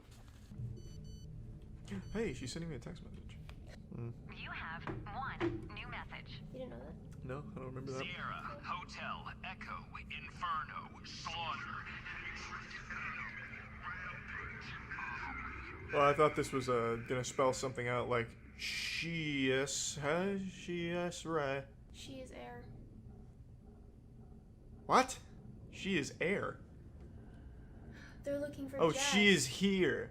Oh, was it she is here? I was trying to make out the last part. At really least quick you were when it went close. away. I read it like a goddamn ancient curse. I think I see her. She's spreading her ass cheeks up here, isn't she? Where's our dog? I don't know, spreading his ass cheeks. No! The Blair Witch fought Nam? It looks like someone left her here. Easy, boy. No need to be scared.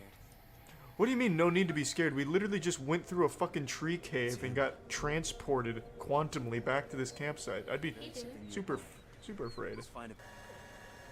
Alright, I think I know where that is. I know these woods pretty well now. I see I keep ending up back here, which means I'm missing this tombstone area. Oh, that's because it's right here. Ah. No, maybe it isn't this one. But it really does look like this one.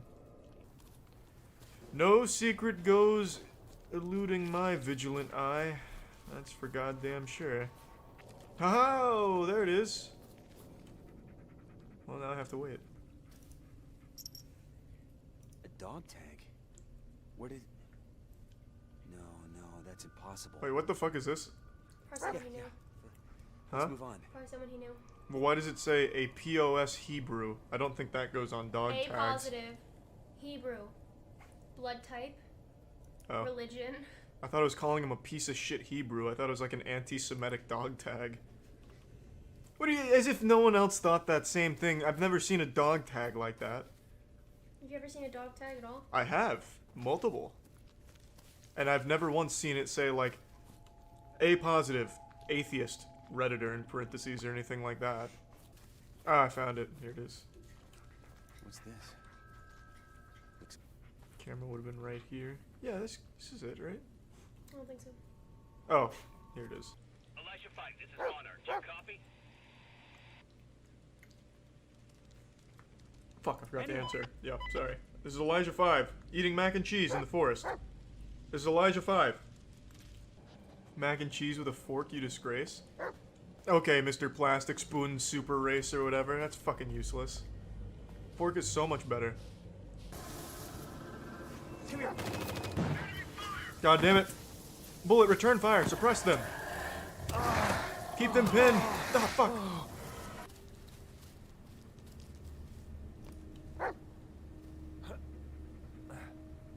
Jump on, boy. We're going to Skyrim. I already know where I'm going. I'm going back to the past. Punch it. Take it easy. Put. No. Oh, I see the problem now. What is up, pussies at the sawmill? Screeching halt? Bang.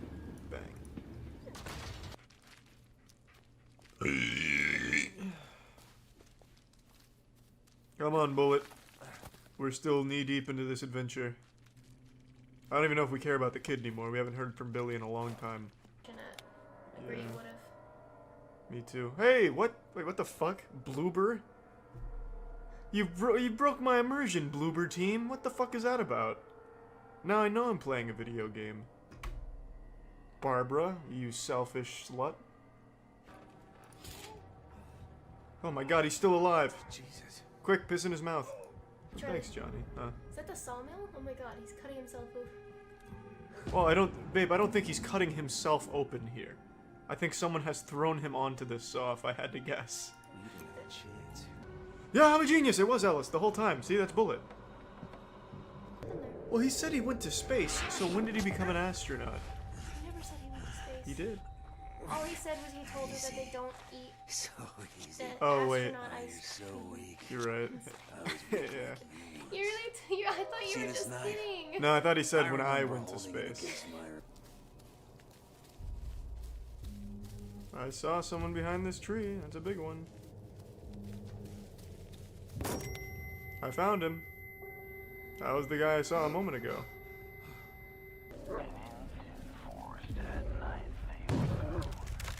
Damn, that guy's just fucking blasted.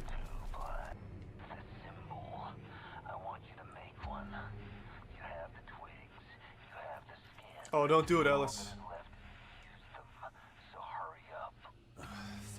He's about to curse himself. Fucking nutcase. How the fuck did he... Fine. I'll make the symbol as he's doing it in his fucking one-handed behind the back, no looker. Fucking tied a cherry stem on his mouth. Satisfied.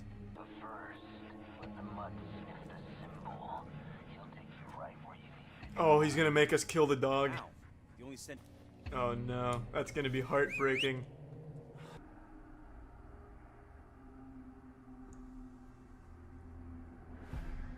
What? Huh? I don't understand. I'll kill the dog. I called it. What? No, fuck you, no! No, I will not kill Bullet. That's right. I'm coming, Bullet. Watch out for the gunfire. Bullet? What's happening? Hold on, boy. Hold on, boy, I'm coming. Oh God, no, please. Don't move, buddy. What happened? But wouldn't you feel better if it turns out it wasn't a real dog and it was a serial killer in disguise? Only pretending to be a dog? That's not how it's gonna work. Probably won't, but there's always that slim chance.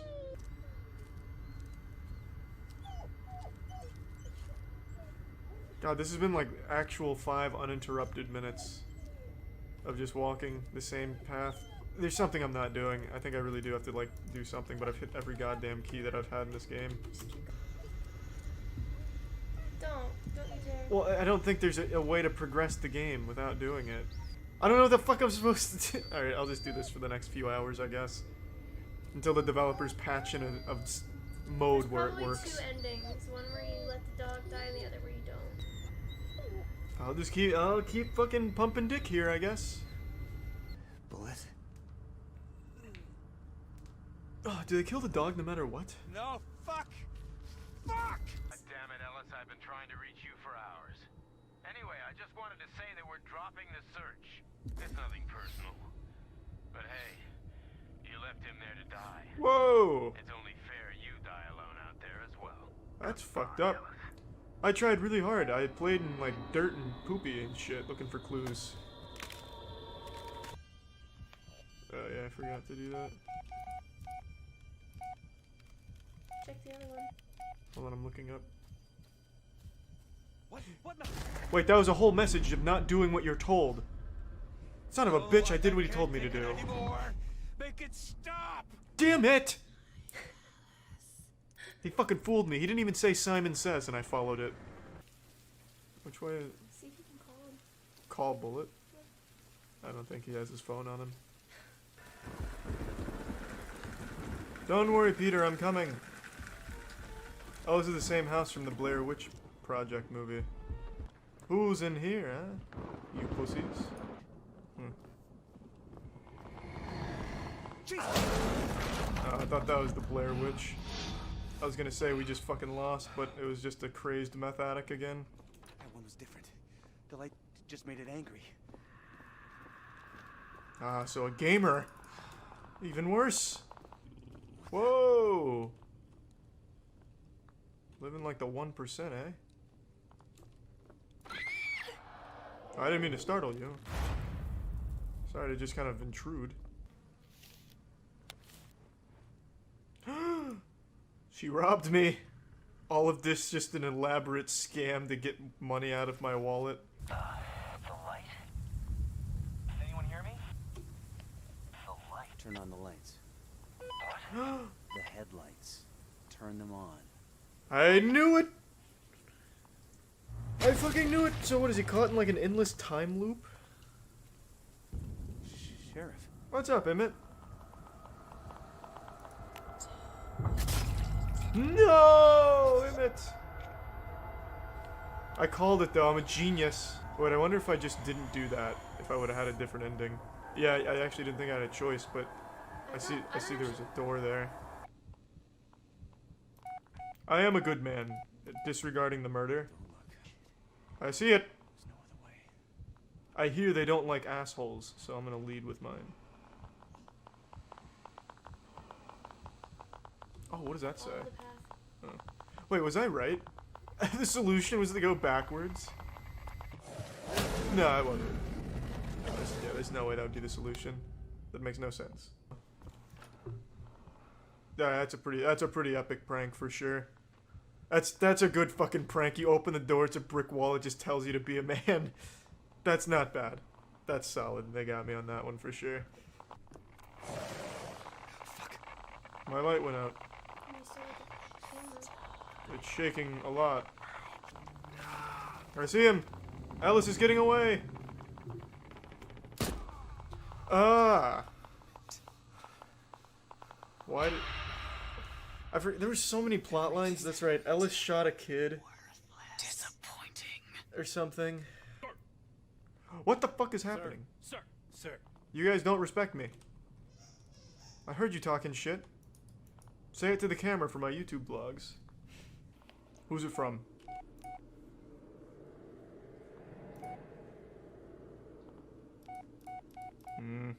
I don't believe him. That's not me. Not my shadow. I've mastered the gameplay techniques. I don't know if there's gonna be an esports scene in this game, but if there is, I'm definitely one of the front runners, I'd say. God damn it, where's the paths? Fuck, I'm trapped! I saw you, pussy. No. Get a hold of yourself. Where are we? Oh, fuck, we're in a well. Just like Donkey Ollie.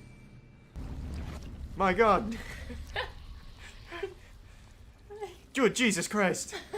That poor lamp. Or, light. Oh, that's rough. What a shame. You dead. I think it's a test. Why? You knew what it was. Not necessarily. It could have been, Jess. And I was too ashamed to look at her, thus it was telling me to look down because I don't deserve it. But what if I looked at her because I deserved it? Just walk, just go. It's a metaphorical game, babe. I thought I was onto something. See? That was Jess. Oh, I gotta rip fat ass again. Get in the corner. Don't look at her. Wait, who am I talking to? Wait, now things have gotten interesting. Back it up again. Wait, no, I won't do what you say. I keep doing that. They tell me to do one thing and I immediately do it. Come fight me, bitch. I'm a goddamn genius. Nope. Looks like I'm supposed to do that. You don't deserve to see my face. No. Come on. Come on. Look at me. No.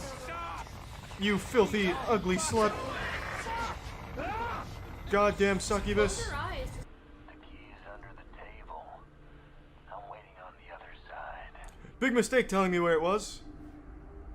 This table? Where are you, Ellis? V2? The mean Ellis? You won't get out of it that easily. Free. I won't let you. She always wanted you to become. Stop! Yep.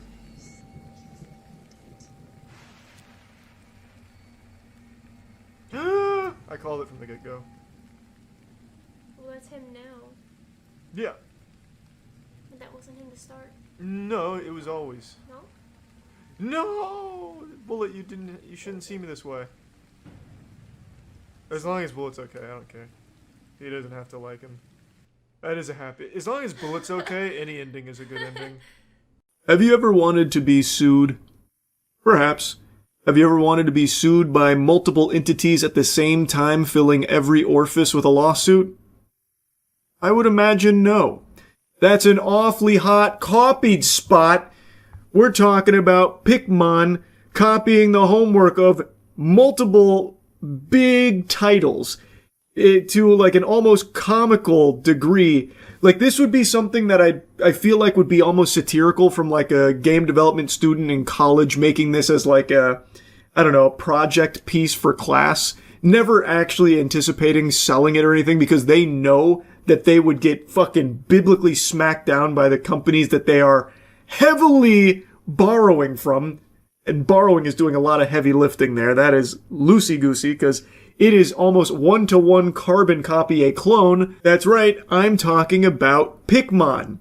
Pikmin is a game that came out of nowhere with a trailer that kind of got a lot of eyebrows raised because it is strikingly similar to Pal World, Pokemon, Zelda, and even a sprinkle, a hint of Overwatch. So Pikmin is being developed by a studio named Pocket Pair, who has a remarkable track record of their first game.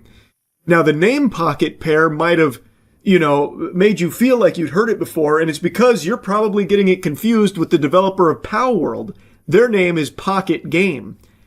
It seems Pocket Pair was very inspired not only by Pal World itself, but even the studio's name. They wanted to take inspiration from almost one-to-one. Not only studio name, they also really liked the description that Pal World uses on their Steam page because they lifted that bitch almost one-to-one as well.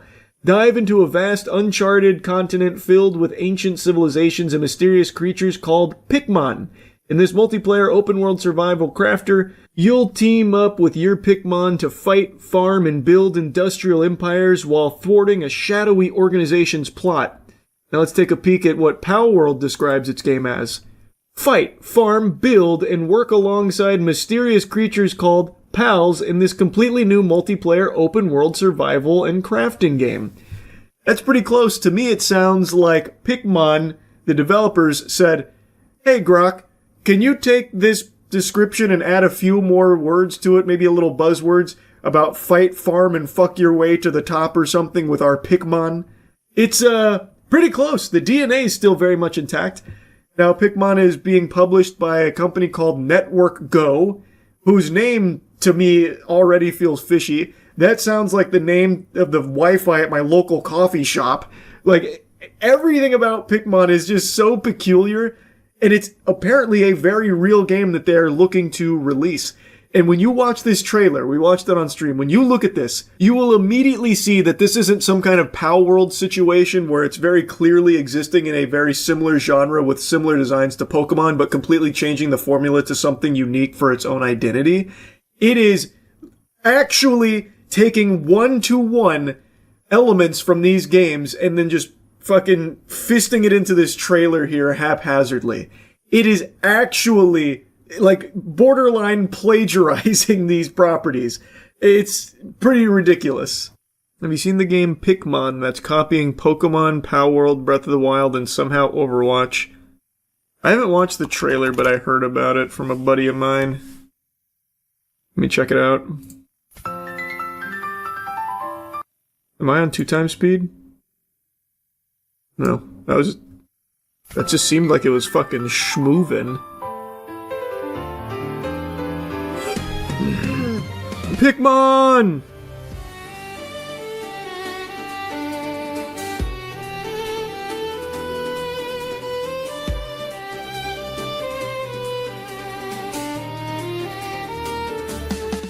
I feel like Nintendo's gonna send me a cease and desist just watching this trailer.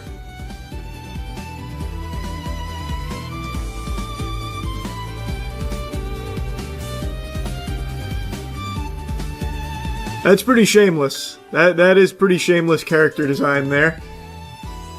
Who's making this? What studio's making this? Pocket Game. Let's see.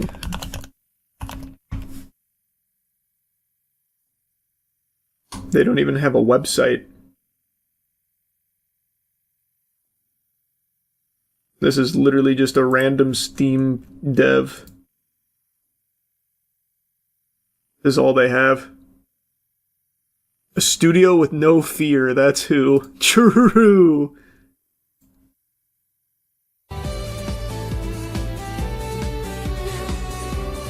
That's actually just Lucario, isn't it? Am I on the crack pipe?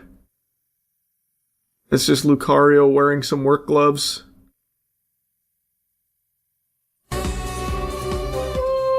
No, it's clearly not Pikachu. That didn't look like Pikachu at all. He had like a mullet.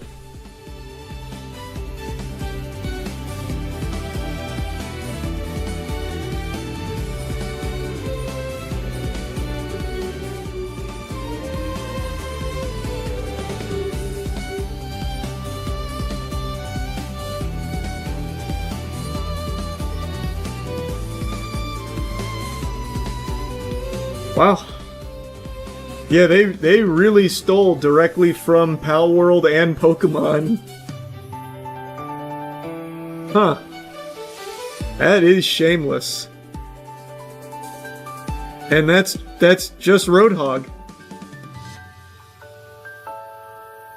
That is just source filmmaker Roadhog. Wow.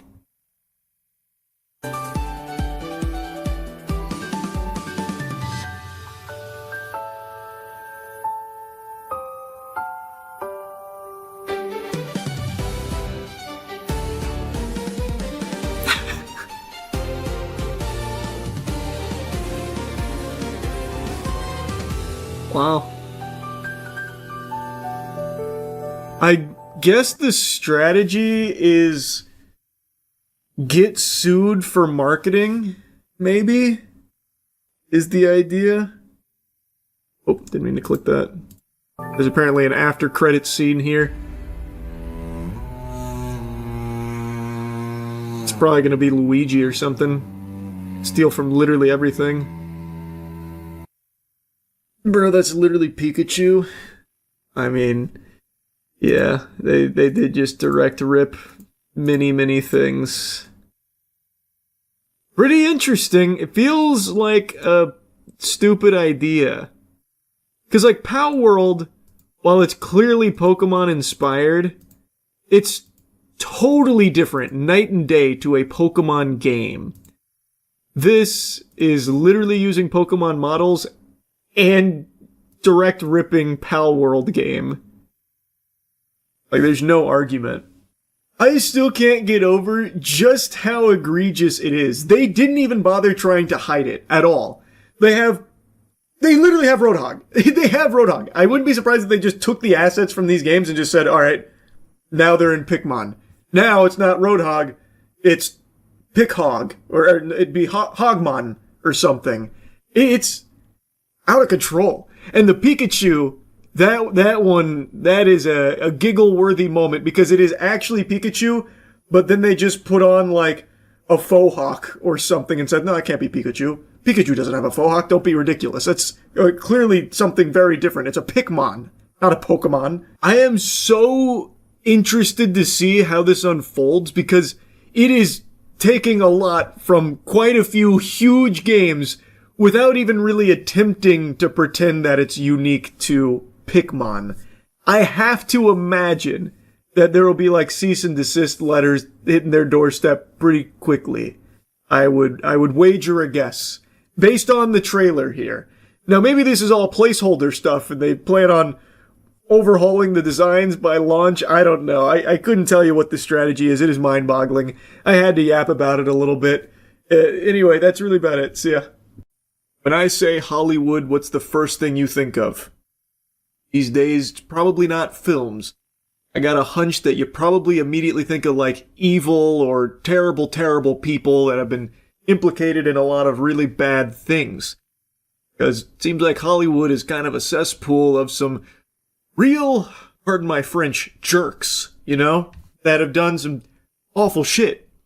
But what happens when a movie gets made without Hollywood's blessing? Well, sometimes it just doesn't go super well. It's pretty rare for a fully financed, independent, self-distributed production to actually have, like, a big box office performance. It's very rare. And in the case of Iron Lung, it is doing something very unusual. This is a fucking unicorn out there. Iron Lung, which is Markiplier's debut film here, his directorial debut, has already done over $20 million in the box office and has been the #1 movie through the weekend. And this is a fully self-financed, self-distributed film. And he is not the first YouTuber to make a successful movie. So, like, for example, Raka Raka. They've made 2 heaters. Absolute slappers. I tell you, Raka Raka, I think, are some of the best in the business right now. Bring Her Back, Talk to Me. I think they're some of the best in the horror business right now, and they are YouTubers. They, however, do work with A24, so they're a little bit different than Markiplier's case here. But still, they are independent filmmakers and extremely talented. Markiplier, though, I do believe has done something extremely unusual, though, by having actually no A24, none of that involved in this process. Which is why what it's doing right now, I think, is something very interesting that I want to yap about. And I know, I think it was yesterday or maybe the day before now, when it was climbing up the box office and it reached number 2, it had apparently mysteriously vanished. I know Markiplier did a stream where he was talking about it, about how, you know, these fucking vampires out there in Hollywood must not be super pleased about Iron Lung's performance beating out some films, so they must have just taken it off, you know, fucking snapped it away, banished it to the Shadow Realm so people can't see that. Now, of course, he didn't use those words. I'm, of course, adding a bit of colorful commentary into his actual sentiment there, but he was talking about how it is weird that Iron Lung isn't being reported when it was the second highest grossing film at the time. It has since been reinstated on the public charts, but that was a bit of a wacky hiccup, huh? Really makes you think. It's almost like these suits, these zombies at the top of the food chain, probably don't like that a YouTuber just came in there and ate their lunch. Iron Lung had a reported budget of about $3 million, and let's be honest, not really a marketing budget. Markiplier just talks about it sometimes. That's the marketing expense. It's pretty negligible in the grand scheme of things, I would imagine, compared to major blockbuster productions. So this movie is already doing extremely well for Mark and the team, a team that no doubt has poured countless hours and passion into this project. And regardless of how you feel about Iron Lung, it's still something that I think most people should look at and celebrate, that a film like this is doing so well. I made a review on Iron Lung. Overall, I liked it. I had a lot of nice things to say about it. It's not a flawless film, and I don't think it's a film everyone's going to like either. It does have flaws. But I am delighted to see that it's doing such big numbers here, kind of going a little bit Insano style in the box office, because I think this sets a nice precedent that you don't always need to suckle on the bosom of Hollywood or established studios or distributors or something like that in order to get a passion project made. Now, of course, Markiplier has oodles of cash to pull from in order to realize a vision like this. It's not going to work that way for everyone. I recognize that. But the fact that he did commit so much time, so much money, and put together such a talented team, all for the sake of seeing this vision through, and it being rewarded like this in the box office, I think is just a feel-good story. I think that is a very good thing, and it shows other potential filmmakers out there that there are other alternative paths to get your creative vision produced that aren't just following the traditional blueprint and walking down the same tried and true path that a lot of times just boils down to making deals with the devil. Because I don't think anyone's going to be shocked to hear this. Hollywood's not really a great place overall. Shh, don't let anyone hear you say that, though. Like, everyone knows that. So a $3 million film like Iron Lung coming out and flexing on the big boys in the box office, I think is just a great thing. And I know it hasn't been without controversy. Like, I know the critic reviews on Rotten Tomatoes, they've been taking it to Pound Town here. They are no Iron Lung fans, that's for sure. Especially IGN. IGN was right on top of Iron Lung there. I think they gave it, like a 4 or something. So they definitely weren't feeling it. And a lot of other people weren't either. That's just the way the cookie crumbles sometimes. It's not going to be for everyone. There is nothing that is for everyone. There's nothing wrong with that. But I think the message that this movie's success delivers is a very positive one in an otherwise really degenerate industry. Now, that being said, I would not be surprised to see these Hollywood parasites take notice of this and then try and recreate this lightning in a bottle for themselves, a little corporate greed where we might start seeing a few movies hitting the theaters that are just really lazy cash grabs that have big influencer names attached to them as the draw and the marketing arm for these projects, all for the sake of just trying to make cheap shit to turn a little bit of a profit off just using the influencer's name as their marketing tool. That I do think will probably start happening pretty soon. I really wouldn't be shocked to see that, because I think they'll learn the wrong lesson here from Markiplier and Iron Lung. But that's just a theory. That's just a little game theory there. Hopefully it's wrong. I don't really know. But overall, like I said, I think this is just something to be celebrated. Movies, boobies. What do these two things have in common besides just rhyming? I like them both. So I like to share this story of a pretty cool thing going on with movies. That's really about it. See ya. That was a Black Beetle challenge. Haven't seen that in a while, have ya? I'm dusting off the classics. Wait until I bust out the Harlem Shake and the Flash Mob in a public library. Speaking of things you haven't seen in a while, how about I show you something you've probably never seen and you will most likely never see again. They don't call me the bad boy of Magic the Gathering for nothing. You may not know it, but you're looking at the 8th wonder of the world. That, my friends, is a pristine, and by pristine I mean pretty trashed box of revised Magic the Gathering cards. This is an authentic, straight from the early 90s box from the early days of Magic the Gathering, and we cracked this artifact open for the sake of our series Box Brawl, where we're going through and opening every single set in Magic the Gathering history, and then playing a 4-player brawl game with our pulls from the box.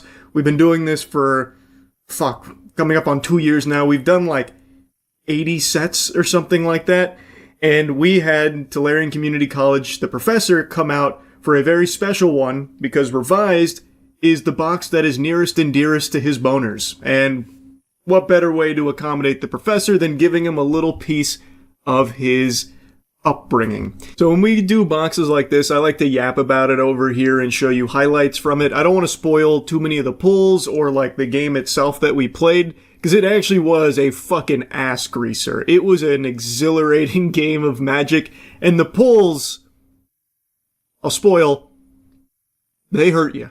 They hurt you down to your soul, because this is a $15,000 box of Magic cards. And, the pulls, let's just say, left a lot to be desired in terms of that. The box definitely wasn't resealed. I don't think I got scammed. I think I just got extraordinarily lucky, and I probably drove the price of all of the other boxes up by getting this one out of circulation, out of the population. I've had it for about 2 years now. And now we can definitively say that I had the worst possible box of Revised imaginable. So it's only up from there for all the other remaining boxes in the wild. But anyway, that's not to say every pull was bad. We did still have some heat, just nothing crazy. The game itself, though, was amazing. So yeah, if you want to watch the entire kit and caboodle, the whole opening, the entire game, which I highly recommend you do, I'll put a link to the skill check video in the description. Without the professor, Magic dies with this set. He saved it by himself by spending all of his lunch money on packs. I was YouTubing back in 1994. It's true. So I also cashed in a favor from the professor, you might remember from a year ago. He's going to show Hole at some point in this video. Whoa, what? I don't know what that means. I don't know what that means. Yeah, if anyone knows what it means, it's this guy. Herd Ape. Wow. Mountain. Wow, they give you a lot of land. Almost mountain. Erg Raiders, Sea Serpent. Is that my rare? No, that's an uncommon. At least the Erg Raiders. Nice. Island. Stone Rain. Nice. Stone Rain guy. Stone Rain guy. Gray Ogre. I think at the start we're going to be going through everything, but probably once we've seen all of the cards, we'll be going a little. Soul Ring. That's page 1. Wow. Zach, what is Soul Ring on page 1? It's like $20, I think. It's like $20. Dude, it's like $20. Fuck. Yes. I'm almost back to making up for the investment. We got the Troll, more land. Dwarven Warrior. Healing Salve. Banger. Drudge Skeleton. Regeneration. That is one of the best arts ever. The Regeneration? That art is... No, the Regeneration. Oh, wow. That art on Regeneration, come on, that's so kick-ass. That is very 90s. Spell Blast. Fire Breathing. More lands. Unholy Strength. And then... Circle of Protection. Wait. Sorry, a lot of these cards. Yes! I felt like Commander. Oh my god, there's a Pestilence? What are we doing? That's still played in Pauper. What are we doing? Pestilence is a good deck in Pauper. What are we doing, dude? With so many lands. Merfolk! Oh my god, I actually play that one still. Not that one. Conversion. All mountains are considered basic plains. It's an enchantment. That's great. That's so good. That's powerful. Wall of Air. Basalt Monolith. Wow. That's a banger. Weirdly enough, I think Brain Geyser is page 1. Just Brain Geyser. It's just like $7. Death Ward. Where are the dual lands, dude? Forest. Power Sink. Like from that guy. Hill Giant. Plains. Scrib Sprites. Scrib Sprites. Wow. I wished so badly there was Fairy Tribal. 1/1 We could not make it happen. Unstable Mutation. Cool. Shatter. Giant Spider. Hey, that's Thank goodness cool. Matt is out here. Llanowar Elves. That's a banger. That's my commander, baby. That's a banger. It's also the best Llanowar art ever. Yes. Oh my gosh, it's so cool. good. I think. right. So we'll look. I've got double wall. Ah, Water there it elemental. is. Finally. Let's go. The cheapest. Yep. The actual worst duel. But we got there. Well, if you don't want it. Yeah. Wait, no, I'm going to play it. Oh, suddenly it's gaining a little bit of traction. Here's all Did my you get the lands. Ironroot Tree Folk? Oh, Dark Ritual. Nice. Whoa, Darkrid. Did you get Ironroot Tree Folk? I did. Yeah, it talks about them having sex in the flavor text. Okay, please read that. It does. The mating habits of tree folk, particularly the stalwart ironwork tree folk, are truly absurd. Molasses comes to mind. Wow. It's amazing the species can survive at all given such protracted periods of mate selection, conjugation, and gestation. Why? Molasses comes to mind. Just think about it. Why did they do that? That's called good writing. Yeah, I guess. It's art. World building. Here's a counterspell. 340 bucks. This is still 340? Yeah. Wow. Yeah. Well, here's Molasses mine. Here's another counterspell, but not really. Ray Elemental Blast. That's crazy. Oh, wow. Okay. The box was pretty dry on dual lands, which are the only pulls in the revised set that anyone gives a fuck about. In terms of, like, value, that is. The revised cards, I think, are super hype, and they were a lot of fun to play. Again, there's a few more surprises throughout the opening, but that was the biggest pull, which was the Plateau dual lands. It is the worst dual land you can pull in terms of just, like, raw monetary value, but as I've said, I don't sell these cards or anything. We play them. They are for active use, and even when we're done with Box Brawl, we still put them in other decks, or that Plateau probably will just go as part of, like, the skill check collection. So it doesn't really matter the value of the card. It was still very hyped to pull it, but I would have liked to see a couple more of them. And I, as my partner commanders, have Llanowar Elves. They don't need any explanation. And Dragon Whelp, a 4-mana 2/3 with flying, and I can pay 1 to increase its power by 1, but if I do it 3 times, or more than 3 times, it explodes. I've got Crawworm as my commander, and it's teamed up for some Simic nonsense with Air Elemental. Wow. Yeah, That's a powerful card. No, I'm scared of what's next. Yep, so I've also got that naughty little Crawworm, but he's paired with Sarah Angel, who's a nice 4/4 flyer. And Vigilance. With Vigi, yeah. So you just conveniently left that Yeah, Vigilance all three of you out. have flyers, is what you're saying. Oh, Yeah. nice. All three of you have flyers. I have a 2-mana 2/2 that says, don't try to outrun one of Dominaria's grizzlies. It'll catch you, knock you down, and eat you. Of course, you could run up a tree. In that case, you'll get a nice view before it knocks the tree down and eats you. That's what it does. That's what it does. And then also, here's a Hydra with very confusing rules that gets counters and prevents damage if there's counters on it. Nice. Counters. Oh, you mean heads. Yeah, I'm sorry. Yeah, The Oracle text says 1/1 counters, but the Oracle text is wrong, obviously. Yeah, It's it's heads. Yeah. Heads. Yeah. I'm going to play this forest and play the Llanowar Elves. Whoa! Saying go. All right. That's a really cool and clever idea to have Llanowar Elves as your commander. Yes. Me, I'll just cast it. You'll as just part of rip the it. 99. Yeah. Pass turn. Everyone's going so fast. I hate to break that synergy. So how about for no lands, I'll do an Ornithopter. Oh, okay. All right. Yeah. All right. What if I one-up everyone? I'll play a land. And what if I make this Ornithopter a nice 1/4 flyer? Wow. Wow. The fuck? Holy. I have Lightning Bolt. I can't kill it. I pass. What the fuck? Goodness gracious. Yeah, I'll just play a Mountain Pass. Crazy opening hand. Untap. For one, I'll play a little Dryads, a 1/1 with Forest Walk. Oh my god! 20 turns. All right. This time, this is getting through. Here's a 1/4 in the air at you, Drew. Yep. Yeah, I'll take it. You thought you were so safe. I thought passed. it was. Your ivory tower. I'll play this forest. I'm going to bring out the grizzly bear. Say go. We're going to play a forest and do a double blue and 3 to bring in my commander. It's air elemental. Woo. Wow, the styles. Yes. Holy. Look at that. And then I will pass the turn. All right. It's a 4/4. Oh, yes. There's the 4/4. Pretty good. There she blows. Can't play anything. We're going to combat. Beep, beep. Probably shouldn't leave myself wide open again, so we'll spread this around. Drew's turn. Forest. Walk. Pass. It's awesome. Damn, that board is so wide. Damn. He certainly got guys. Look how wide my board is. Ooh. Tap the Dwarven Warrior, making the Dragon Whelp unblockable. Prof, here's 2. Sure. Boom. Here's 2 you. I'm going to take 4 back. I'll pass. Oh, you're going to take 4 back. Indeed. Yeah. All right. Untap, upkeep, draw. Plan is land. What do we got here? That's 6. Okay. Let's go ahead. We're going to spend 6 for a Clockwork Beast. Ooh. I'm going to put 7.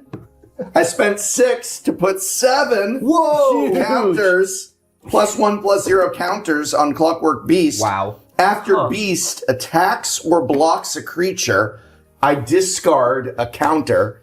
So that's when you discard counters. Oh my gosh, the language. During the upkeep phase, controller may buy back lost counters for 1 per counter. This taps Beast. Wow. Now, it's called Clockwork Beast, not Beast, but I think we know what they mean. Yeah. Attack you for 4. Oh. Yeah, I'm taking 4. Everyone's getting their commander out. I'll join in the fun. Sarah Angel. Okay, what the hell, guys? I said ooh. Oh, okay. You were saying ooh. All right. I said boo, but then I quickly autocorrect. You said boo, Ryan. Here's 1. All right, well, I earned it. I pass. Okay, in my upkeep, I'm going to pay triple red to grow another head on my Hydra. Wow. Whoa. Damn, what Now the it's hell? a 2/2. I'll draw. All right, I'm going to play a mountain. I've spent all my mana growing a head, so I pass. Okay. That was fucking awesome. Untap. And before Sarah Angel starts picking us apart bit by bit, Ryan, I'm going to send an unblockable Dragon Whelp at you in the air. Sounds good. It gets caught in the lightning. No! That's okay. I mean, it's going to happen. Then I'll tap 6 and cast Dragon Whelp. Damn, he danced around. He did it pretty again. good. I'm pretty good. I'll pass. All right. Untap, upkeep, draw. That's pretty cool, to be honest with you. All right. So here's the question. I'm wondering, Charlie, if you would trade your commander for my commander, if you'd let my commander through. I'm wondering about that. I'm wondering. I don't know that I want to do that trade. So what's going to happen is the Clockwork Beast is going to come at you, Charlie. Damn, I like the other one better. And the Air Elemental is going to come. Whoa! Yeah. We just talked about how we don't need to have any aerial combat. I thought that was... Oh, I okay. didn't think that was official. Fine. 7 is coming at me? That's just 7. I'll take that 4, sure. Damn. That's a hell of a swing. It's a meat stick. I'm just gonna take. I'm gonna take the 7. You're gonna take the 7? I'm gonna take the 7. All right. Wow. Yeah, a little fast and loose, but I'm gonna take the 7. All right.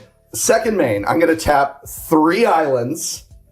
Oh no. And 4 green. And we're gonna bring out what might as well be a wall. It's the Island Fish Jasconis. Wow. This is a 6/8. Oh, what the hell? We're so cooked. I must pay triple blue during my upkeep phase to untap it, and it cannot attack unless the person it's attacking has islands. So I can't attack you because it's an island fish. How's it going to get to you if you don't have islands? That's true. So it might as well just be a wall. And to untap it, I'd have to pay 3. It's a really if good you wall. ever destroyed all my islands, I would have to bury the island fish. Oh, and my beast does lose a counter from attacking. Discard the counter, yeah. I've discarded a counter. Good. It's in the graveyard. Okay. I'll bring out my other commander. Carl Worm is here. Yay! We're going to combat. Yes. Okay. Yes. Yes. Drew's a bit of a problem. Yeah, I'm definitely a huge problem. Yes. All right. This is definitely coming at Prof. This is Forest Walk. That's got to get in. This is going to come at you, Drew. Okay. Vigi, I think. Oh, Vigi, right. I keep forgetting that this is Yep, the I'll archaic take Vigi. 4. I'm down to 6. Ooh. Most threatening 6 health player at the table. Yeah. You pass? That's all. You can pump it once. That's Yes, not correct. Enough. That's I can not pump it enough. once. That's not enough. I'm coming at you. That's correct. Because you came at me. Yeah. And then the Clockwork Beast is still coming at you, Charlie. All right. This time I will not let that hit. So I'm going to throw the heroic ornithopter under it. Sure. I will cast Fog. Ooh. I still lose I still lose a counter. Let's go, Fog. Yeah. Thanks, Drew. Yes. All right. Second main. Let's go ahead and we're going to put... I think this should be interesting. I'm going to put Regeneration on the Clockwork Beast. Oh, nice. So it can just steamroll. Yeah. Yeah. Yeah. Okay. Yeah. The Beast. Pass. Wow. All right. A little bit of a lightning bolt. Ooh. And that would be good for like an unblockable guy. The problem is, I think we really need this one, so I'm going to kill Tim. So here's the thing. Hang on. Before you do that, though, you realize that if you bolted the Sarah Angel on my turn, I could tap to do 1 damage to him and get rid of the Sarah. Sarah Angel. But I can And then I could swing in and attack Charlie. I can instantly recast my Sarah Angel. Not But he would instantly. get an attack off. Not instantly He would at get sorcery speed. He would get the So attack think off. about the These are all usefulness, good and then I would not be attacking you. I would be attacking Charlie. I have no good deal for you, and I've That's a just pretty attacked good you. deal. And if you do that, we can't beat him. You come to the Kingdom of Lightning looking for politics after making a deal with the man who's using my grizzly bear against me. That's so true. I absolutely will not be doing that because it would be a better play. I'm going to kill you first. Yeah, I assume you will. I think that was going to happen Tim anyway. will eat the lightning, and All right. I will block your 3/3. I'm going to eat my bear, so I'll take 2. Okay, I'll do. You know what's amazing is I know what every card on the table does. Isn't that wild? Yeah. It's because half of them don't do I anything. also don't see Hatsune Miku. Like, where's Hatsune Miku in this set? I know, right? I don't get it. It's weird. God, No where's Ninja Turtles. That's so No Walking weird. Dead. I No know Dwight. Power Ranger. Yeah. No Dwight from The Office. I know. My voice cracked when saying Which one of these is the Transformer again? I forget. Imagine hitting him for I one. think what I'm about to do is going to change the Oh, board you're state. counting. You're counting. It better not be Armageddon. It's not. It's Okay. not. Oh, It is something Oh, different. no. though. Aladdin's ring. Oh, we're fucked. All right, read this out for the class. So I can pay 8 and tap it to do 4 damage to any target. Oh, we're fucked. Yeah, my favorite part about it is you just paid 8. What does it do now? Literally nothing. Nothing. Yeah, you have to pay 6. That thing can smoke a Sarah Angel or an can. air elemental. Yep. All right. Let's go to combat. I'm going to lightning bolt Charlie Yeah, boy. in the head. Okay. Man, Untap. if only I All right. had that prevent damage from a sword. Draw. Oh, that would have been a great card to have 100 years ago. 100 years ago, they'd be like, wow. Yeah. Damn. Whoa. The hell? It's a written word. You religion. They had writing 100 years No, ago. that's impossible. That'll be the end of the spoilers here. This was just kind of like a little montage of some of the bigger moments from the brawl. I highly recommend you check out the full thing. It was so much fun. Thanks to Prof for coming down for it. What a special box to open. Some 1994 Magic actually played better than a lot of the sets we've done in the series from like the early 2000s. Anyway, you probably won't see a revised box opened again. They are very rare to find, and the ones that are out there are extremely expensive. And also, nobody fucking plays with the cards. Legitimately, just like in Pokemon, when vintage gets opened, it's for the sake of collecting it or like reselling. Very rarely do people play with the cards. We do. I think it's very special and it's a lot of fun. So, yeah, just wanted to yap about it and show you some moments from it. That's about it. See ya.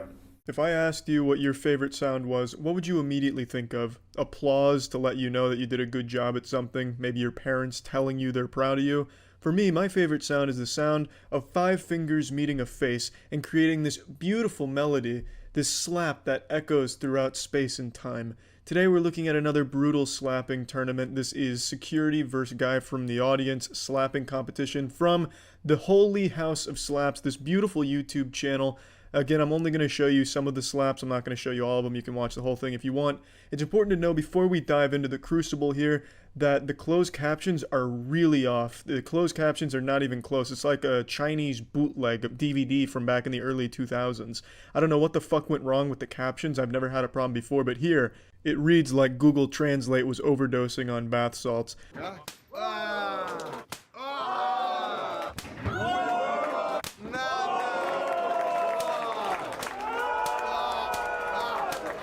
I don't know what this guy did to deserve this. It wasn't exactly a competition between these two guys. This guy just goes up there to get the shit slapped out of him.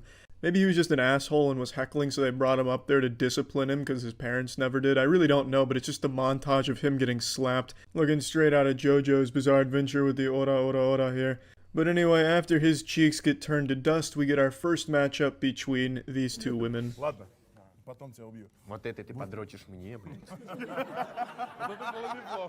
It was around right here where I noticed the subtitles got a little fishy, going with "then I will kill, now this type of masturbate to me." That sounds like something you'd read on the Facebook page where an Indian man's trying to flirt with a woman, you know, show me Bob's Vagana, bitch lasagna stuff. And it just didn't really seem right. It didn't seem like a joke that would have been made at the time, like this type masturbate to me type masturbate. But it only gets worse from here. So I don't know what's gone wrong with the translate feature, but it was not working very well.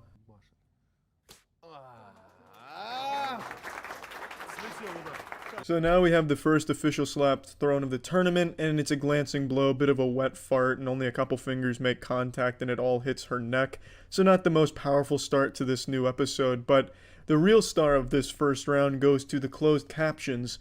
3 times, 2-3, all you first give urine, hand on it, once we'll try not. I could definitely see that being the intro to a song. The 3 times, 2-3, all you first give urine. That sounds beautiful, very melodic. And she does give the urine hand to the other girl, just not on the cheek. She hits the neck, so the urine hand may have been in full effect, just wasn't aimed properly. I don't exactly know what it means. Maybe this girl, instead of using chalk, pissed on her hand and slapped her with it, which would explain why it was such a glancing blow, kind of just sliding off her face. Either way, I think that should be an illegal technique. You shouldn't be able to use bodily fluids.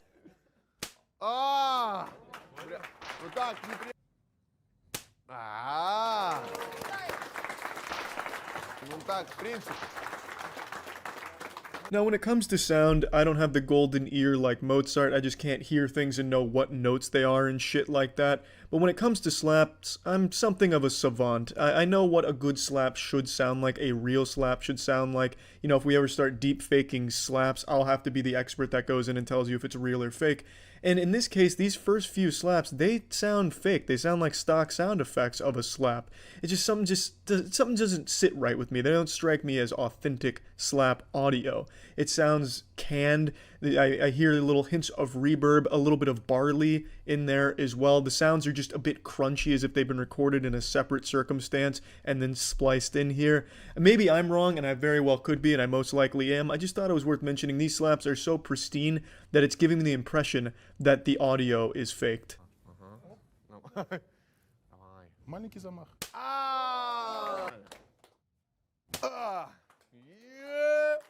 Твоя рука, вот. Вот, размахнулась, вот, понятно? И со всего размаху. Think about? This guy must really hate the other girl, because he goes around and gives her a tutorial on the proper way to slap to get the most torque and the most impact behind the slap. So he's really trying to get a knockout here, trying to really fuck this other girl's face up. He must just be like the coach of her. So now he's coming in off the sideline, calls a timeout, and then gives her another play here. Всех вырубал тут нахуй. Вот, ну тут нормально, да. Using her newly taught forbidden slapping technique, she's able to elicit quite the response from this spectator in the background here. Look at this kid. He is really into it. It's like he's just watching a car crash in front of him. Ну, лучше уже, да, уже лучше. That's the final slap of the round before the bell sounds, and it ends in a draw. I think right up until that last slap, this one was going to the girl with the neck tattoo. She was pretty much dominating it for the most part, right up until that last slap, which had some real meat behind it, which earns them the draw. Now we move on to our heavyweight division. Oh. Fuck you, fucking mouth. You so weighty, of course you feel the weight. That reads like something out of 50 Shades of Grey. Maybe I'm totally wrong and the captions are 100% accurate. This is really what they're saying here, and god, that would be fucking awesome. Feels come on posh posh, don't you losh, beat the cat poop is normal. Ooh! Now that is how you beat the cat poop. Что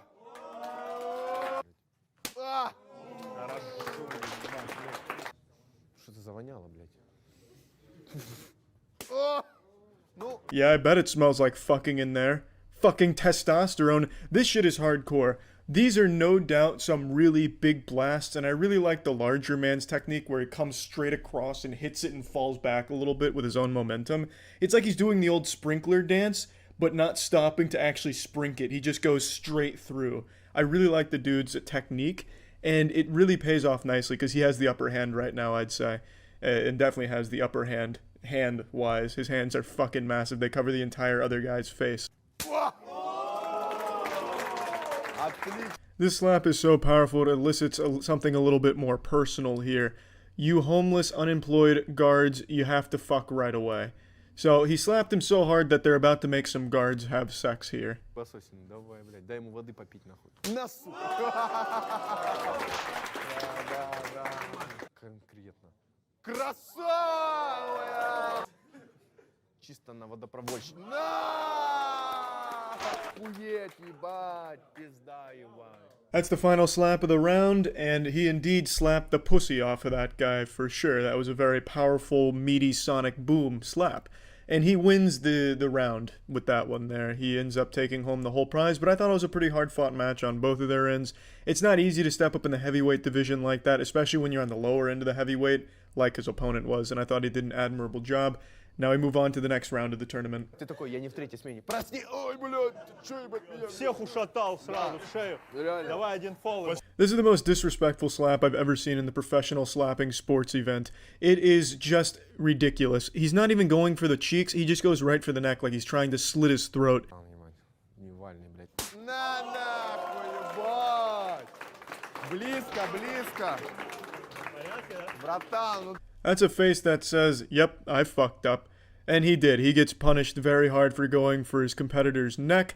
He just gets absolutely walloped on. A straight clobbered. And they count it as a knockout. He quits right there and the other guy takes home the title. All decided with a single slap. He shouldn't have gone for a cheap shot, and in return he paid the ultimate price because this guy really did give him the jazz. Пошел? А, ну это пиздец, блядь, дядь, ну что за... Что делать, ебать? А это рыжий, блядь. Это все сделал рыжий. Сука! Я ебал, бля. Да. Ты что сделал? Черт нахуй! Была бы моя воля, убил бы.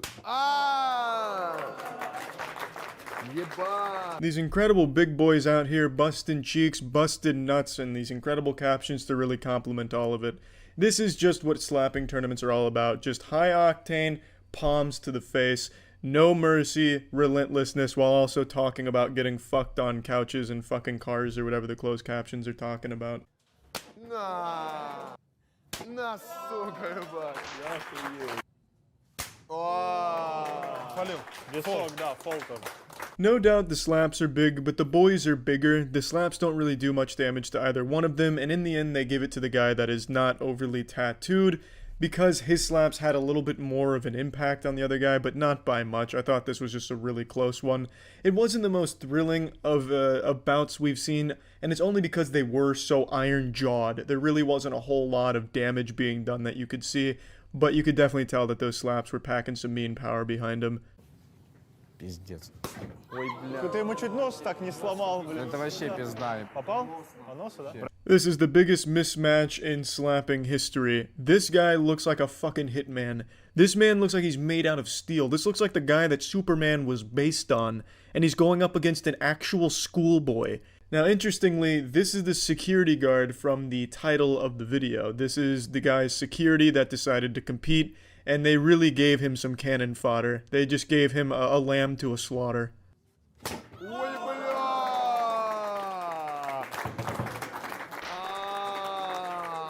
Just look at this shit. Look at his hair. He slaps him so hard he nearly slaps the hair off of his head. Those follicles are all kinds of confused. Ну так, чисто в натуре, ебать.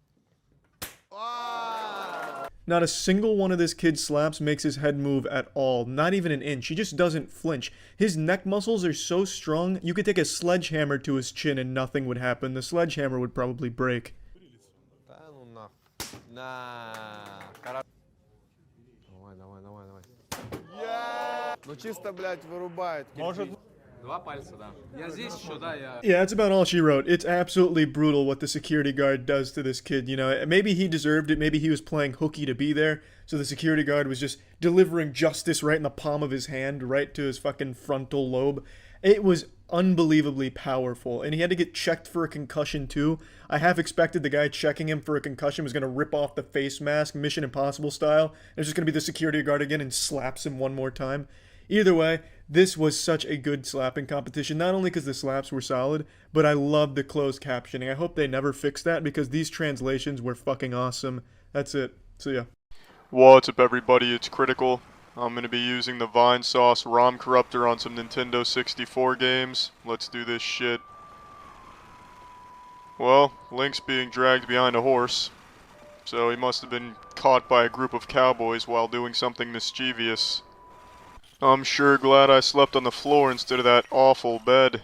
Just look at that shit, it's just a Lincoln log with a bedsheet over it. This floor is comfortable as fuck.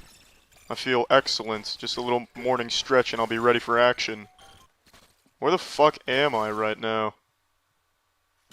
Oh shit, there I am, I'm under the platform. Alright, so I guess Link is an undercover Kakuna. Oh fuck, this is a recipe for disaster. Saria is just gonna run over here and hurl a Pokeball at me. Well, hello there to you too, Miss Saria.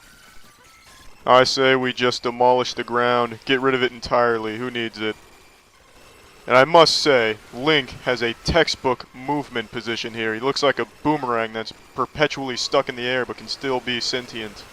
I've been devoured by the wall.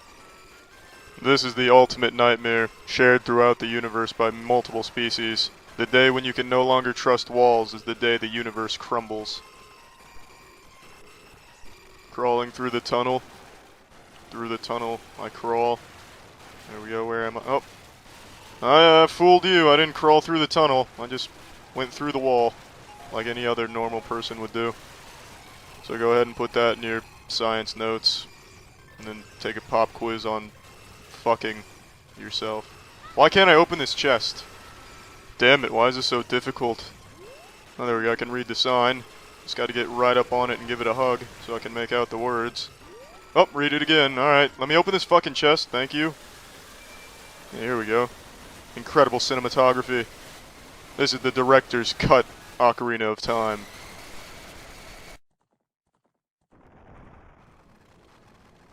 Well, that's about what I expected. If you're gonna ride a horse, you may as well be 30 feet above the horse. I wonder how high I can make Link go. If I can just keep adding to the value, and if it'll keep increasing his altitude. Let's see. That's a little higher, but it's not high enough, damn it. I'm not stopping until you're in space, you son of a bitch. I guess I sent him too high, he's not on the screen. Step aside, Commander Shitty. Invisible. Alright, well, not invisible, I guess. I don't know how the fuck he saw me. I am invisible. I mean, he could see me, but he couldn't stop me, but I don't know how the fuck he saw me. Because I'm not even on the fucking screen. He must have, like, infrared goggles or some type of really advanced shit. Either way, he is a qualified guardian of the forest. Oh, there I am. Just taking a little extreme lounge in the sky. Just a little snooze. Saria, please help me. I don't know what the fuck you're saying to me, Saria. Speak English, not hieroglyphics. Just please give me some assistance here. I look like a fucking floating bowling ball with a malfunctioning television for a face. Damn it, Saria, at least give me a blowjob or something to compensate for this. And stop flying through my face, Navi, damn it. You're making a difficult situation. You stole my face, you sack of shit. Finished the pirate ship I was building for the aquarium. There. That ship reminds me of the time I went diving for pirates I'm having a little trouble understanding you, Grandpa Lou. You must be going through a tunnel. The reception's a little fuzzy. Oh, what the fuck is this? Is this one of those songs that's supposed to make it rain? There's Grandpa Lou transmitting a message to the aliens, telling them it's time to invade. What a sick fuck. Well, I guess that's the end of his story about the pirate ship. And what a riveting tale it was. I guess Tommy's trying to fly away here. He's not really getting off the ground, though. Well, I gained 2 cookies, but I guess 2 cookies was too much for the game to handle. Fucking crashed.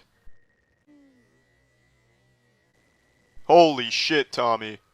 You alright there, Sprout? This bastard just got re-atomized. But the game must go on. 3 spaces, let's rock and roll. I realize you've fallen into a black hole, Tommy Pickles, but we've got a board game to play here.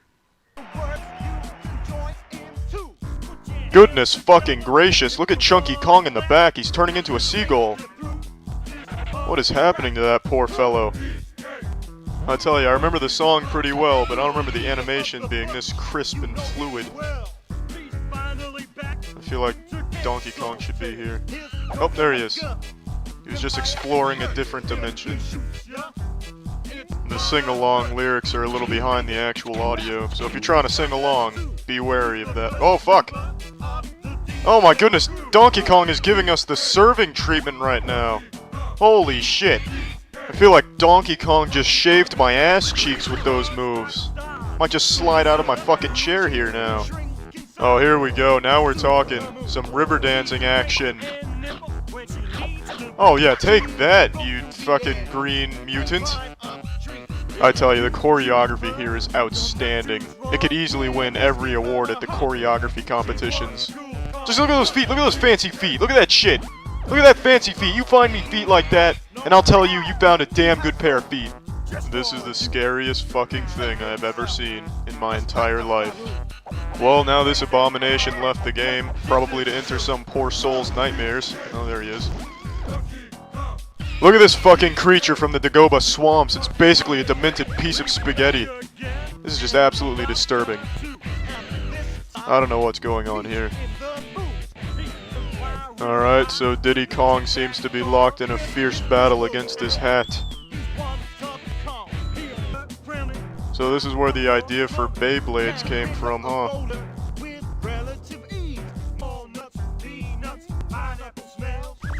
Yeah, this is pretty much what it looks like when I go to a club.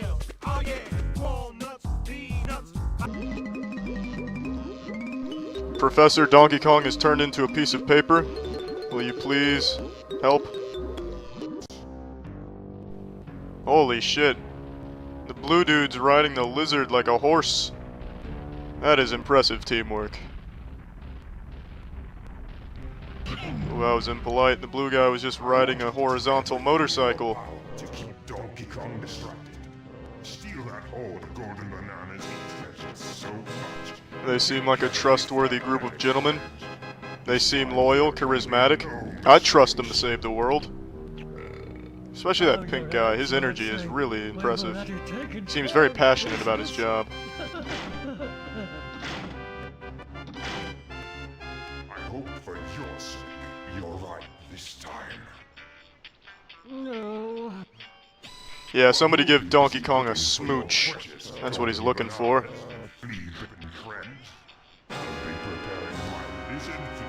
Alright, well that's the end of this video. Remember to rate the video, comment the video, and subscribe if you want to see videos similar to this one. See ya.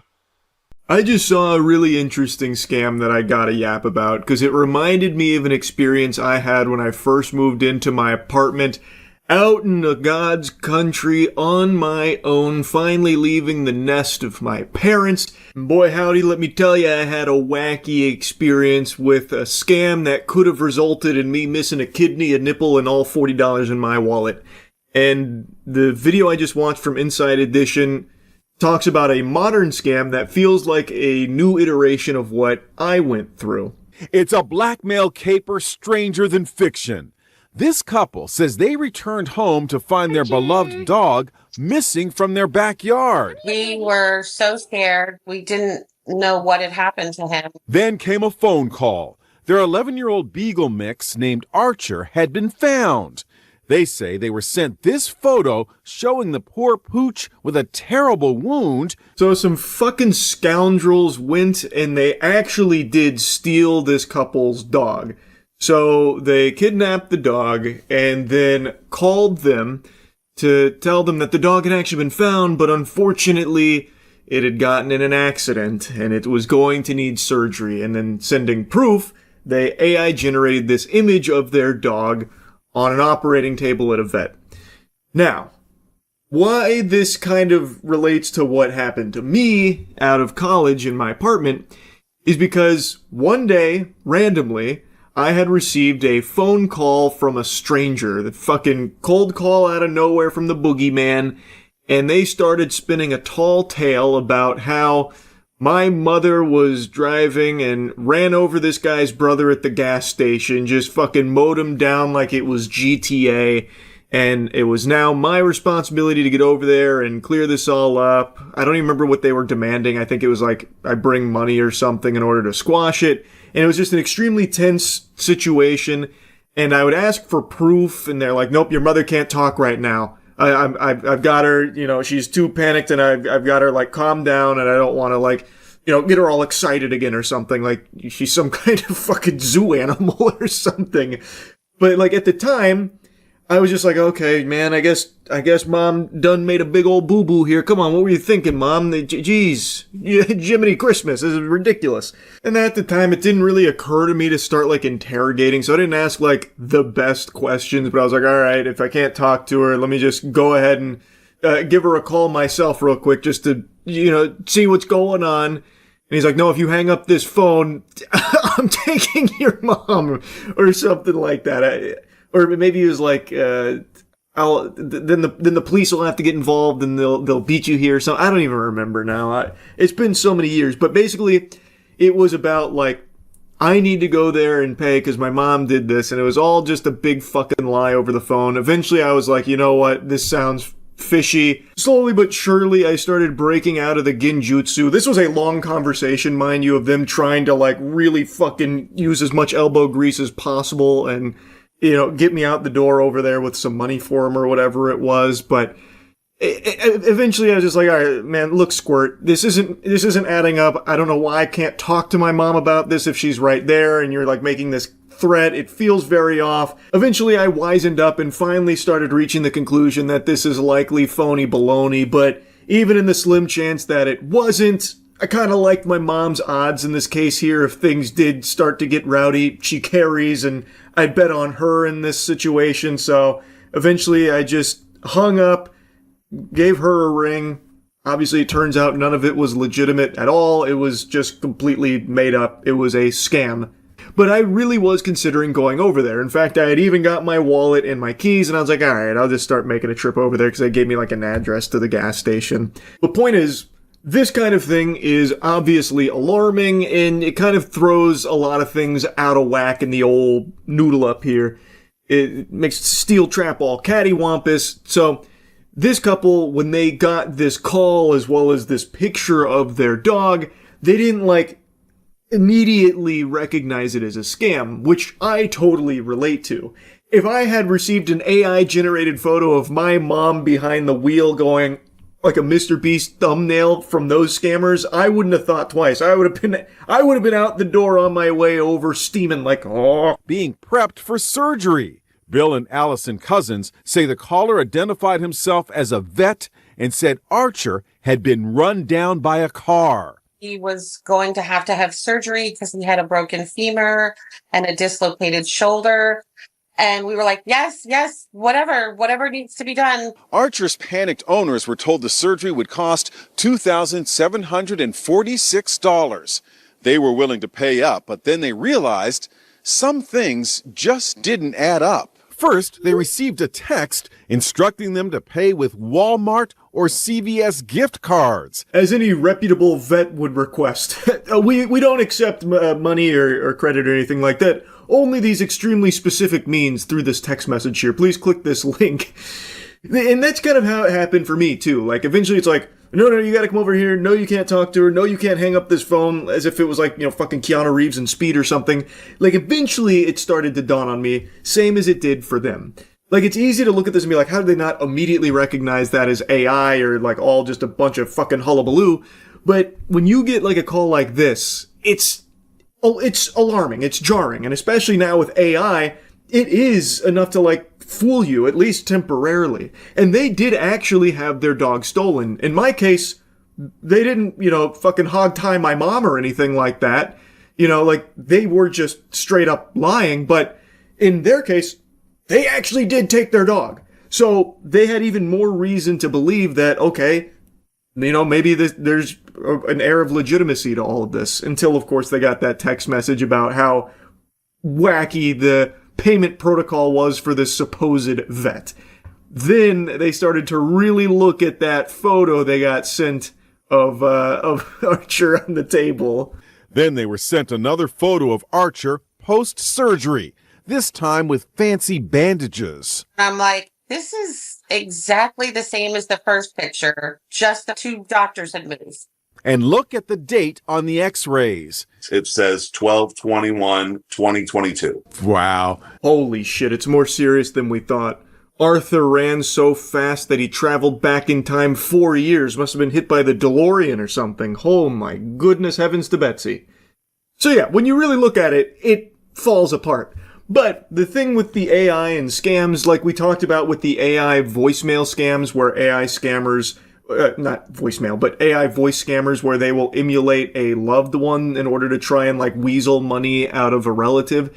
It doesn't need to be perfect, it just needs to be good enough. And since they're preying on people that are in a vulnerable state already, like them missing their dog and trying to exploit that, it's even more effective there because they're just really wanting their dog to be okay and safe, and they're willing to pay to ensure he gets proper care. So they're more willing to believe that.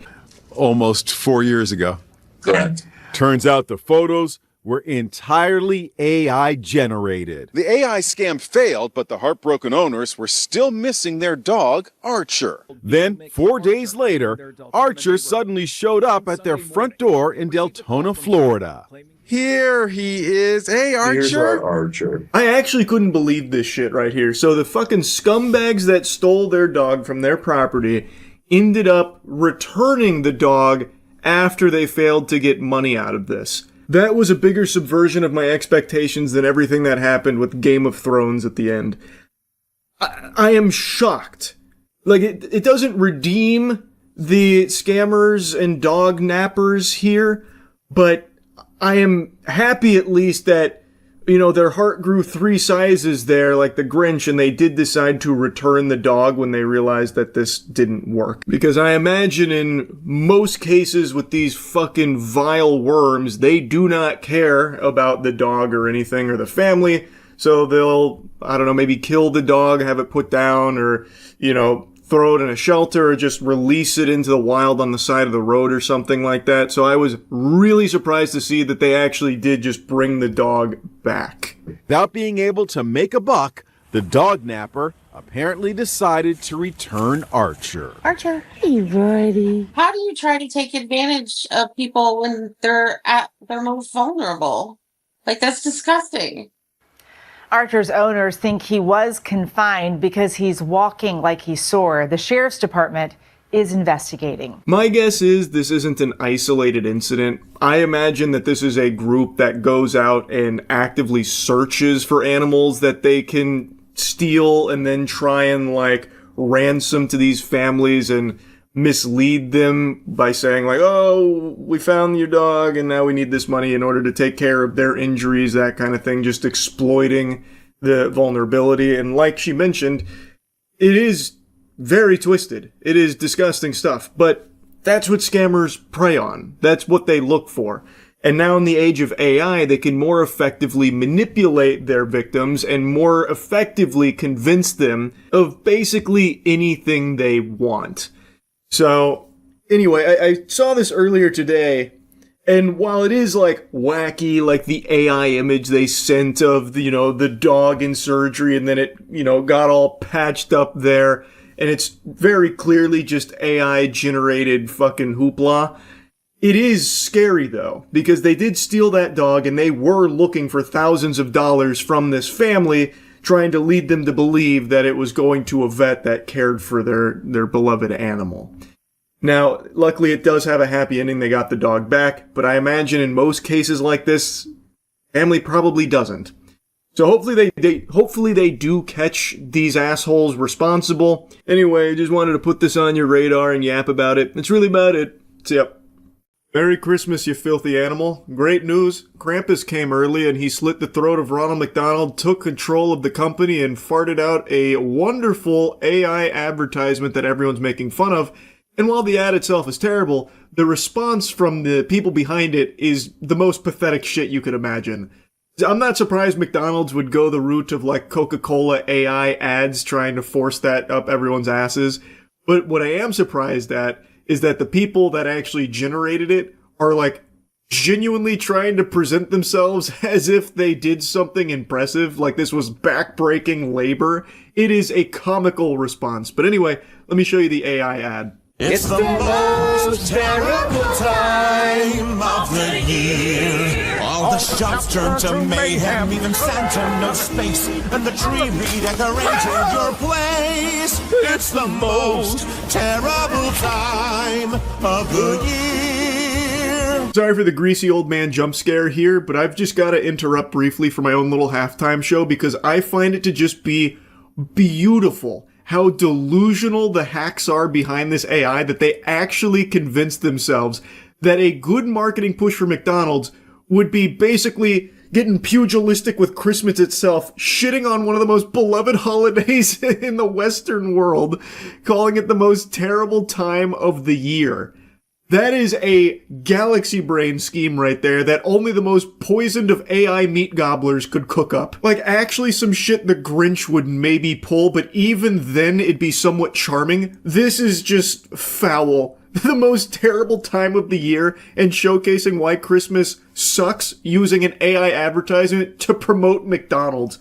It doesn't really get worse than that as far as combinations go. That's like combining Coke, Mentos, and my fucking raw bussy. The roast turned to charcoal, and the cookies burned too. Freaking chaos, it feels like a zoo.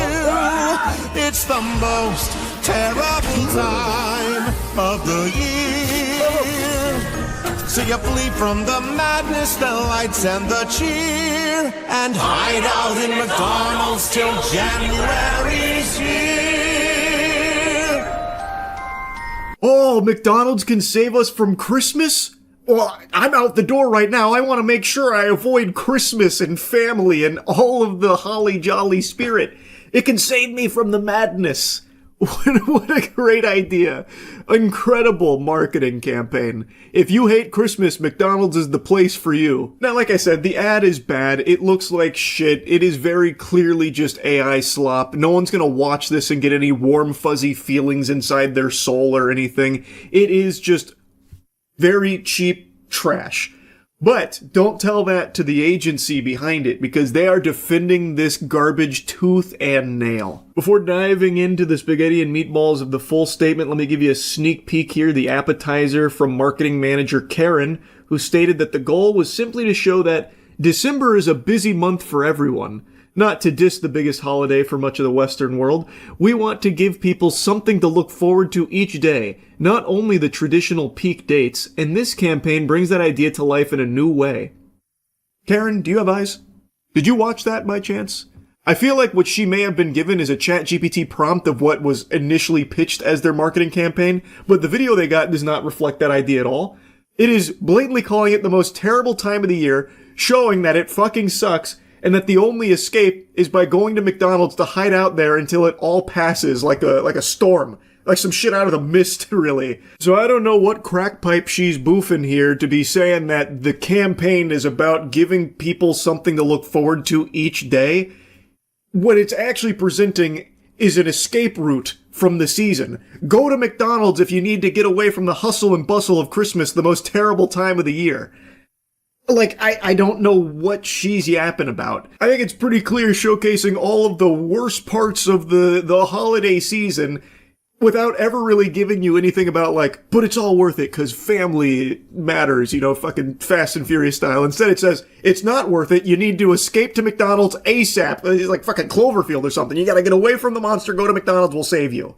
It's a pretty bold marketing move. Now, obviously, I don't give that much of a fuck. I'm not on the board of directors here at McDonald's. I'm not a shareholder, and I'm not offended by it or anything.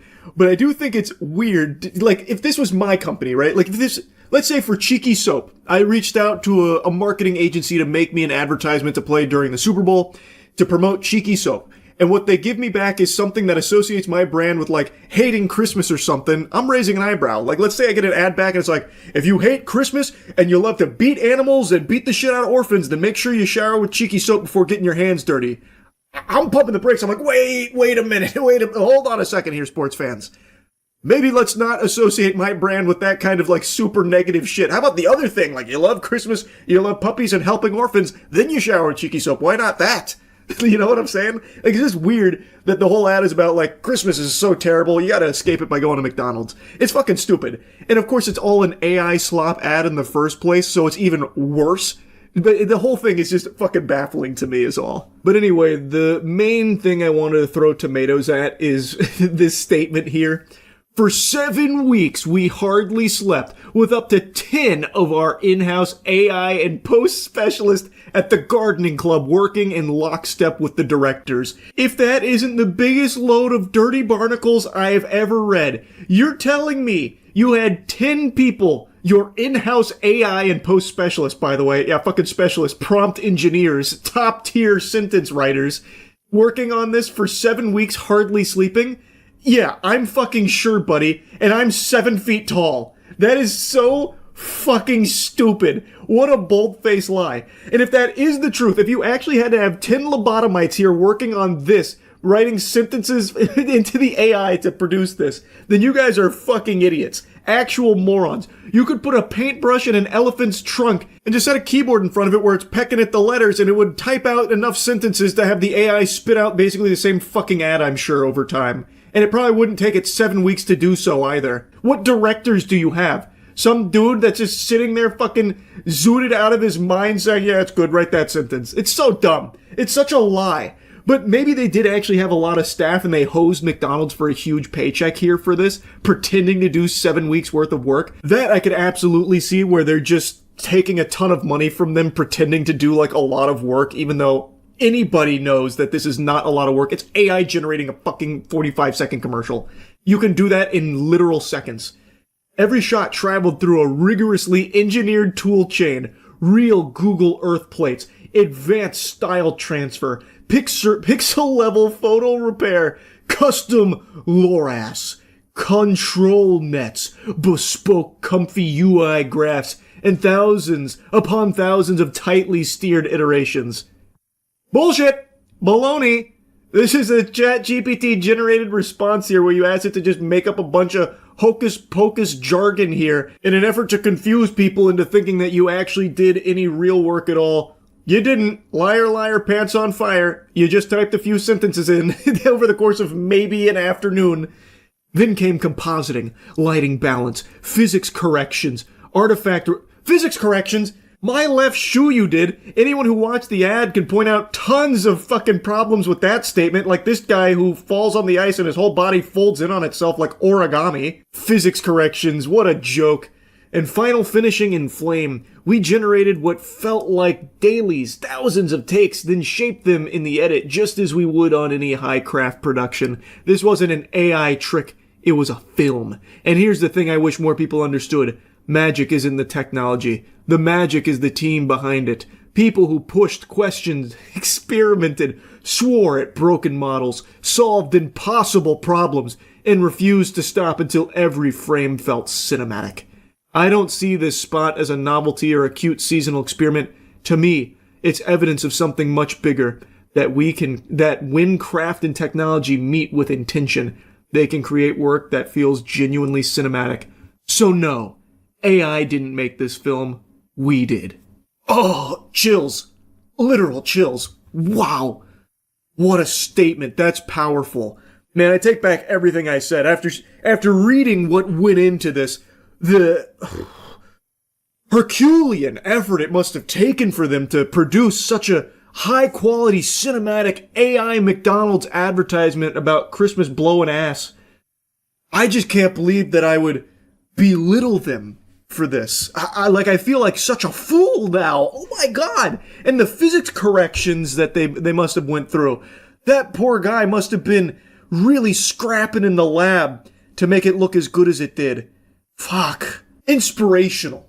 That's the word that's popping into my head now. Now that my eyes have been opened, enlightened into all of the work from such a talented team that went into this at Sweet Shop HQ, the masterminds responsible for this masterpiece that will no doubt stand the test of time as one of the marketing greats. Now that I see it, I can't unsee it. I know that what they've done here, fucking trash.